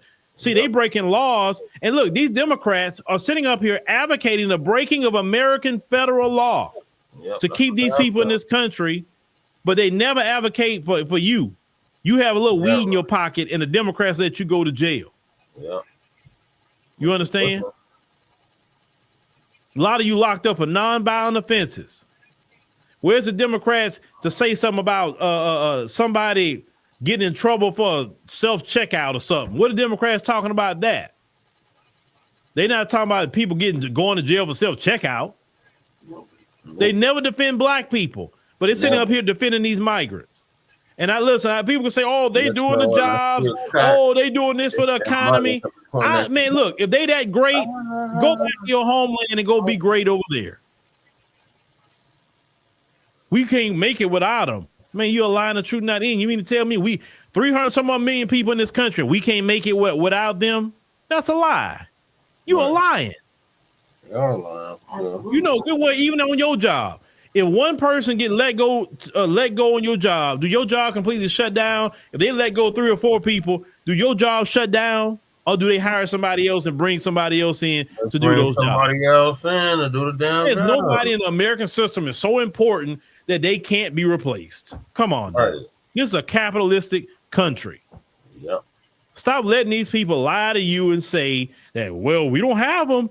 The whole country, man, if they leave, the food production gonna shut down. Y'all not gonna have nothing to eat. Man, black folks been eating on our own. What are you talking about, bruh? We ain't had no migrants feeding us in this country. During slavery, after slavery. Like when have we depended on migrants to feed black Americans? Please tell me that. There are no migrants in my neighborhood. And black folks was trading food constantly. Oh, you got some chickens. Oh, you got eggs. Okay. Oh, you got figs. Oh, you do watermelon. Oh, you do this. You do that. Okay, let's trade. Oh, we're going to go to the church and do this and that and the third. I never heard black folks say they were starving because a migrant wasn't there to help feed them. When have we gotten to the point as black Americans where we needed migrants to feed us? Man, come on now, man. Stop. Y'all gotta stop. Y'all really gotta understand your history in this country and who we are as a people. We are the people that make $1 out of 15 cents. Yeah.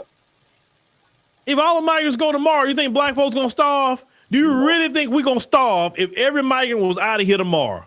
Hell no. Now the folks may starve, but we not. We be just fine. Trust me. Right.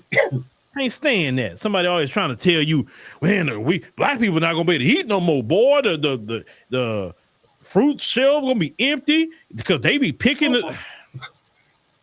We'll figure it out. That's our motto. We'll figure it out in Black America because we never had somebody just handing us in. At one point in time, we couldn't even go to the white people's store. Facts. We had to go to our own store with migrants filling up the black grocery stores, and that's all we had to go to.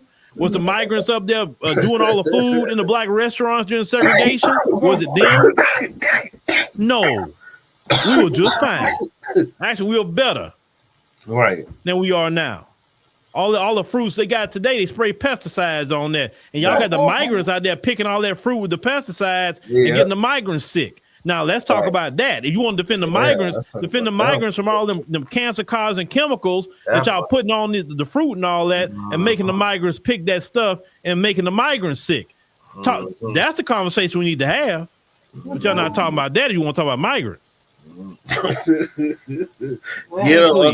Can't stand them arguments when people come up to me with that mess about, oh, well, the country gonna go this. Oh, we need them. Man, you need Jesus. That's what you need. What's wrong with your hands? You can't do nothing for yourself? You can't do something for your family? All right.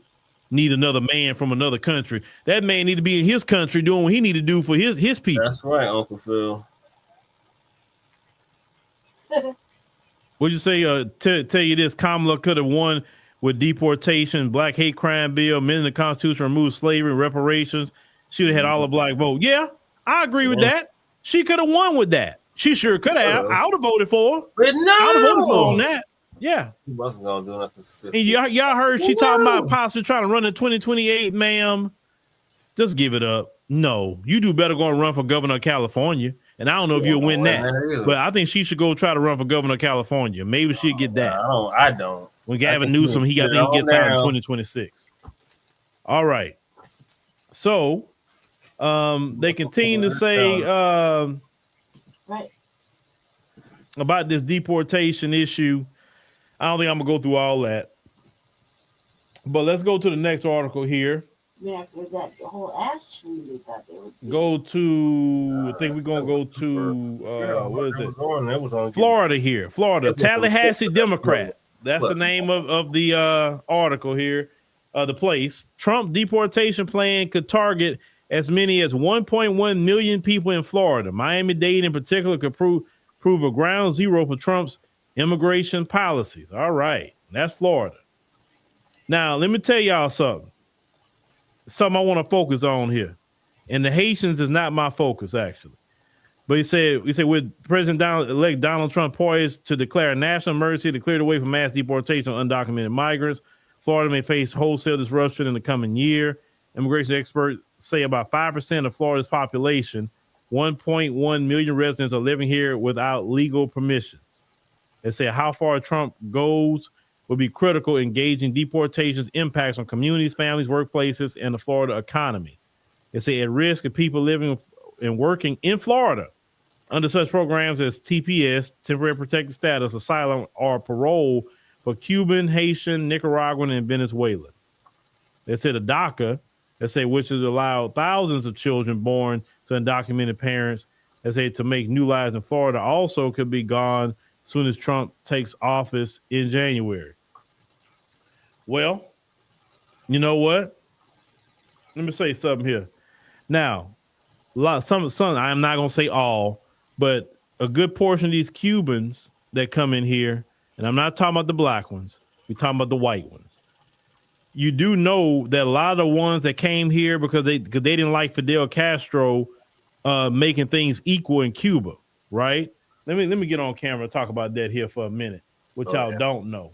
A lot of these Cuban immigrants that came here originally were the white Cubans that did not like that Fidel Castro was making Cuba equal, because at one point in time, Cuba was no different than the United States, with, you know, basically almost like an apartheid Jim Crow type of system, the way it was in Cuba. So when Fidel Castro came into power, he started saying, nah, we're not going to be doing all that. We're going to be equal. And a lot of them white folks, the white Cubans, they say, oh, no, we ain't living here with them black folks have any kind of equality. And so a lot of them left and talking about they being oppressed by Fidel Castro and came to Florida. Okay.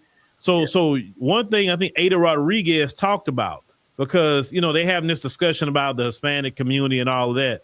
And Ada Rodriguez was saying, some people don't know, she said, yeah, well, we have our own white folks. He said, that's the difference. He said, black people don't have white folks. We do. He said, and that's why y'all don't know how to navigate the conversation, because we have white folks. And she said, a lot of them Cubans are white. He said, that's the ones that really cause a lot of problems. Yeah. And what's that woman name? She's Cuban. God, her name will slip my mind. But she was being hella racist toward black folks. Man, what was that Cuban woman on X? I forgot that lady's name. Anyway, so the one that was if Trump gonna get them on out of here, hey, you know what I'm saying? They know, because I have no sympathy, because when the police was raiding the black community during the crack epidemic, who has sympathy for all those black people when their homes were raided by the police and SWAT teams? Nobody. Talking about the crack epidemic, and we didn't put none of that mess in this country or in our communities. Who has sympathy for us? Nobody. Because I remember that time period. They didn't show a bunch of black kids. Listen, you talking about separation of families? There was a lot of men and women separated from their families and mass incarcerated. Okay. Now, when it's the folks talking about meth, you want to say it's a sickness, it's a medical issue. But when it was us, it was criminal. And you separated a lot of black families. Mm-hmm. And you have no comments about separation of families. But when it comes to these other people, oh, we can't separate their family. But black people had their family separated. You have whole kids that go live with their auntie and their uncle or their grandmammy or grandpappy, because y'all separated black families away from each other to throw them in a cage. Yep. And then we, as black Americans, supposed to feel bad because you go and get them because they broke the law. Remember, these people have a whole country they can go back to. Right. We don't have no country we can go back to. Right. We not listen. These people come in here and they're waving a foreign flag. What foreign flag are we waving? I never understand that either. You come here, but you swinging your flag so hard. I never understand that. I'm like, if I love a place, why would I leave it? I want to fight for it if I love it. Right. If I leave and want to go to another country, then I say, hey, I ain't with that place. I'm here, so I'm gonna pick up the American flag because this is my country now. I'm cool on that. But they'll be out here swinging their flag so hard, telling me they love where they from, but they don't want to go over there. They don't want to go fight to make those nations a better place. So right. I know. So because of what I saw in my community, the Black community, the separation of families, I don't want to hear no talk about no sympathy about anybody else. When y'all didn't have sympathy for Black people, right? Where's some people having sympathy for Black people getting their families separated? I didn't see it. I didn't either. So I'm a firm believer it is. Look, let me show y'all something that's going viral right now, and I like this thing here. I want y'all to see that. This picture is an AI picture by Nikki Free. She did an AI photo, and it has Black women sitting on top of a building. Everything is on fire on this picture. And, you know, they're saying the 92% supposed to represent those who voted for Kamala Harris. I mean, she wasn't going to save America. So, I mean, you can put that on there, but she wasn't going to save America. Anyway, but what I do like about this picture is you got your coffee, you're chilling your nerves, you got the American flag right there, and everything just burning up and Black folks are chilling. I love this picture. I love it. I really love it. You know what I'm saying? I love it because that has to be our posture. When they're playing all those images of, oh, look what Trump is doing, man, just get your coffee and sip it and relax your nerves with your American flag. Don't even be tripping. It's not our issues, not our problems. Right. We are good. We are so we good. Been telling they should have put some brothers on there now because they did have some. Believe it or not, yes, there was 70-some% of Black men voted for Harris too. You know, now this author, I don't know if she's being a feminist with it, but there are some Black men that voted for Harris. Yes, 21% voted for Trump. That's true. But they did have Black men vote for Harris, you know, or whatever. But that's fine. But still, I still like the picture of you chilling because they go to Black women and that a lot to, hey, come speak for us. Come fight for us. They do that with Black women a little more. So a lot of Black women saying, you know what? We are in the, you know, F around and find out stage and we're good. We ain't fight for nobody. And I applaud any Black woman or man who's taking this approach. You get your coffee, you get your latte, you get your cappuccino, relax your good Black nerves. Don't stress out about anything. I want you to take vacations. I want you to get you mimosas. I want you to get your daiquiri. I want to get anything that you need to relax your nerves. You go it on and do that and let everything around you crumble because let me tell you something, Black people. Let me tell you something. Every time we try to step in and help people, every time, how have these people treated us? All of them. How? Even America, we have saved you from yourself so many times. So many. And look at how America has treated us. Every time we try to step in and help somebody, they don't treat us right in the end. The immigrants, you help them out, they get in political positions, and then what they do, they give us their finger, their middle finger, and their butt to kiss. Even some of the Black ones. Some of you in the Congressional Black Caucus who are Caribbean, some of you from the continent, you get in these positions and you looking out for your Caribbean people and you looking out for your people like Ilhan Omar. Tell me she's looking out for Somalis. She ain't looking out for Black America and saying, hey, I'm part of Black America. She the type, she wants to jump in and out of Blackness when it's convenient. And I love brothers and sisters calling that out, right? But she was on record saying she's here to defend Somalis in Somalia. Well, why are you here, ma'am? Carry your happy self back to Mogadishu and defend it. You can't defend it here. Anyway, Black Americans have done a lot for everybody. Every group we have stood for, and they have never returned the favor to Black Americans. So now, yeah, let them do. Hey, don't y'all sweat it. Don't do nothing. Just worry about ourselves. We want to fight for something. We fight for Black people. That's all we're gonna fight for now. I'm not wasting my time, my breath on any issue. I was wild back then. Yeah, Raven is right. They say it's time for us to get out the way. Look, God been saying that he been waiting on us to get out the way. Because, you know, sometimes you in the way of God doing his work. Sometimes, you know, even during in the Bible with Moses and them, right? With the plagues, he told them, stay in the house, close the door, and don't you even step foot outside.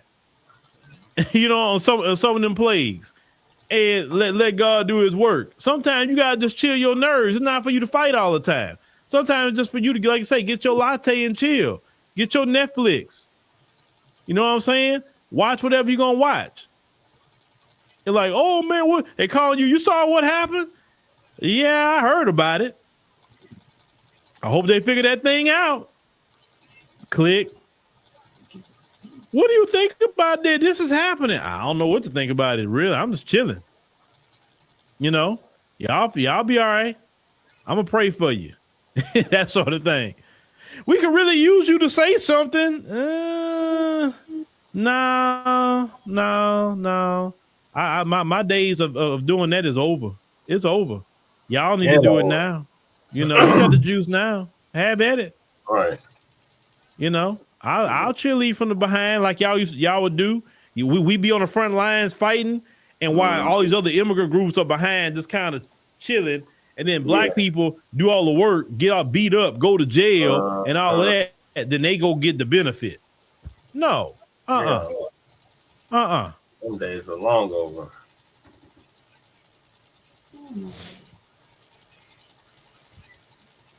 That's right, Gary Mack. Not our people, and not our problem.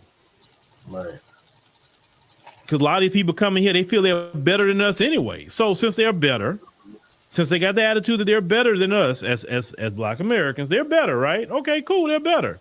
I concede to the fact that y'all are better. I concede that. Since you're better, then just show us how you're better. The people who are not smart, illiterate, low IQ, that's what y'all say, white supremacists, low IQ and all that, we're going to stay out of it. And we just going to just, you know, work on our IQ. That we're going to do. We're going to work on our IQ. We're going to, you know, just do a lot of different things. Maybe we'll take up, you know, I don't know, crocheting, you know, just things to try to work our minds, right? Y'all figure that thing out. We only going to step foot out of our house unless it has something to do with our people. Well, that's not right. Who are you to say what's right or wrong when you became God? You ain't no person to tell me what's right or wrong. But Martin Luther King, what about Martin Luther King? What about him? He not here no more. The folks killed him. So what you tell me about him for? We chilling. And Martin Luther King didn't tell us get out there and fight for all you other groups either. When did he tell us that? I ain't read nothing where Martin Luther King told us go out there and fight for all these other groups. We got too much problems in the Black community we need to be solving. That's been our problem. We solving everybody else's problem and not solving our own problem. And that's why our house look crazy, because we ain't cleaned that up.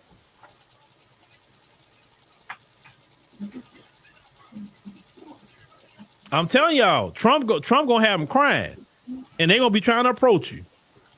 Oh, you know, I even hearing some brothers saying that they being approached by some of them saying, could you marry my auntie? Could you marry my daughter? I'll give you $20,000. You Black men, don't you do that. Don't you do that, because when the throat cutting happens, they're gonna put you in jail. Don't you do that. You can make $20,000 on your own. Don't you marry them women. Don't you be thirsty. Well, if I do and take the money, you know, I gotta clap some cheeks too. Don't be stupid. Cause you're gonna be in jail trying to defend your cheeks at that point. Cause I know how some of you thirsty brothers out there, and some of you simps. I know. You know who I'm talking about.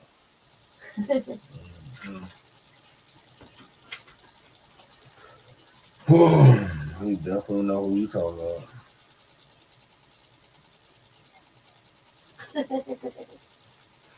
What'd you say? You say if I survived all that, I can survive Trump. Yeah, man. Trump not our problem. Trump is not our problem. Trust me, we ain't worried about Trump. We good. Trust me, we survived worse than Trump. Trump is a cakewalk compared to what we have survived in this country. Please. Right. Trump is a cakewalk. I don't even remember what Trump gonna do? That haven't been done already to black people. What are you gonna do? I have more questions now than I did then. Like most likely passed, and but anyway, ladies and gentlemen, you say you gonna call ICE. You say you handing your SIM card in 2017. Good. Please, going into 2025, brothers. Please turn in your SIM card. Please. It's not a good look for you to be simping out here. Don't simp for the migrant women. Don't because some of them because they know you simps. They're gonna come crying on your shoulder to see if you can save them. I know you. Some of you start simping out. Some of y'all but she got booty though type of dudes. Some of you, please hang that up. And those days are over too. The married for get your self-esteem up. That shit's long then. Like y'all know what I'm talking about. Them kind of dudes. But she got booty though. Don't care. It's more to life than a woman's booty, bro. Right. More to life than that. You can literally have it all. You hear me? You can have it all. You ain't got to do it like that. Not to mention, man. Give me something too. Okay, Alonzo say you survived segregation in the end of Jim Crow. Say you ain't scared. There you go. You ain't gotta be scared of nothing. Right. you say you was a co-chair of the Simp committee. Oh man, look, man, look. We all had to. Well, listen, because you are a straight man and you like women. Your SIM card, every man had his SIM card pulled till you learn better, right? Hopefully your SIM card is in your younger years when you don't know no better. Right. You shouldn't be my age or older still simping out here, but you still got some guys like that. You guys simping in your 40s. Like, bro, you should have learned a long time ago. What were you doing? Why you still simping out here? That's stupid. But I'm telling you, that's why I see it coming. Them migrant women gonna start pulling up on you brothers. And because a lot of y'all got low self-esteem and that don't get no attention, then y'all gonna be, that's when you're gonna see some of them guys trying to be out here. It ain't right what Trump doing. Like, where you come from? Why you saying that for, bro? Oh, one of them migrant women ran game on you, huh? So now she done recruited you as defender. Okay. All right, bro. Because I can see that coming with some of y'all. All right, I know you. I know you like the back of my hand. I know you. Like, and women too. Take that back. Some of the dudes and women are like, I know some of these brothers get a little attention and they lose their doggone mind. That's like I say, sisters, please give these guys attention. Please be nice to them. Just smile at them. Don't roll your eyes at them. Don't do that, please. Because these guys, like I say, them migrant women gonna pull up on them and they ain't gonna know what to do. They're already doing They're gonna be so nice to them when they pull up on them. Every time I go to 7-Eleven, man, I see an FBA brother clearly. Anyway, ladies and gentlemen, thank you for joining us on the stream tonight. Really appreciate it. Make sure you click the like button. Make sure you click the subscribe button. That's very, very important. Download the African Diaspora News Channel app on the Google Play, Apple App Store. Once you do that, hit create account. And you can choose monthly, quarterly, or yearly. That support our platform with content on our app that we cannot put on YouTube or something that go up on YouTube and they have an issue with it. The monetize it, whatever, and we were immediately removed from YouTube, and it goes to the app. So make sure that you have the app, support the app. A lot of great things will be coming to the app. Definitely, we got some things, in the cooking as always. So some things will be directed just for the app. We'll probably be putting previews here, but it'll be fully on the app. So make sure you be there so you can be there and see every single thing that we have going on the African Diaspora News Channel app. So thank y'all for listening and being here. We greatly appreciate appreciate it, and we'll see y'all on the next one.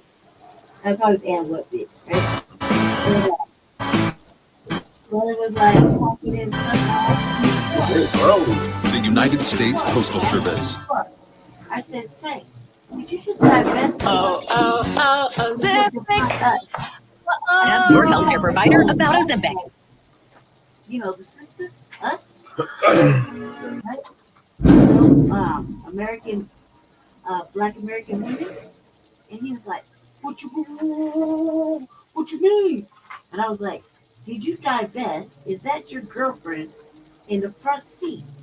I don't know what you talk about. I mean, look at you. I'm like, no, I'm asking you a question, brother. Did you leave the sisters alone for a foreign bred? What you know about that? I'm just saying. Why you gonna talk about it? I mean, look at you. You the same color as her. Like, why you getting so upset, brother? I'm just asking a question. Well, man, you know, I'm not like, man, I don't. You know what I mean? You know, like I was just curious, brother. So what do you mean you curious? Mind your own business. I said, I'm not gonna, I don't care. Maybe I'll mind my own business. But can you just answer my question? He said, what you mean? I said, did you divest? What divest mean? I said, did you stop dating sisters that are as melanated as you, that are from America, obviously for like you, for these people that came over here, that are new here? I mean, well, I don't know what you're talking about, it, girl. I mean, look at you the same color. You the same color as she is. And I said, I'm not, okay, maybe so, but I'm not the same. I'm just asking you a question. Well, what the fuck you care whether or not I'm with a sister or I'm not? I'm like, because I'm just kind of curious, because I want to see more black love. Shit. Why are you getting so defensive, bro? Why you all up in my business? I'm like, oh my God, this ain't gonna go nowhere. So, you know, he divested. I said, it's because she got a whip. Why are you in my business? Why was I in his business? I don't know. Probably because every time I went to 7-Eleven, he wasn't the only one I seen there. There was plenty of divesting going on. And a lot of it, and the fact that these broads were sitting in the front seat and mugged a sister as she went in, or she was, you know, holding the door. A lot of, you know, sometimes I have a lot of interactions at the door. You know, and I just thought it was kind of off base. So I had to ask a question. He got upset. I felt like I didn't mean to touch a nerve. I didn't mean to get in his body. Maybe I didn't mean to get in his business a little bit. You know what I mean? Just a little bit. But it wasn't like on an ugly way. It's more like, why you do that, you know, when there's plenty of sisters out here. You know what I mean? Right. And you could have tried. Like, I felt like, I wanted to ask if you tried. But I didn't want to. Man, he was already getting upset. I couldn't understand. Same thing with the sisters. They're getting out the cars, and the cars are with some Hispanic or European dude that's new to the area. Like, in my neighborhood, it's not difficult to see who is from the area and who isn't from the area. Right. Especially if you go to the store and you're there all the time, or you're cruising around like me. Sometimes I cruise around and I like to adjust myself at the 7-Eleven. You know, like maybe I might have went in, I'm adjusting my purchases, I'm putting my gloves back on, I'm putting my headphones in, I'm adjusting my mask or my head covering, straightening up my coats, pulling myself up. You know what I mean? So it might take about less than 5 minutes. So as I'm doing all that, I'm scoping shit out. And so I see people that don't live there normally who are there who aren't there. And I travel to 2 or 3 separate different stores any given time. So I'm kind of familiar with the areas. Right? Yeah. So when I asked old boy, I was kind of like, why he gets so offended? Like, and I giggled to myself. Mm-hmm. You know what I mean? But he divested. Yeah. They all divested. When I was getting signatures in Aurora, and I asked the one brought at the King Supers, she was like a Hispanic chick. She was in one of those G-Wagon things that TBA's always talking about. I said, how you get this car? She said, mind your own business. I said, excuse me. And I'm telling her my little spiel, run for office, whoop-de-whoop-de-whoop. Do you live in the neighborhood? I see you speak a different language. She said, I don't vote. I said, why not? She said, I just don't. I said, are you legal? You're like, I have questions. I'm not really, you need to answer. I would prefer if you answered. And in my sense, I'm like, why don't you just answer the fucking question, bitch? You know what I mean? And him. I'm like, dude, I know I've been here for 5 years. I've seen this particular individual 4 or 5 times, and he was never driving until this one particular time. And he was driving with her in the passenger seat. Did he come up? Shrug. Don't know. Is it her car? They got a lot of access to shit. If you go over there in that area where everyone's cruising around, them people got cars, brand new apartments, that shit we can't even get. I can't get a car. Can you get a car?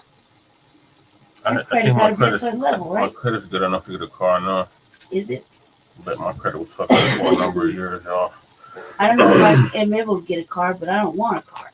Yeah. Because I think that's an added expense that I don't even know if I'm responsible enough to carry, let alone that I don't want to get wooed. I don't want to get talked into something I feel like I'm gonna get talked out of my clothes. You know what I mean? Yeah. Have you ever been talked out of shit? Yes.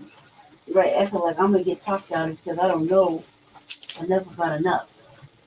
You know what I mean? Yeah. So that's all I have to. What did you learn from that little piece? So much to unpack there. You weren't really talking too much about nothing. No, it's not nothing. It's just how the Democrats operate. I mean, I'm wondering about y'all, about the Democrats. And how these mothers crashing out and ready to defend these damn illegal immigrants that's breaking the law, and they put it in your face, and then when they getting called on it, they retracting their speech and words like Johnson was doing. Yeah, you can't defend them. I mean, that would make all the work that we've been doing in every other place doing fucking pointless. Keep in mind, fellas, they came into your area, and if you backpedal now, you might as well just carry on with that backpedaling by yourself and don't ever come back. Because it was a problem with the immigrants. Now, if you're concerned about whether or not they're going to get deported or not, that's the least of your concern. You know exactly what was going to happen. Right. You know what I mean? You shouldn't be like, oh, but wait. But what about what? Because they weren't concerned about what about you. Right. And they're not concerned about you at all. Phil said they didn't give a fuck when they was locking us up and throwing away the key during the crack epidemic. Not to mention, just in the last 20 years, where has anybody been around to hold your FBA, NBA hand? Okay? Black Lives Matter doesn't count. No. You know what I mean? If that doesn't count, that doesn't count. I don't care what anybody says, that doesn't count. So that doesn't count. Some kumbaya, we shall overcome. You don't get fucked when any other of our of anybody else gets hurt. Look. No. You don't even acknowledge it. That's why, like, when you guys brought up the Lincoln, whatever the fuck her name is, the white lady, I said I can't feel nothing because A, she's a white lady. B, she's a white lady. C, she got a shit quicker than FBA and NBA get. You know what I mean? Freemen get their shit, their trials and tribulations handled. It's just a blip in the motherfucking media if it makes the media. Right. If it makes the media. You know what I mean? Versus we still got 64,000 black women missing since 2019. And men. What about the time we were doing the stories about the men? Yeah. The young men that were coming up missing. Nobody knew who they were. Yep. And they still don't want to talk about that. Nope. How we still have the same amount of people go missing every year. Right. And it's still 13%. Yeah, how we still at 13%. Right. These are not questions that we need answers to because they're obviously gonna tell us lies. Yep, they're gonna tell us disinformation and misinformation. Mm-hmm. But to them, it's the truth. Right. Then we're to know that our own people could call us Russian bots with a straight face is hilarious. But they was using us as a proxy for the new black media.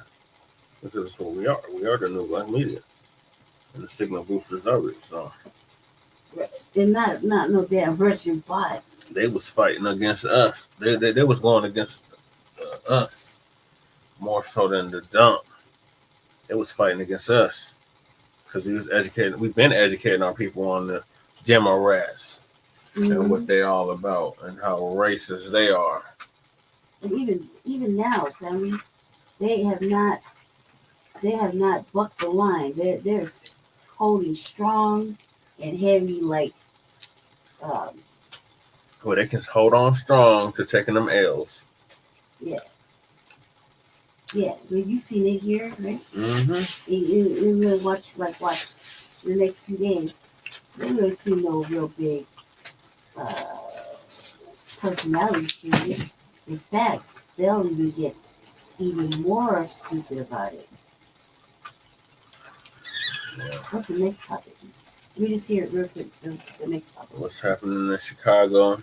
Yeah, that's what TV was talking about today. Yeah. Or yesterday, excuse me. Yeah, no, it's yesterday. Yeah. So the girl made it on the show. Mm-hmm. Yeah, one of them. Well, what happened? I don't know. It just went on. You got it? Mm-hmm. Wait, got it? Yep. So Uncle Phil interviewed the sister named P. Ray Easley. And she's going to give us an update on what's happening with Mayor Johnson preferring illegal immigrants over Americans. Oh, in Chicago. Mm-hmm. And this will probably be the last topic of the night. It is. So what's going on, ladies and gentlemen? We got a great guest today.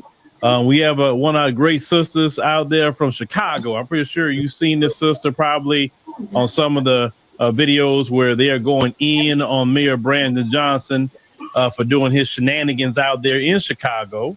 I'm pretty sure that you've seen this sister if you've seen her on Fox News. We have Sister P. Ray Easley here from hashtag Chicago Reds. Sister, thank you for joining us on the show today. Thank you so much for having me today. It's an honor to be here. All right, so P. Ray, let's just go there. So tell me your journey a little bit, because most of us, at least most of us that I've talked to, including myself, we was all raised to be Democrats. Was that the same for you too? Actually, I was raised as a princess in the Democratic Party on the west side of Chicago. Yes. My parents were hyper political.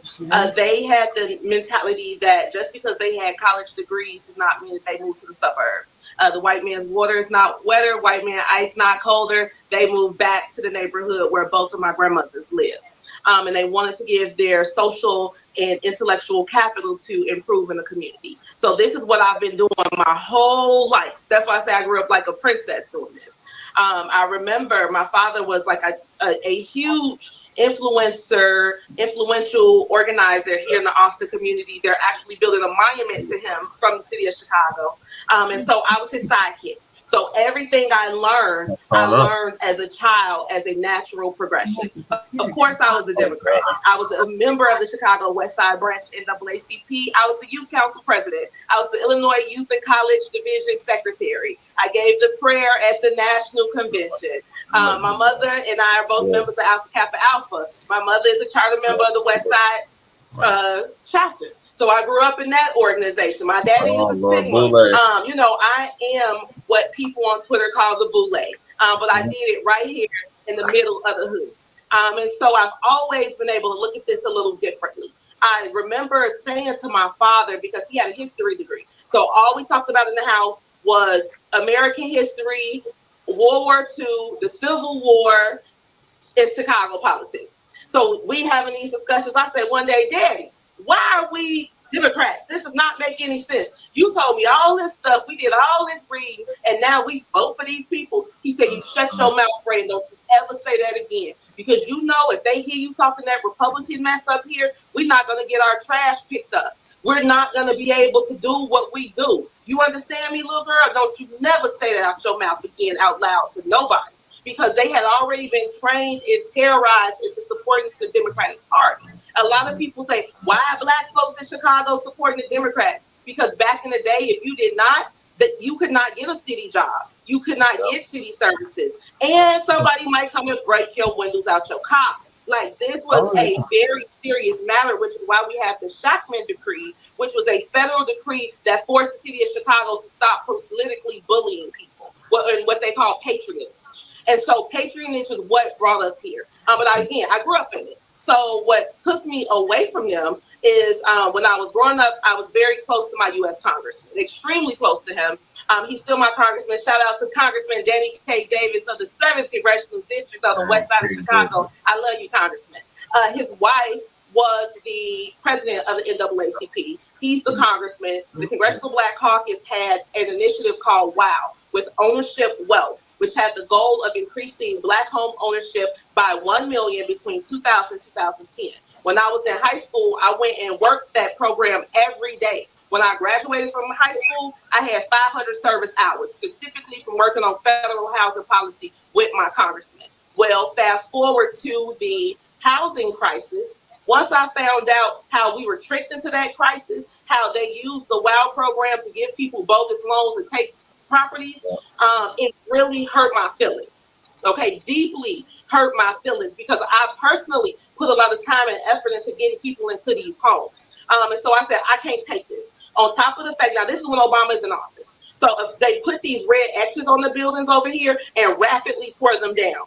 Every building that got foreclosed upon, they tried to tear it down. That's why we got multiple vacant lots over here. When they talk about Chicago closing 50 schools, of course they had to close the schools. That does not make me angry. And the reason being is because they tore down the houses. So for every 6 two-flats, let's say we got 4 children per two-flat, which is a structure here we have in Chicago, 2 apartments in a garden unit. You have 4 kids per building. You tear down, 5 buildings, that's 20 kids. And they've torn down blocks and blocks and blocks of these buildings. All they focused on was demolishing a multifamily house. And that was under Rahm Emanuel and Barack Obama.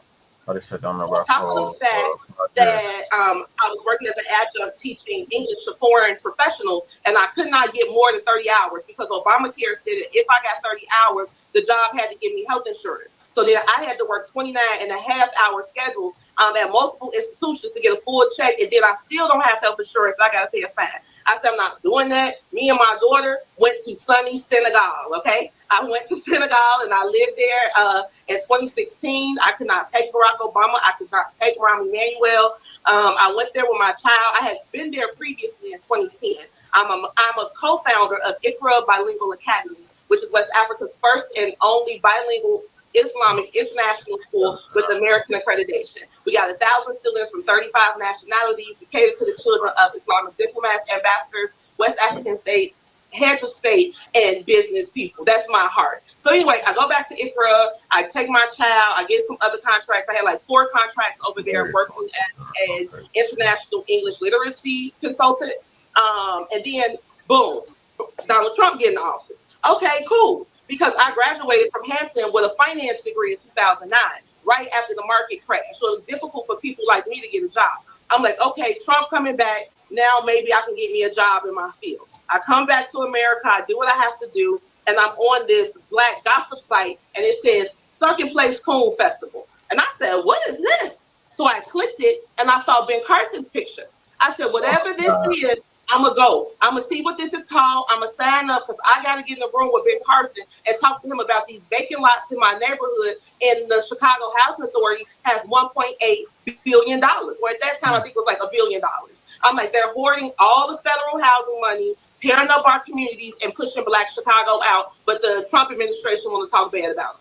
So I signed up to go. 3 days later, I get an email. The President of the United States requests your presence at the White House. Please RSVP. I'm like, woo!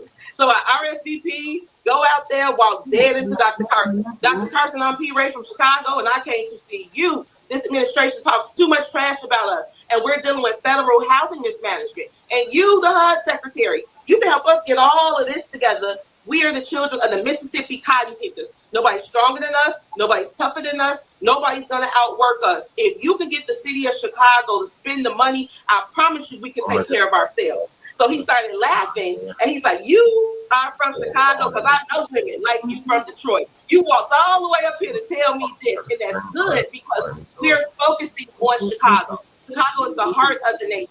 And Chicago had what was called the automatic prerogative, which meant that the aldermen could veto any developments that they did not want in their ward, which Dr. Carson said caused housing discrimination and housing segregation. He said, we're going to get rid of that, and then you're going to see them spend the money. Cool. Trump gets on the stage and gets the best pro-Black speech I've ever heard in my life, my whole life. And again, I had Pan-African parents, pro-Black, nationalist, educated parents who made me listen to Marcus Garvey tapes and Louis Farrakhan, the Honorable Louis Farrakhan, and Jesse Jackson. We don't clean up to Anita Baker, we clean up to speeches, okay? That's the life I have. Trump came on the stage and trumped all of their speeches because this is the sitting president of the United States of America, okay? So it energizes me. I come back to Chicago. Y'all, let me tell you what he said. They boo, get off the stage. We can't believe you went. The president of the United States sent for me, like y'all told me to do. Now everybody mad. Cool. So then Lori Lightfoot gets elected in 2019. The first thing she does is go to DC, meets with Trump, Carson, and Ivanka. Comes back, opens the city council and says, no more automatic prerogative. I'm like, oh, this is what Dr. Carson said they were going to do. And from there, it's just been on and popping. They kept their word to me, so therefore I've been 10 toes down for the MAGA movement. Okay, well, shoot, man, that's a great introduction, and yeah, I didn't even know you went to. So I know what you're talking about when Trump said, you know, Black Americans built the country. I was standing right there in the second row because I had my shoes off, and I didn't want him to see that I was standing barefoot on the rug. Okay, so I was standing right there. I even got selfies of us from that event. Okay, all right. That's my guy. I've been, when I say 10 toes down, and he saw 3 murders in my family.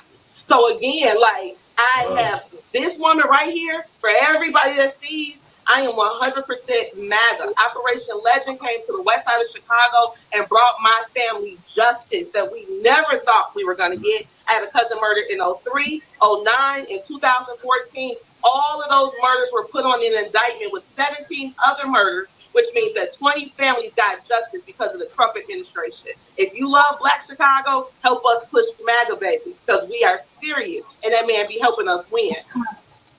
All right, so P. Ray, let me ask you a question. Now, I know you are a minority of a lot of the sisters, right? You know, do we look at the election? The majority of them voted for Vice President Kamala Harris. So, and you know, Chicago is a blue city, but it's changing a little bit as we see this election. So, what's been the response with, you know, you being outspoken? I know Sister Jessica Jackson is very outspoken, and you know, many others. How is it when y'all engage with Democrat women in Chicago? I'm gonna start with me, myself. My name is P. Ray because I'm named after my mama and my daddy. P, our name, and then my father is Ray. My mother said, do not use her name, period, none of this, because she not with it. Not to push me, but that's the Democrat response. So I even had to take my letters off the marquee because we pushing this. But on a larger level, people are listening to me. People are listening to me.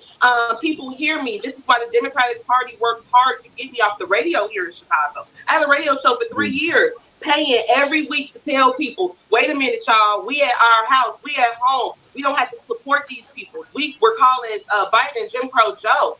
All of this started on Black Excellence Hour years ago. However, now I'm an AK. I am a Black woman. I did graduate from an HBCU. I check every single box. But when I tell them why, they say, we can't touch it. You right. You know, no offense to you. You still our girl, but I understand it because what I told them is that when y'all got y'all degrees, y'all didn't move back to y'all hoods. So you don't know what I'm living like. You don't know what we going through. You're reading about my experience through Twitter and blogs. We doing this in real life on our feet. You know, and if they're logical, they get it. I'm not having problems anymore. In the beginning, it was hell, but now, not at all. Okay, so let's okay. So Lori Lightfoot, she gets voted out of office, and in comes Mayor Brandon Johnson. Right now, when I talked to a couple of brothers last time I was in Chicago, and did a couple of series of interviews, they said that Brandon Johnson, he was known in the community. He had a good, for the most part, he had a good name. But then he got in and he flipped on everybody. That's what I was told last time I was in Chicago. And now y'all dealing with Brandon Johnson now.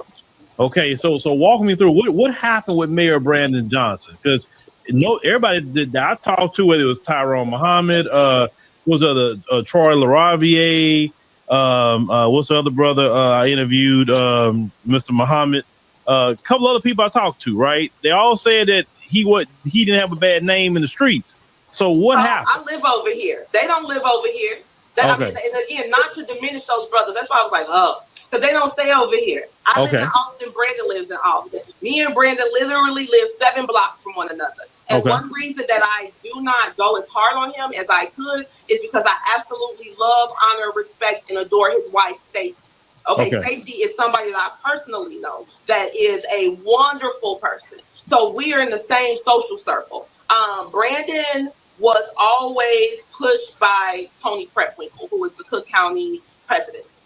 And he got pushed from the teachers union because Tony was a teacher. She was in with the union. She went and got Brandon because he checked all the boxes. He's from the West Side. He a black man. He got a family. He educated. Come on over here. We're going to make you push this message. So they plug him from the teachers union, sit him in a commissioner seat. From that commissioner seat, they pushed him up to mayor. Now, I said on my show, I did a 2-hour show about progressivism and how progressivism is inherently harmful to the Negro. The most dangerous, horrible, terroristic time for our people in this country was during the progressive era, which came after Reconstruction. They gave us the KKK. They gave us Jim Crow. They gave us redlining. Everything that had to be stopped by federal legislation in 1965 happened during the progressive era. The founder of progressivism literally said progressivism has nothing for the Negro. I told everybody. And that's why I'm like, what y'all mad for? What y'all thought I was lying? Did you not read his campaign website? I read the website over and over to the people. Y'all, he's saying he gonna help the illegals. He gonna give the money to the illegals. They are his priority. So every time he says migrant, he said, not you Negroes, because we're not we are migrants. We are not immigrants, okay? Because our grandparents migrated from the South to Chicago, the Great Migration. These are illegal immigrants trying to usurp everything that makes us us. They want to take all of our social and political capital. And again, Brandon Johnson had it on the website. So I don't know why people are so surprised and angry and besides themselves, because what they were focused on was skin color. And I was telling people, if we don't focus on skin color, let's look at Willie Wilson. Willie Wilson is the only person who said out of all 7 candidates that Americans come first. First come first. I said, okay, so if you're an American, y'all better vote for the man that's pro-American. They didn't want to vote for him because he has a very strong Louisiana accent. But what I tell people is Willie Wilson. Wait, hold on. Wait. Stop. Let me make sure I correct myself. Willie Wilson is a very successful businessman, correct? Yes, sir. Okay, I want to make sure I'm right on that. So you're not going to vote for him? That's a proven record of business that show he know how to handle money. You're not going to vote for him because of an accent? Yes, sir. Yes, that's what they say. I don't like. He needs to take his money and learn how to talk. I say, but Willie signed the front of his check. You signed the back of your check. Maybe you need to figure out how to talk like him. You see, but it's a mentality. It's a mentality. No, that sounds about right. That sounds like, is that a lot of your elitist blacks that said that? The boule.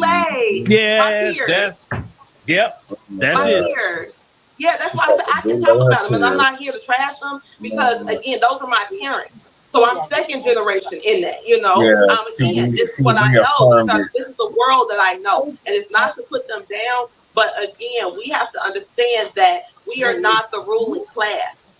There are things that people go through. There's things that I've gone through as an adult living in my neighborhood. I wasn't privy to that as a child. And had I not been here going through those experiences, I wouldn't be able to speak to it like I could. I wouldn't be able to, you know, if I came from Hampton and then went and got me a condo in Naperville and then I want to come and lord over the Negroes on the west side of Chicago. No, we're not doing that. And my parents were very intentional about teaching me about that because they said, again, we live here. Don't let them overtalk you. I got the same degree, wrote the same papers, got the same qualifications as you. You don't get to overtalk me. And that's everybody's issue with me too, because they like, what can we say? But anyway, I digress.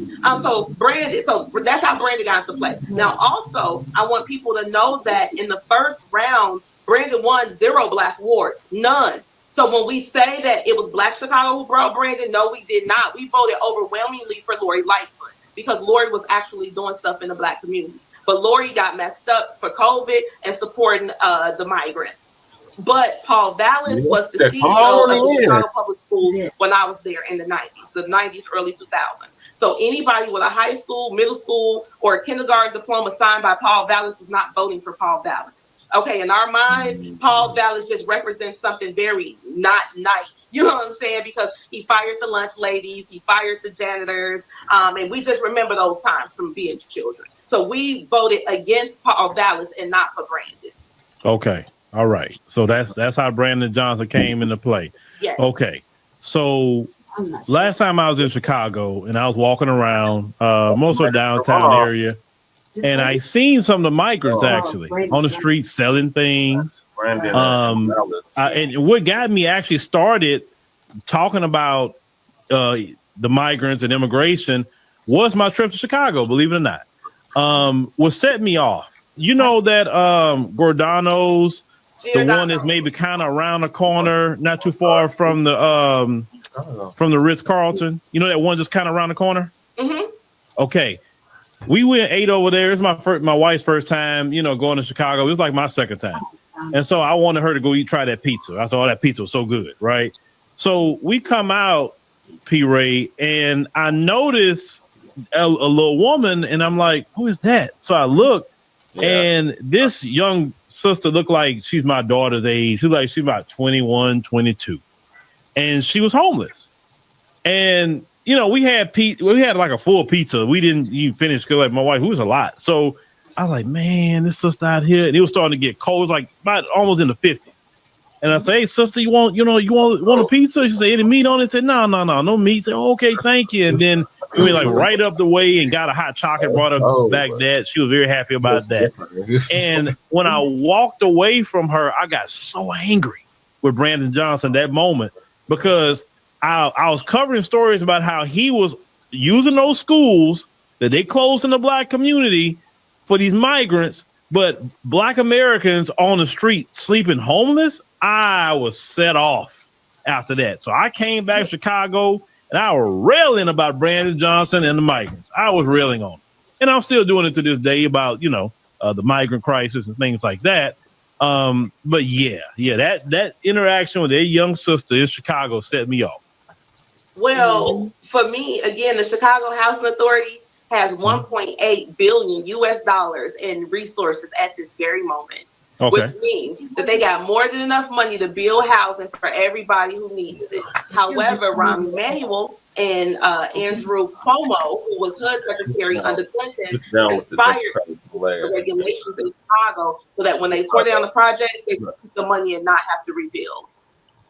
That's another reason that I left the Democrats. The more I started researching, because I was getting frustrated. Imagine your frustration. I'm living here, and I don't like to feel frustrated. I don't like to feel mad. I always want to get to the reason of why this happened so that this cannot happen again. And I started to research and see how much they were manipulating the housing. And I'm like, this was all a conspiracy by Rahm Emanuel. If you see Rahm Black Chicago, run. Because when Rahm Emanuel shows up, Black folks go homeless. Straight up. So that's why that girl is outside. That's not so Brandon is focusing on those migrants, but CHA has over $1 billion. Well, let me ask you a question about that. You know, because you got Black Americans who's homeless and could be in those same shelters that he opened up for the migrants, right? Right. So what's the word with that? Like, because you see when Eric Adams in Chicago starts speaking up against Biden and them, he gets hit with an indictment. So is Brandon Johnson like, man, I better go along before I get hit with one? Like, what's the deal? No. Brandon, again, this was on his website. That's what he said he was going to do. Mm-hmm. This is literally what the people voted for. As he always says, this is what the people voted for. That is what the people voted for. So he is telling the truth. However, well, can I interject? Yes, sir. When everybody was talking about the sanctuary city ordinance and putting it on the ballot, you remember that? That was the P-rate ordinance. We came up with that on Black Excellence Hour. So the reason it even got to that level is because I was talking about it on the show. And I said, y'all, we're going to get some petitions. We're going to get our signatures. Everybody fill out your sheet. And we're going to bring them together so we can get this question on the ballot. And then we can vote it away. Well, some aldermen were listening to my show. And they called me. They said, P-Ray, you ain't got to do all that. We're going to bring it to a vote in the council. And then that's how we got there. And then Brandon, because they knew that we didn't want it, first off, his floor leader, Carlos Rosa, was manhandling and bullying other aldermen who were there, including my 72-year-old alderman that he decided to manhandle. I remember covering that story. Yes, that was my alderman. And our whole ward, but about 300 of us went down there the next time and said, now grab her now. You know, we're not doing that. But she didn't even vote for it for us because they have all gotten some money. Okay, she didn't even go that day. But they didn't even give us the choice to vote for it because this is what they want. They don't care that we don't want it. And I'm so glad that Greg Abbott sent some buses. Clap it up for Greg Abbott. Send some more, Greg. Send some more. Because the more buses you send, the more pressure it puts on them to get rid of the sanctuary city ordinance. That's the main thing we're trying to do right now. So if they got to send everybody up here to make it pop, and then we're going to get ICE to come in and scoop everybody out, and then we'll be okay. But at least that ordinance will be gone. Right, yeah, that's my governor here in Texas, Greg Abbott. So this the deal with that. You're talking about ICE. A lot of people talking about ICE. Is Brandon Johnson? I know Pritzker talking about he's going to stand in the way and try to stop, Trump administration from getting the migrants out. What is Brandon Johnson saying about that? He going to stand in the way, or he just quiet? He said the same thing. So the day after the election, I went to city council with my sparkly MAGA cap on, and I said, "Y'all, my president won. Clap it up for my Donnie." Now what y'all can do is get y'all pens out, and every line that say migrant, draw a line through it, and then reallocate that money back to the American people because they about to go home. We don't even got to talk about them no more. And we need y'all to talk to suspend the sanctuary city ordinance so that the Chicago Police Department can work in tandem with the Immigration, Customs, and Enforcement Agency in order to get this going. Do you know that as soon as I said that, Brandon did a press conference and responded to me and was like, no, we not doing that. And to all these people who want to appoint themselves leaders, I'm the leader and we not doing that. I'm like, whoa, oh, yes, you are. Oh, yes, you are. Because Tom Holman already said, y'all get in my way, you going to jail. It is a federal offense to harbor illegal aliens. So if they're going to do that in their official capacity, they're going to go to jail in their official capacity. This is the United States of America. You don't get to tell the federal government that you're not going to do it in violation of the U.S. Constitution. No, it does not go like that. You have your role. That's called the exclusivity clause. I think it's in section 1 or whatever. But what it says is if that function is exclusive to that branch of the government, nobody else can intercede. And immigration belongs to the federal government. So they can talk all they want to, but they're not standing on anything because Holman coming with the feds and the Constitution. Yeah. Well, and you know how it is. They'll make more an example out of Brandon Johnson quicker than Pritzker. Of course. And then you better believe that. So I hope he don't make himself look stupid and get some charges. He going straight to the feds, and we not gonna get mad. We're not coming outside with the pitchforks. No, now you locked up because they want to virtual signal, and we're like, Brandon, you don't have to do that. Like you live on the west side of Chicago. You're not from here, as Miss Jessica reminded everybody. He's from LG.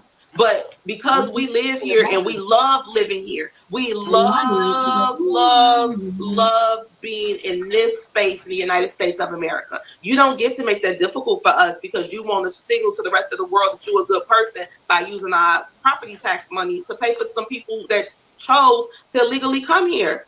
No. Why do we have to accept that, America? Really? No. I mean, if we didn't fight back against this, do y'all know what they would have done to us? Well, Sister P. Ray, let me ask you a question. how much advocacy is Brandon Johnson doing for Black Americans? None that I can see. He always comes to us and he says that our communities have been divested from, and we need more programs, and we have to do more hiring of the children, and we have to give Black people a universal basic income, because he only sees us as a big old charity and pity party and wants to come to us in time of bond.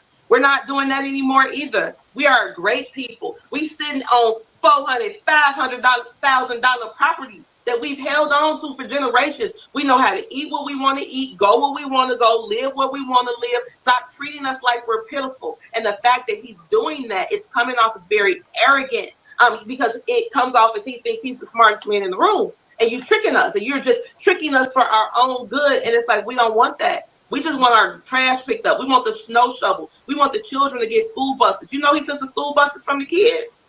Well, why? Why did he do that? To get the illegals to school. So now they're saying the school buses are only for disabled or unhoused people. P-Ray, let me ask you a question. P-Ray, let me ask you a question. Hold on.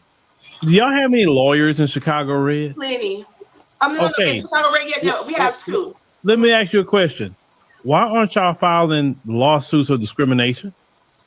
These are great questions. So I'm just one lady. Maybe that's the next page of Chicago Red. I'm saying, you said there's lawyers in the group. You wouldn't do it. Obviously, you wouldn't do it. But I'm saying the attorneys, because if Edward Bloom is filing lawsuits every 5 minutes, then how come? Because these people aren't even citizens of this country, and it's a form of discrimination. If you're taking away from American citizens and giving it to migrants, that is a form of discrimination. They're illegals. They're not migrants. Our grandparents were migrants. However, these illegal aliens, they're not saying it specifically for them. They said it's for unhoused people. And because they're unhoused, they qualify for it. And people like my daughter do not. So every day, because he took her bus, I got to take 3 expressways there twice a day to get her to school. When the Chicago Public Schools have $117 million allocated to people transportation. And so he couldn't take some of that 1.8 billion and put that back in the community since he's not using it? Who knows? And so CHA is its own separate entity. No, I get that. Yeah, but like Trump was say, oh, you got some money in the military budget. Let me pull some of that and put that here. Couldn't he do something? I mean, I'm just trying to figure this out, because how is it that he's walking around the way he is and he just literally making people suffer? That is a damn shame. I'm not advocating nothing happens. No, I'm not. It's not violence. But I mean that he should be like, man, he should be met with a lot of protests everywhere he go. Like, man, what are you doing to this city? We go to his house. Me and Kata, who we had on this show, we went and did a Trump protest in front of his house. Me and Mark Carter went out there and did a protest in front of his house with the flags. Because again, he lived right over here in the hood with us. So yes, we do these things. However, initially when we were doing them, they were saying that we were giving a Black man a hard time, and we need to leave that young Black man alone. Oh, okay. But now we don't hear that as much. You know, especially when he tried to hit us with $300 million for them. No, you don't have friends. That's why he has a 14% approval rating now. Our message and our passion is really helping people wake up. Because a lot of people think that we're like anti-branded, but I'm like, no, we're pro-self. We're telling people, please put your family first, put your issues first. After we take care of everything that's wrong with Chicago, I mean everything, then we can take some time and focus on some people that's not supposed to be here. But every minute we talk about these people, it's time and energy that we're taking away from ourselves. We got a lot to talk about.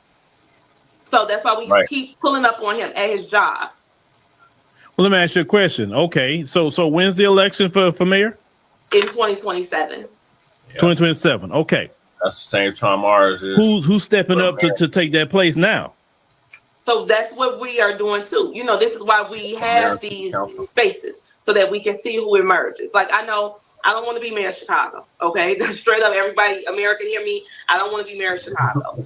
But there are people who do want to be mayor of Chicago, and we got to make sure that we're in spaces with them so that they can know and understand what we need. American Negro people need in the city of Chicago, not the Blacks, not the minorities, not the BIPOCs, none of that. No people of color. The American Negro people We got our own needs and things that we have to rectify in this city for ourselves. So that's why we got to get this message out. And the way we do that is not in a racial sense, but in a patriotic sense. For instance, one thing that we are pushing, that I've pushed toward the reparations committee that we have here, is that our reparations committee focuses on the effects of Jim Crow, because that was state-sponsored domestic terrorism.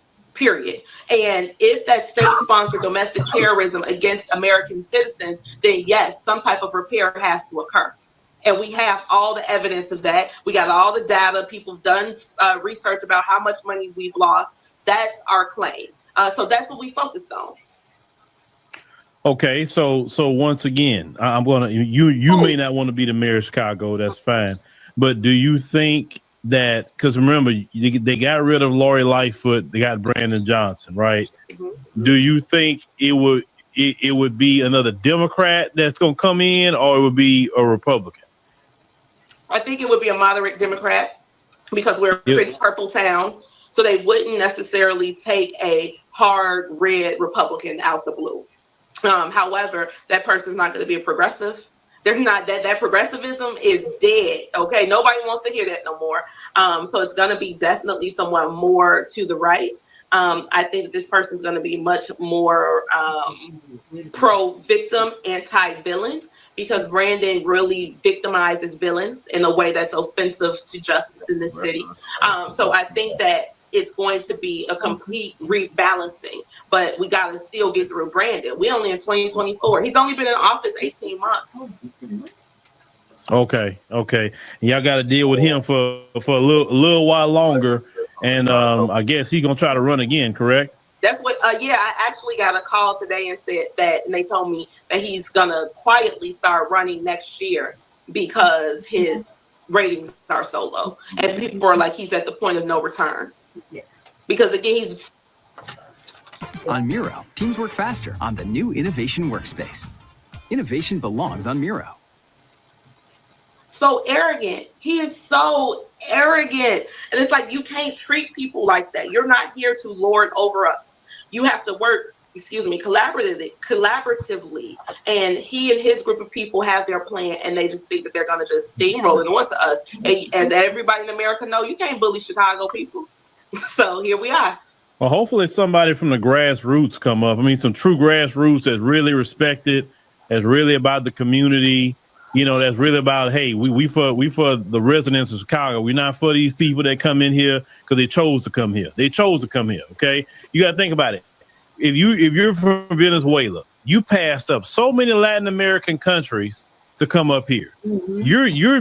You just want to think like, oh, I'll just go to America. But I would think that the reason why they should be deported for simple, you're supposed to go to the first country closest to your homeland. Right. Correct. If you filing for asylum, why are you going to take that route when there's so many Latin American countries that is stable? Well, they are supposed to apply, even if you want to get American asylum, you're supposed to apply at the closest American embassy or consulate. So they passed up multiple embassies and consulates to get that process started. And myself, I've worked through USCIS. I met, my daughter's father when I lived in Senegal the first time. We came over here and got married, did our family thing.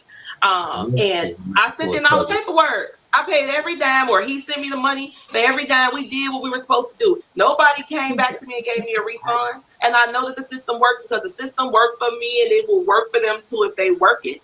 That's why I don't feel any sympathy for these people. I have nothing for them at all, because this is a scam by the cartel. The cartel is bringing these people up here. Don't think it's just one day two people decide to start walking, and a whole bunch of people join them and they come up here. No, this is very well organized, very well paid for. I know Senegalese people who came up here through the border, because it's not just Venezuelans, it's anybody who can get to Nicaragua who has an open border. If you have $100, you can go to Nicaragua and get a visa. When you get there, they hook you up with a cartel caravan that traffics you to the United States of America. It costs anywhere between $7,000 to $15,000, depending on how you want to travel. If you want to live in a tent, a hotel, plane, whatever, and then they get you to the United States of America.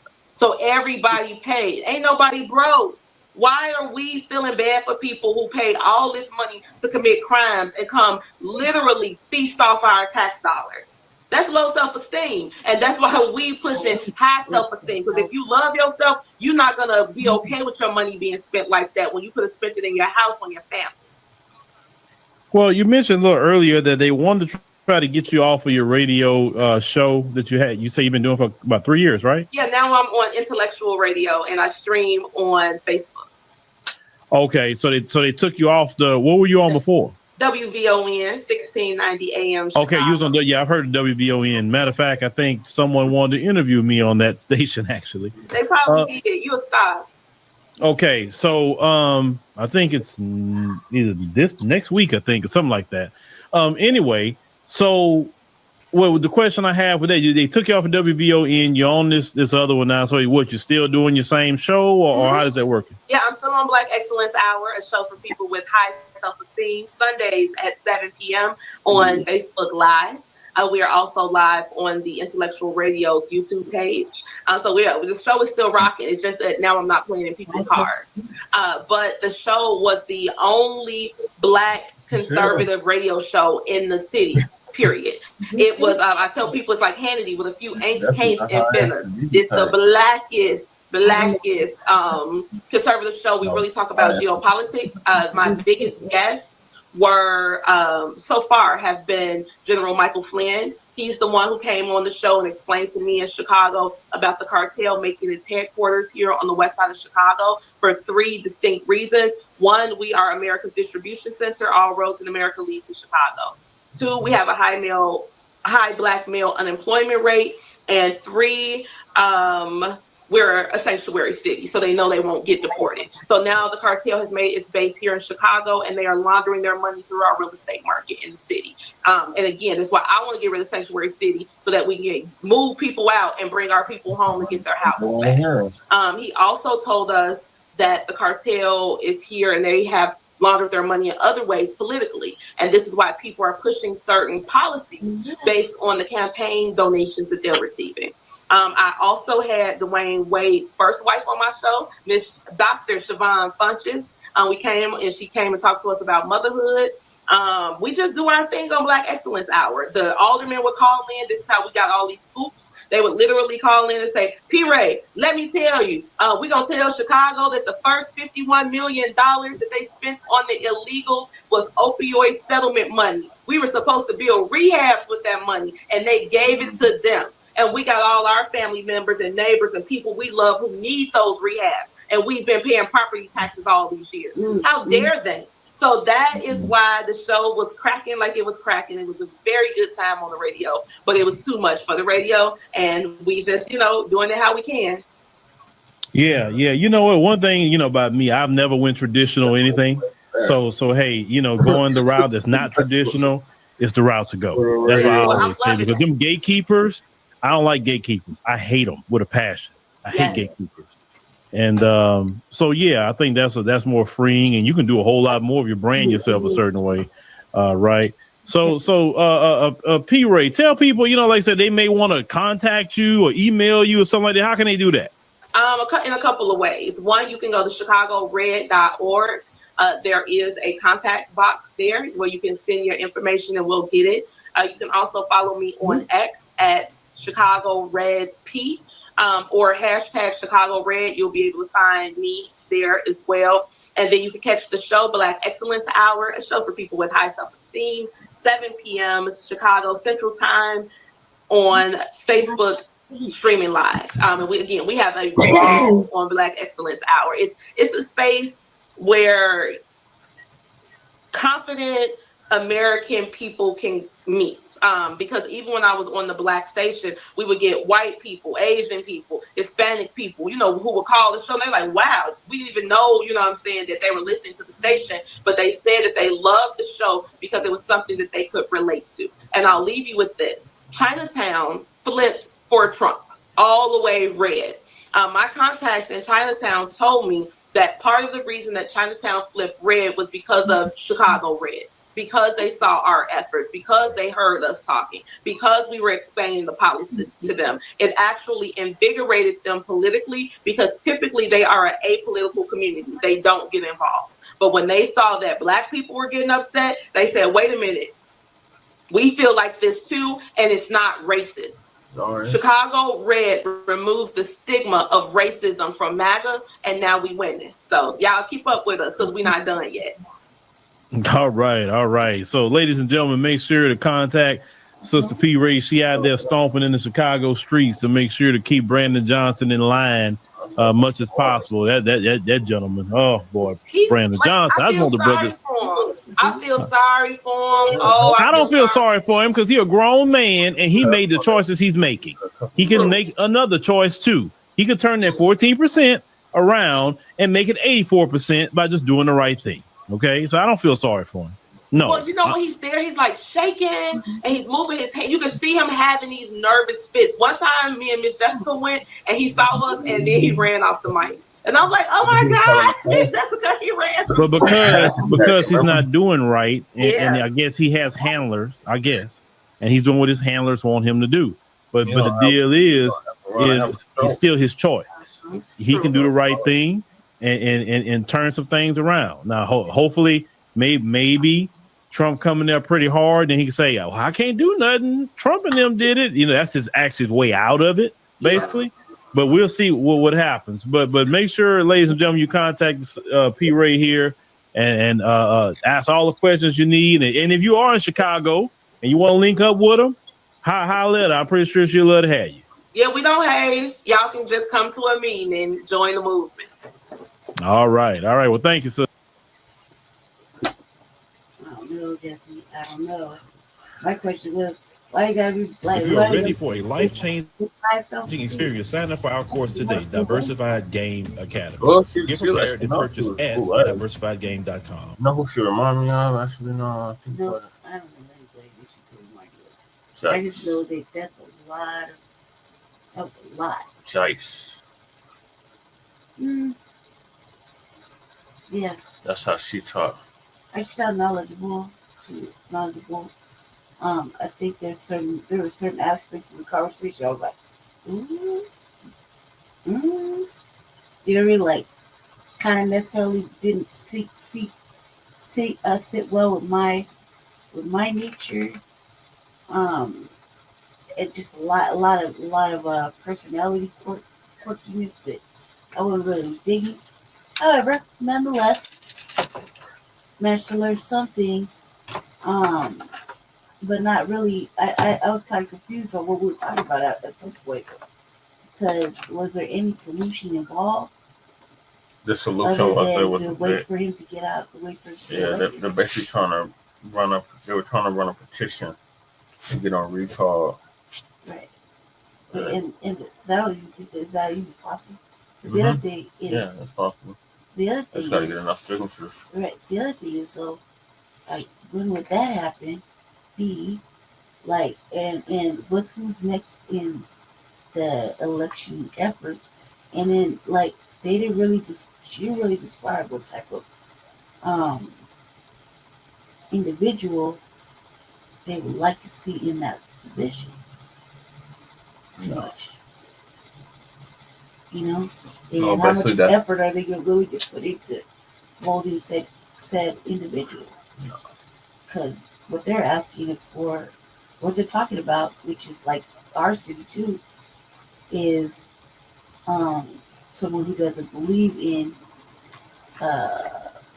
any kind of mass immigration. That's one.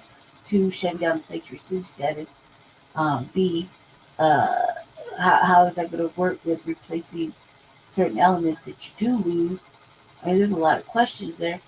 And is the process going to be difficult because he's a Democrat? Those are like kind of questions I would like to know. How difficult is the process going to be? I mean, we know we're in for the marathon. But what's to say that we find somebody that we create somebody that's gonna not what's the guarantee they're gonna hold our interest? Make them sign a damn contract and make sure that they do hold our interest.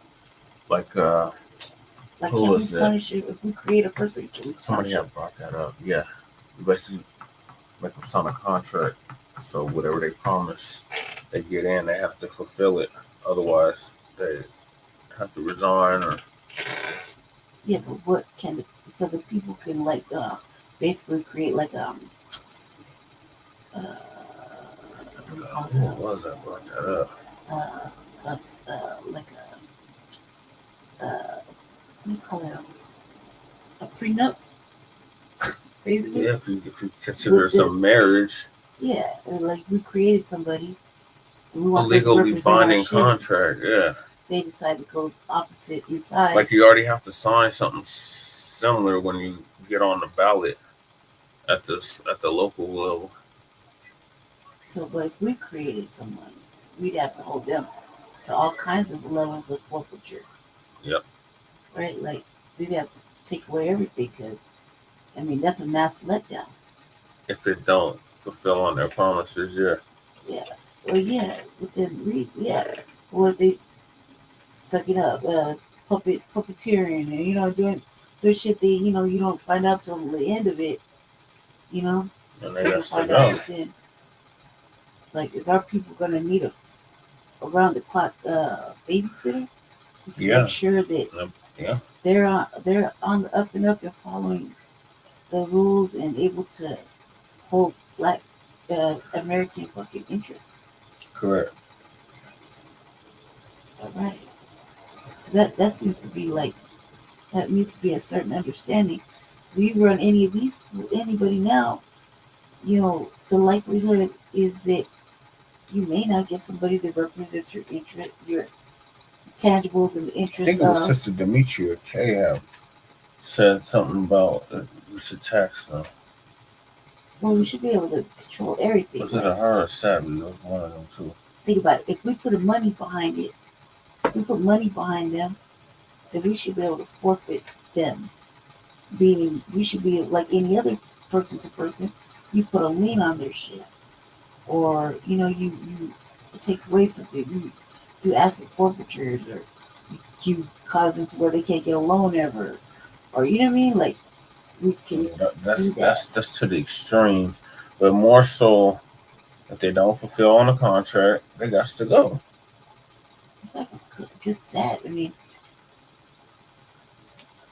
it's got to be all kind of heavier. The reason I say heavier punishment a little bit is not because it's us, but it's just that so that we know it's not a game, and just because a motherfucker whisper sweet, tantalizing stuff, shit like big check, cash, motherfucking whip, house for your mama, 400,000 in money or whatever, you know what I mean? Small little island, fucking bunker, whatever people's interests are, you know what I mean?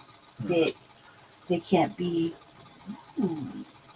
with the smell of fucking lilacs, roses, and greed, because that's a long time to hold a job. Like as mayor, that's 4 years, right? Yeah. 4 years of constant disappointing your people. If you didn't hold there's got like you don't even see these people asking for help. Like the mayor, be like, hey, look, I think I've head down the wrong path. Guide me back, FBA. You dig? Help me get to the right path, FBA. No, nothing like that. Because he wasn't chosen by FBA. Right, but if FBA chooses him, can the FBA go like, oh my God, I'm scared from somebody else. Yeah, I did economics. He was chosen by the Teachers Association. You did? Like, could somebody say, be like, hey, I need them. Hey, I think that this is not the right path. Can I get a FBA economist and a FBA auditor? Because I have a funny feeling about this and that, and an FBA, person help me walk through these little cabinets to see. I feel some fishy shit about to come down, and I'm not trying to get blamed for it, but knowing it's these motherfuckers in the cabinets within the cabinets. Like 9 people over here are fucking up, 10 people over there are fucking up. I just can't prove it. Okay? Would that be acceptable? That would be acceptable if we put them in there, right? Reach out to the proper channel. They're throwing all kind of money and pennies at me. Hell. Right. They're supposed to sword and a fucking shield and a deflection. You know what I mean? They're throwing pennies and money at me. Pennies, money, and dreams. and steak dinners. I ain't had one in years. They're trying to wine and dine me. They trying to wine and dine me with chicken. In music I like. Like remember, what's it, the boot camp? Mm-hmm. Remember the boot camp? And I was like, they're trying to wine and dine us. Yeah, they try to get us outside, to creep out our element. What the downtown? Remember the downtown Denver partnership was trying to wine and dine us? Yeah. You gotta get away from them motherfuckers. You gotta get away from them motherfuckers. Too, like, there's not a lot of questions being asked. Because you only got 2 years to put somebody decent in. That's 2 years of. No, they got somebody decent. They should have put Jamal Green in, or the dude that the shit was talking about that was like actually for black people, but they wouldn't support him because he had an accent, a southern accent like that. That's stupid. Probably had a trusting face too. All right, go ahead, Jesse. So they got rid of Lightfoot for this. Yeah, is she? Well, I got questions about that later, but I'll ask you later. Right. She was trying to sue the mayor. The mayor. Yeah.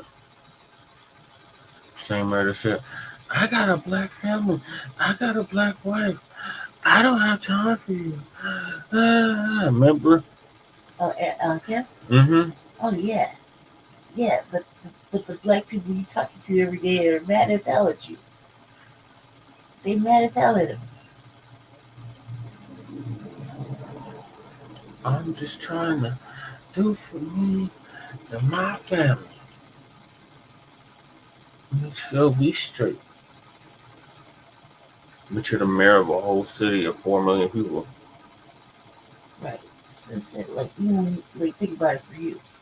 You think that that's something you want to run for? Real, everybody's mad at that dude.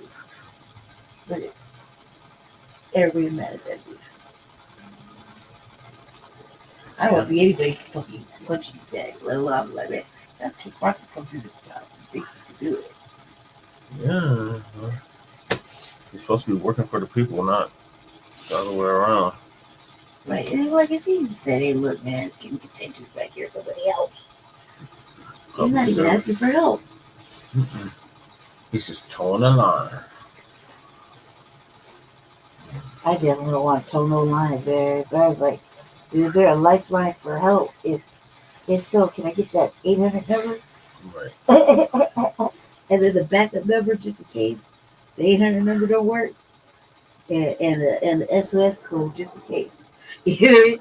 Because I'm not going down with this motherfucking stupid ass shit. It was set up for failure because they made it that way. You know what I mean? Right. Like, especially if I'm gonna be trying to fix shit. That's how I would think about it. But he ain't trying to fix nothing. No. He didn't come in there with that mindset. Hell no. And This if is he his did, second term or first time? this is his first time. Yeah. He got in 2020. You know, he got it last year. He's only been in for like a year. At the same time Johnson did. That's just stupid as hell. He's the only one getting it. Him and the other white lady, the white mayors over there, talking all that hot boy shit. Yeah. I don't think that's gonna work. There was a mayor in Delaware, Maryland. Delaware, I think it was a white lady. In Maryland, it was a white dude. And he was talking about how he was gonna go out his way to support the migrants despite Trump's deportation efforts. That's stupid. Speaking, that's another thing, man. It's like you already know how he's gonna get down. Well, even if he didn't get down like that, you already know what he was about for the whole motherfucking campaign trail. Mm-hmm. So why would you go against the grain now? Right. Right? If you knew that he was on that line this of cracker thought. said he was going to continue to spend taxpayers' dollars to defend migrants against Trump's deportation. This Maryland mayor I was alluding to earlier. Just asking for that. Just asking. I mean, I don't know if Homie can really. I mean, Homie could probably throw him in jail, sure, but that's probably only gonna be for a little while. But here's the question: is like, as a mayor, as a mayor, why would you? I mean, what are you trying to say with that? Pretty much. Harvesting few. Yeah, because in our own country, we can go to jail too if we harbor a criminal. Like say, I got my cousin up in the basement. My cousin, Now imagine harvesting 40, 50 million of criminals. Just hypothetically. Well, he's stupid because he pushed all of them over to the other areas that they're not safe in, and then lied about it. Mm-hmm. And like for example, Aurora was like, man, take your money back. Yeah, the rescues us like we can have them back. And then the mayor, he didn't talk to us. Mm-hmm. He didn't talk to us. Yeah. Remember? Yeah. And he's like, well, I've been working hand in hand. No, goddamn well, he didn't really speak to them. Yeah. And they cold busted him. Yeah. You know what I mean? Like several times. I have not spoken to Johnson. You remember Kaufman said that? Yeah. And she's like, they didn't run that by us. You know what I mean? And then when like that happened there, and then you had the other counties, they're like, oh fuck that. We don't want these people. We're gonna sue you. Yeah, Douglas County. And they started issuing them fucking those summons and shit. Yeah. Like, right? So, what's gonna happen is like they're gonna be like, and he left them all over it. And they're gonna be like, help me, Johnson, help me, Mike, help me. And he's gonna be like, oh, you're over there. No, goddamn well, he put him over here on the low. Like that whole shit that they keep talking about. Area, all the apartment complexes. How you think they got over here from the city of Denver? Right. They came in on the bus. Yep. How you think they got over here? The city of Aurora. The bus. The bus. For a whole year straight, we seen that shit. How you think they got into anywhere no matter what? They could lie and say whatever. I barely hear that's a lie. That's cap. Right? But let's just say, all the people weren't here just because they've been here a long time. We saw old boy with the checkered glasses over there chopping it up over here right down the road. Yep. Knowing goddamn well he was in city council crying and begging his little eyes up. But we just want a word. He's like a spokesman. Mm-hmm. And then he's over here right down the street, holding up signs and shit in protest. Come on, we know. Yep. So I was like, man, I want to knock these motherfuckers with cherry glasses. Yeah. Like, those glasses should not be worn by him. This motherfucker over there sleeping under the bridge, right? 50 camps deep. Mm-hmm. Now you over there running, interference and shit. And what is Drizzy doing? I'm taking fucking tails and moving fucking white people and women around. I was so scared. Bitch. Like, you shouldn't be outside looking at dangerous shit if you know what kind of neighborhood you live in. Right. Here they were. I got the ring cam. What? It's gonna whistle. I got the ring cam. And you go turn it in like they don't know that that's the place they went into and you live right there. Right. And they ain't never seen your punk ass doing laundry or nothing. Yeah, she ran the Fox News with that shit. Yeah, and it kept it going for Cindy. What's her name? Cindy? Who knows? Dude, that lady had a major gap in missing front tooth. Yeah, she was definitely like, look at what's happening out the window. I'm like, bitch, stay away from the window. If we still see you, you can still get. They're very annoying. Still, you know what I mean? Like, the rules still apply. Mm-hmm. You know what I mean? And not only that, but you don't think that 1 and 1 adds up to 2? Right. You know what I mean? Like, hey, who's up here? And hey, that's the one right there. Oh, because she moved to a different place. Say it isn't so. 9 blocks away. Motherfucker. Now motherfuckers pay to kick motherfuckers out. Or landlords this and that. Like, come on, man. Trump said whatever Trump said. So, Yep. So yeah. Operation Aurora is going down. Yeah, not only that, but they got to go through Denver too. You can only make it so many places back and forth. You know what I mean? You get caught fucking around, and everybody's gonna watch $20 cents, 20 imaginary gentleman dollar cents. Everybody gonna start taking their children outside now. Just like a children or wives do, just so you can have an available crutch. Don't kid.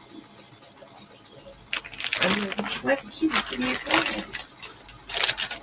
That shit is really bad. Especially when you're over there and you're hungry. That's very past motherfuckers. One of the little kids too and shit. Yeah, this is going heavy around my area for almost a year. Salacious auditing, dude, there's no mention of it. No mention.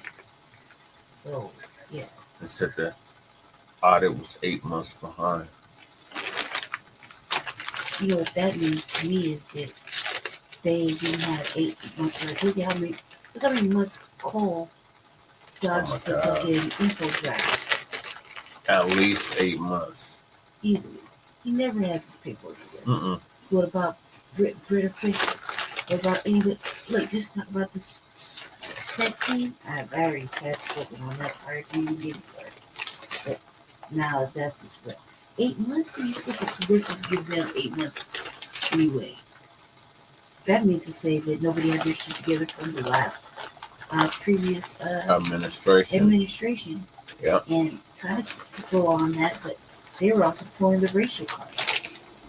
They were also saying that you couldn't ask anybody in the cabinet anything because that type was black.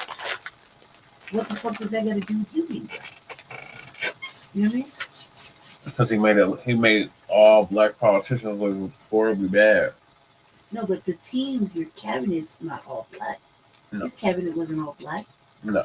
Not even a little bit. Mm. So when they were denying the auditor, it was on a premise of he was black. And you were offensive for even asking. Yeah, how dare you? Whereas in this case, city council is complicit. They've been complicit. Remember, Michael started on city council. Michael Hancock? Mm-hmm. I'm talking about since the start of the administration. They've been they've been spending all kind of money. Mm-hmm. You know what I mean? I'm like, okay, if I ever see, look, where's fucking Robert Davis when you need him? He just said fucking he ain't showing up no more. Maybe it's not okay. I mean, that could be the possibility. Robert Bailey. I'm gonna ask about it. But where's Robert Bailey? It's just like, look, I'm just gonna sign up every 3 months because otherwise I won't be able to speak. He is the sheriff's desk in Mountain View. Yeah, he did. He hasn't been by in like what, 2 months? Yeah, 2-3 months. Yeah. Probably longer than that. When is the last time you spoke? Did you end it? No, it's still live. Unless you got that last topic. I'm trying to find a clip for it, but I can't find it. So I'll just. What was the last topic? About the Trump tariffs. Tariffs. Oh man, yeah. Especially with Mexico. I saw a little piece of it. And there's another song. I'm just gonna say those for tomorrow. For part 3. The last one? The last one is Donald Trump's plan for empowering local sheriffs for immigration crackdown. He has a Senate for me. Yeah, at least I went over it all. Can't. He's too much. It's not that he can't. It's that he's got to find the money. And you got to find it's all about the money. They're swearing up and down ain't gonna cost a dime. It's gonna cost a dime. I mean, people don't work for free. But I get their own pay, right? Yeah, I don't know the ins and outs of ICE like that, but I know it's governmental agency. Yeah. You got pay them, feed them.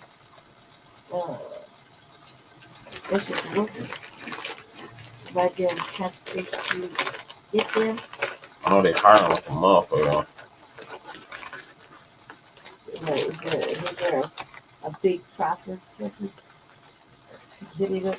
It's like, why did you do that? Why did they just go ahead and be, you know, how do you know? Does it say qualification as security guard? I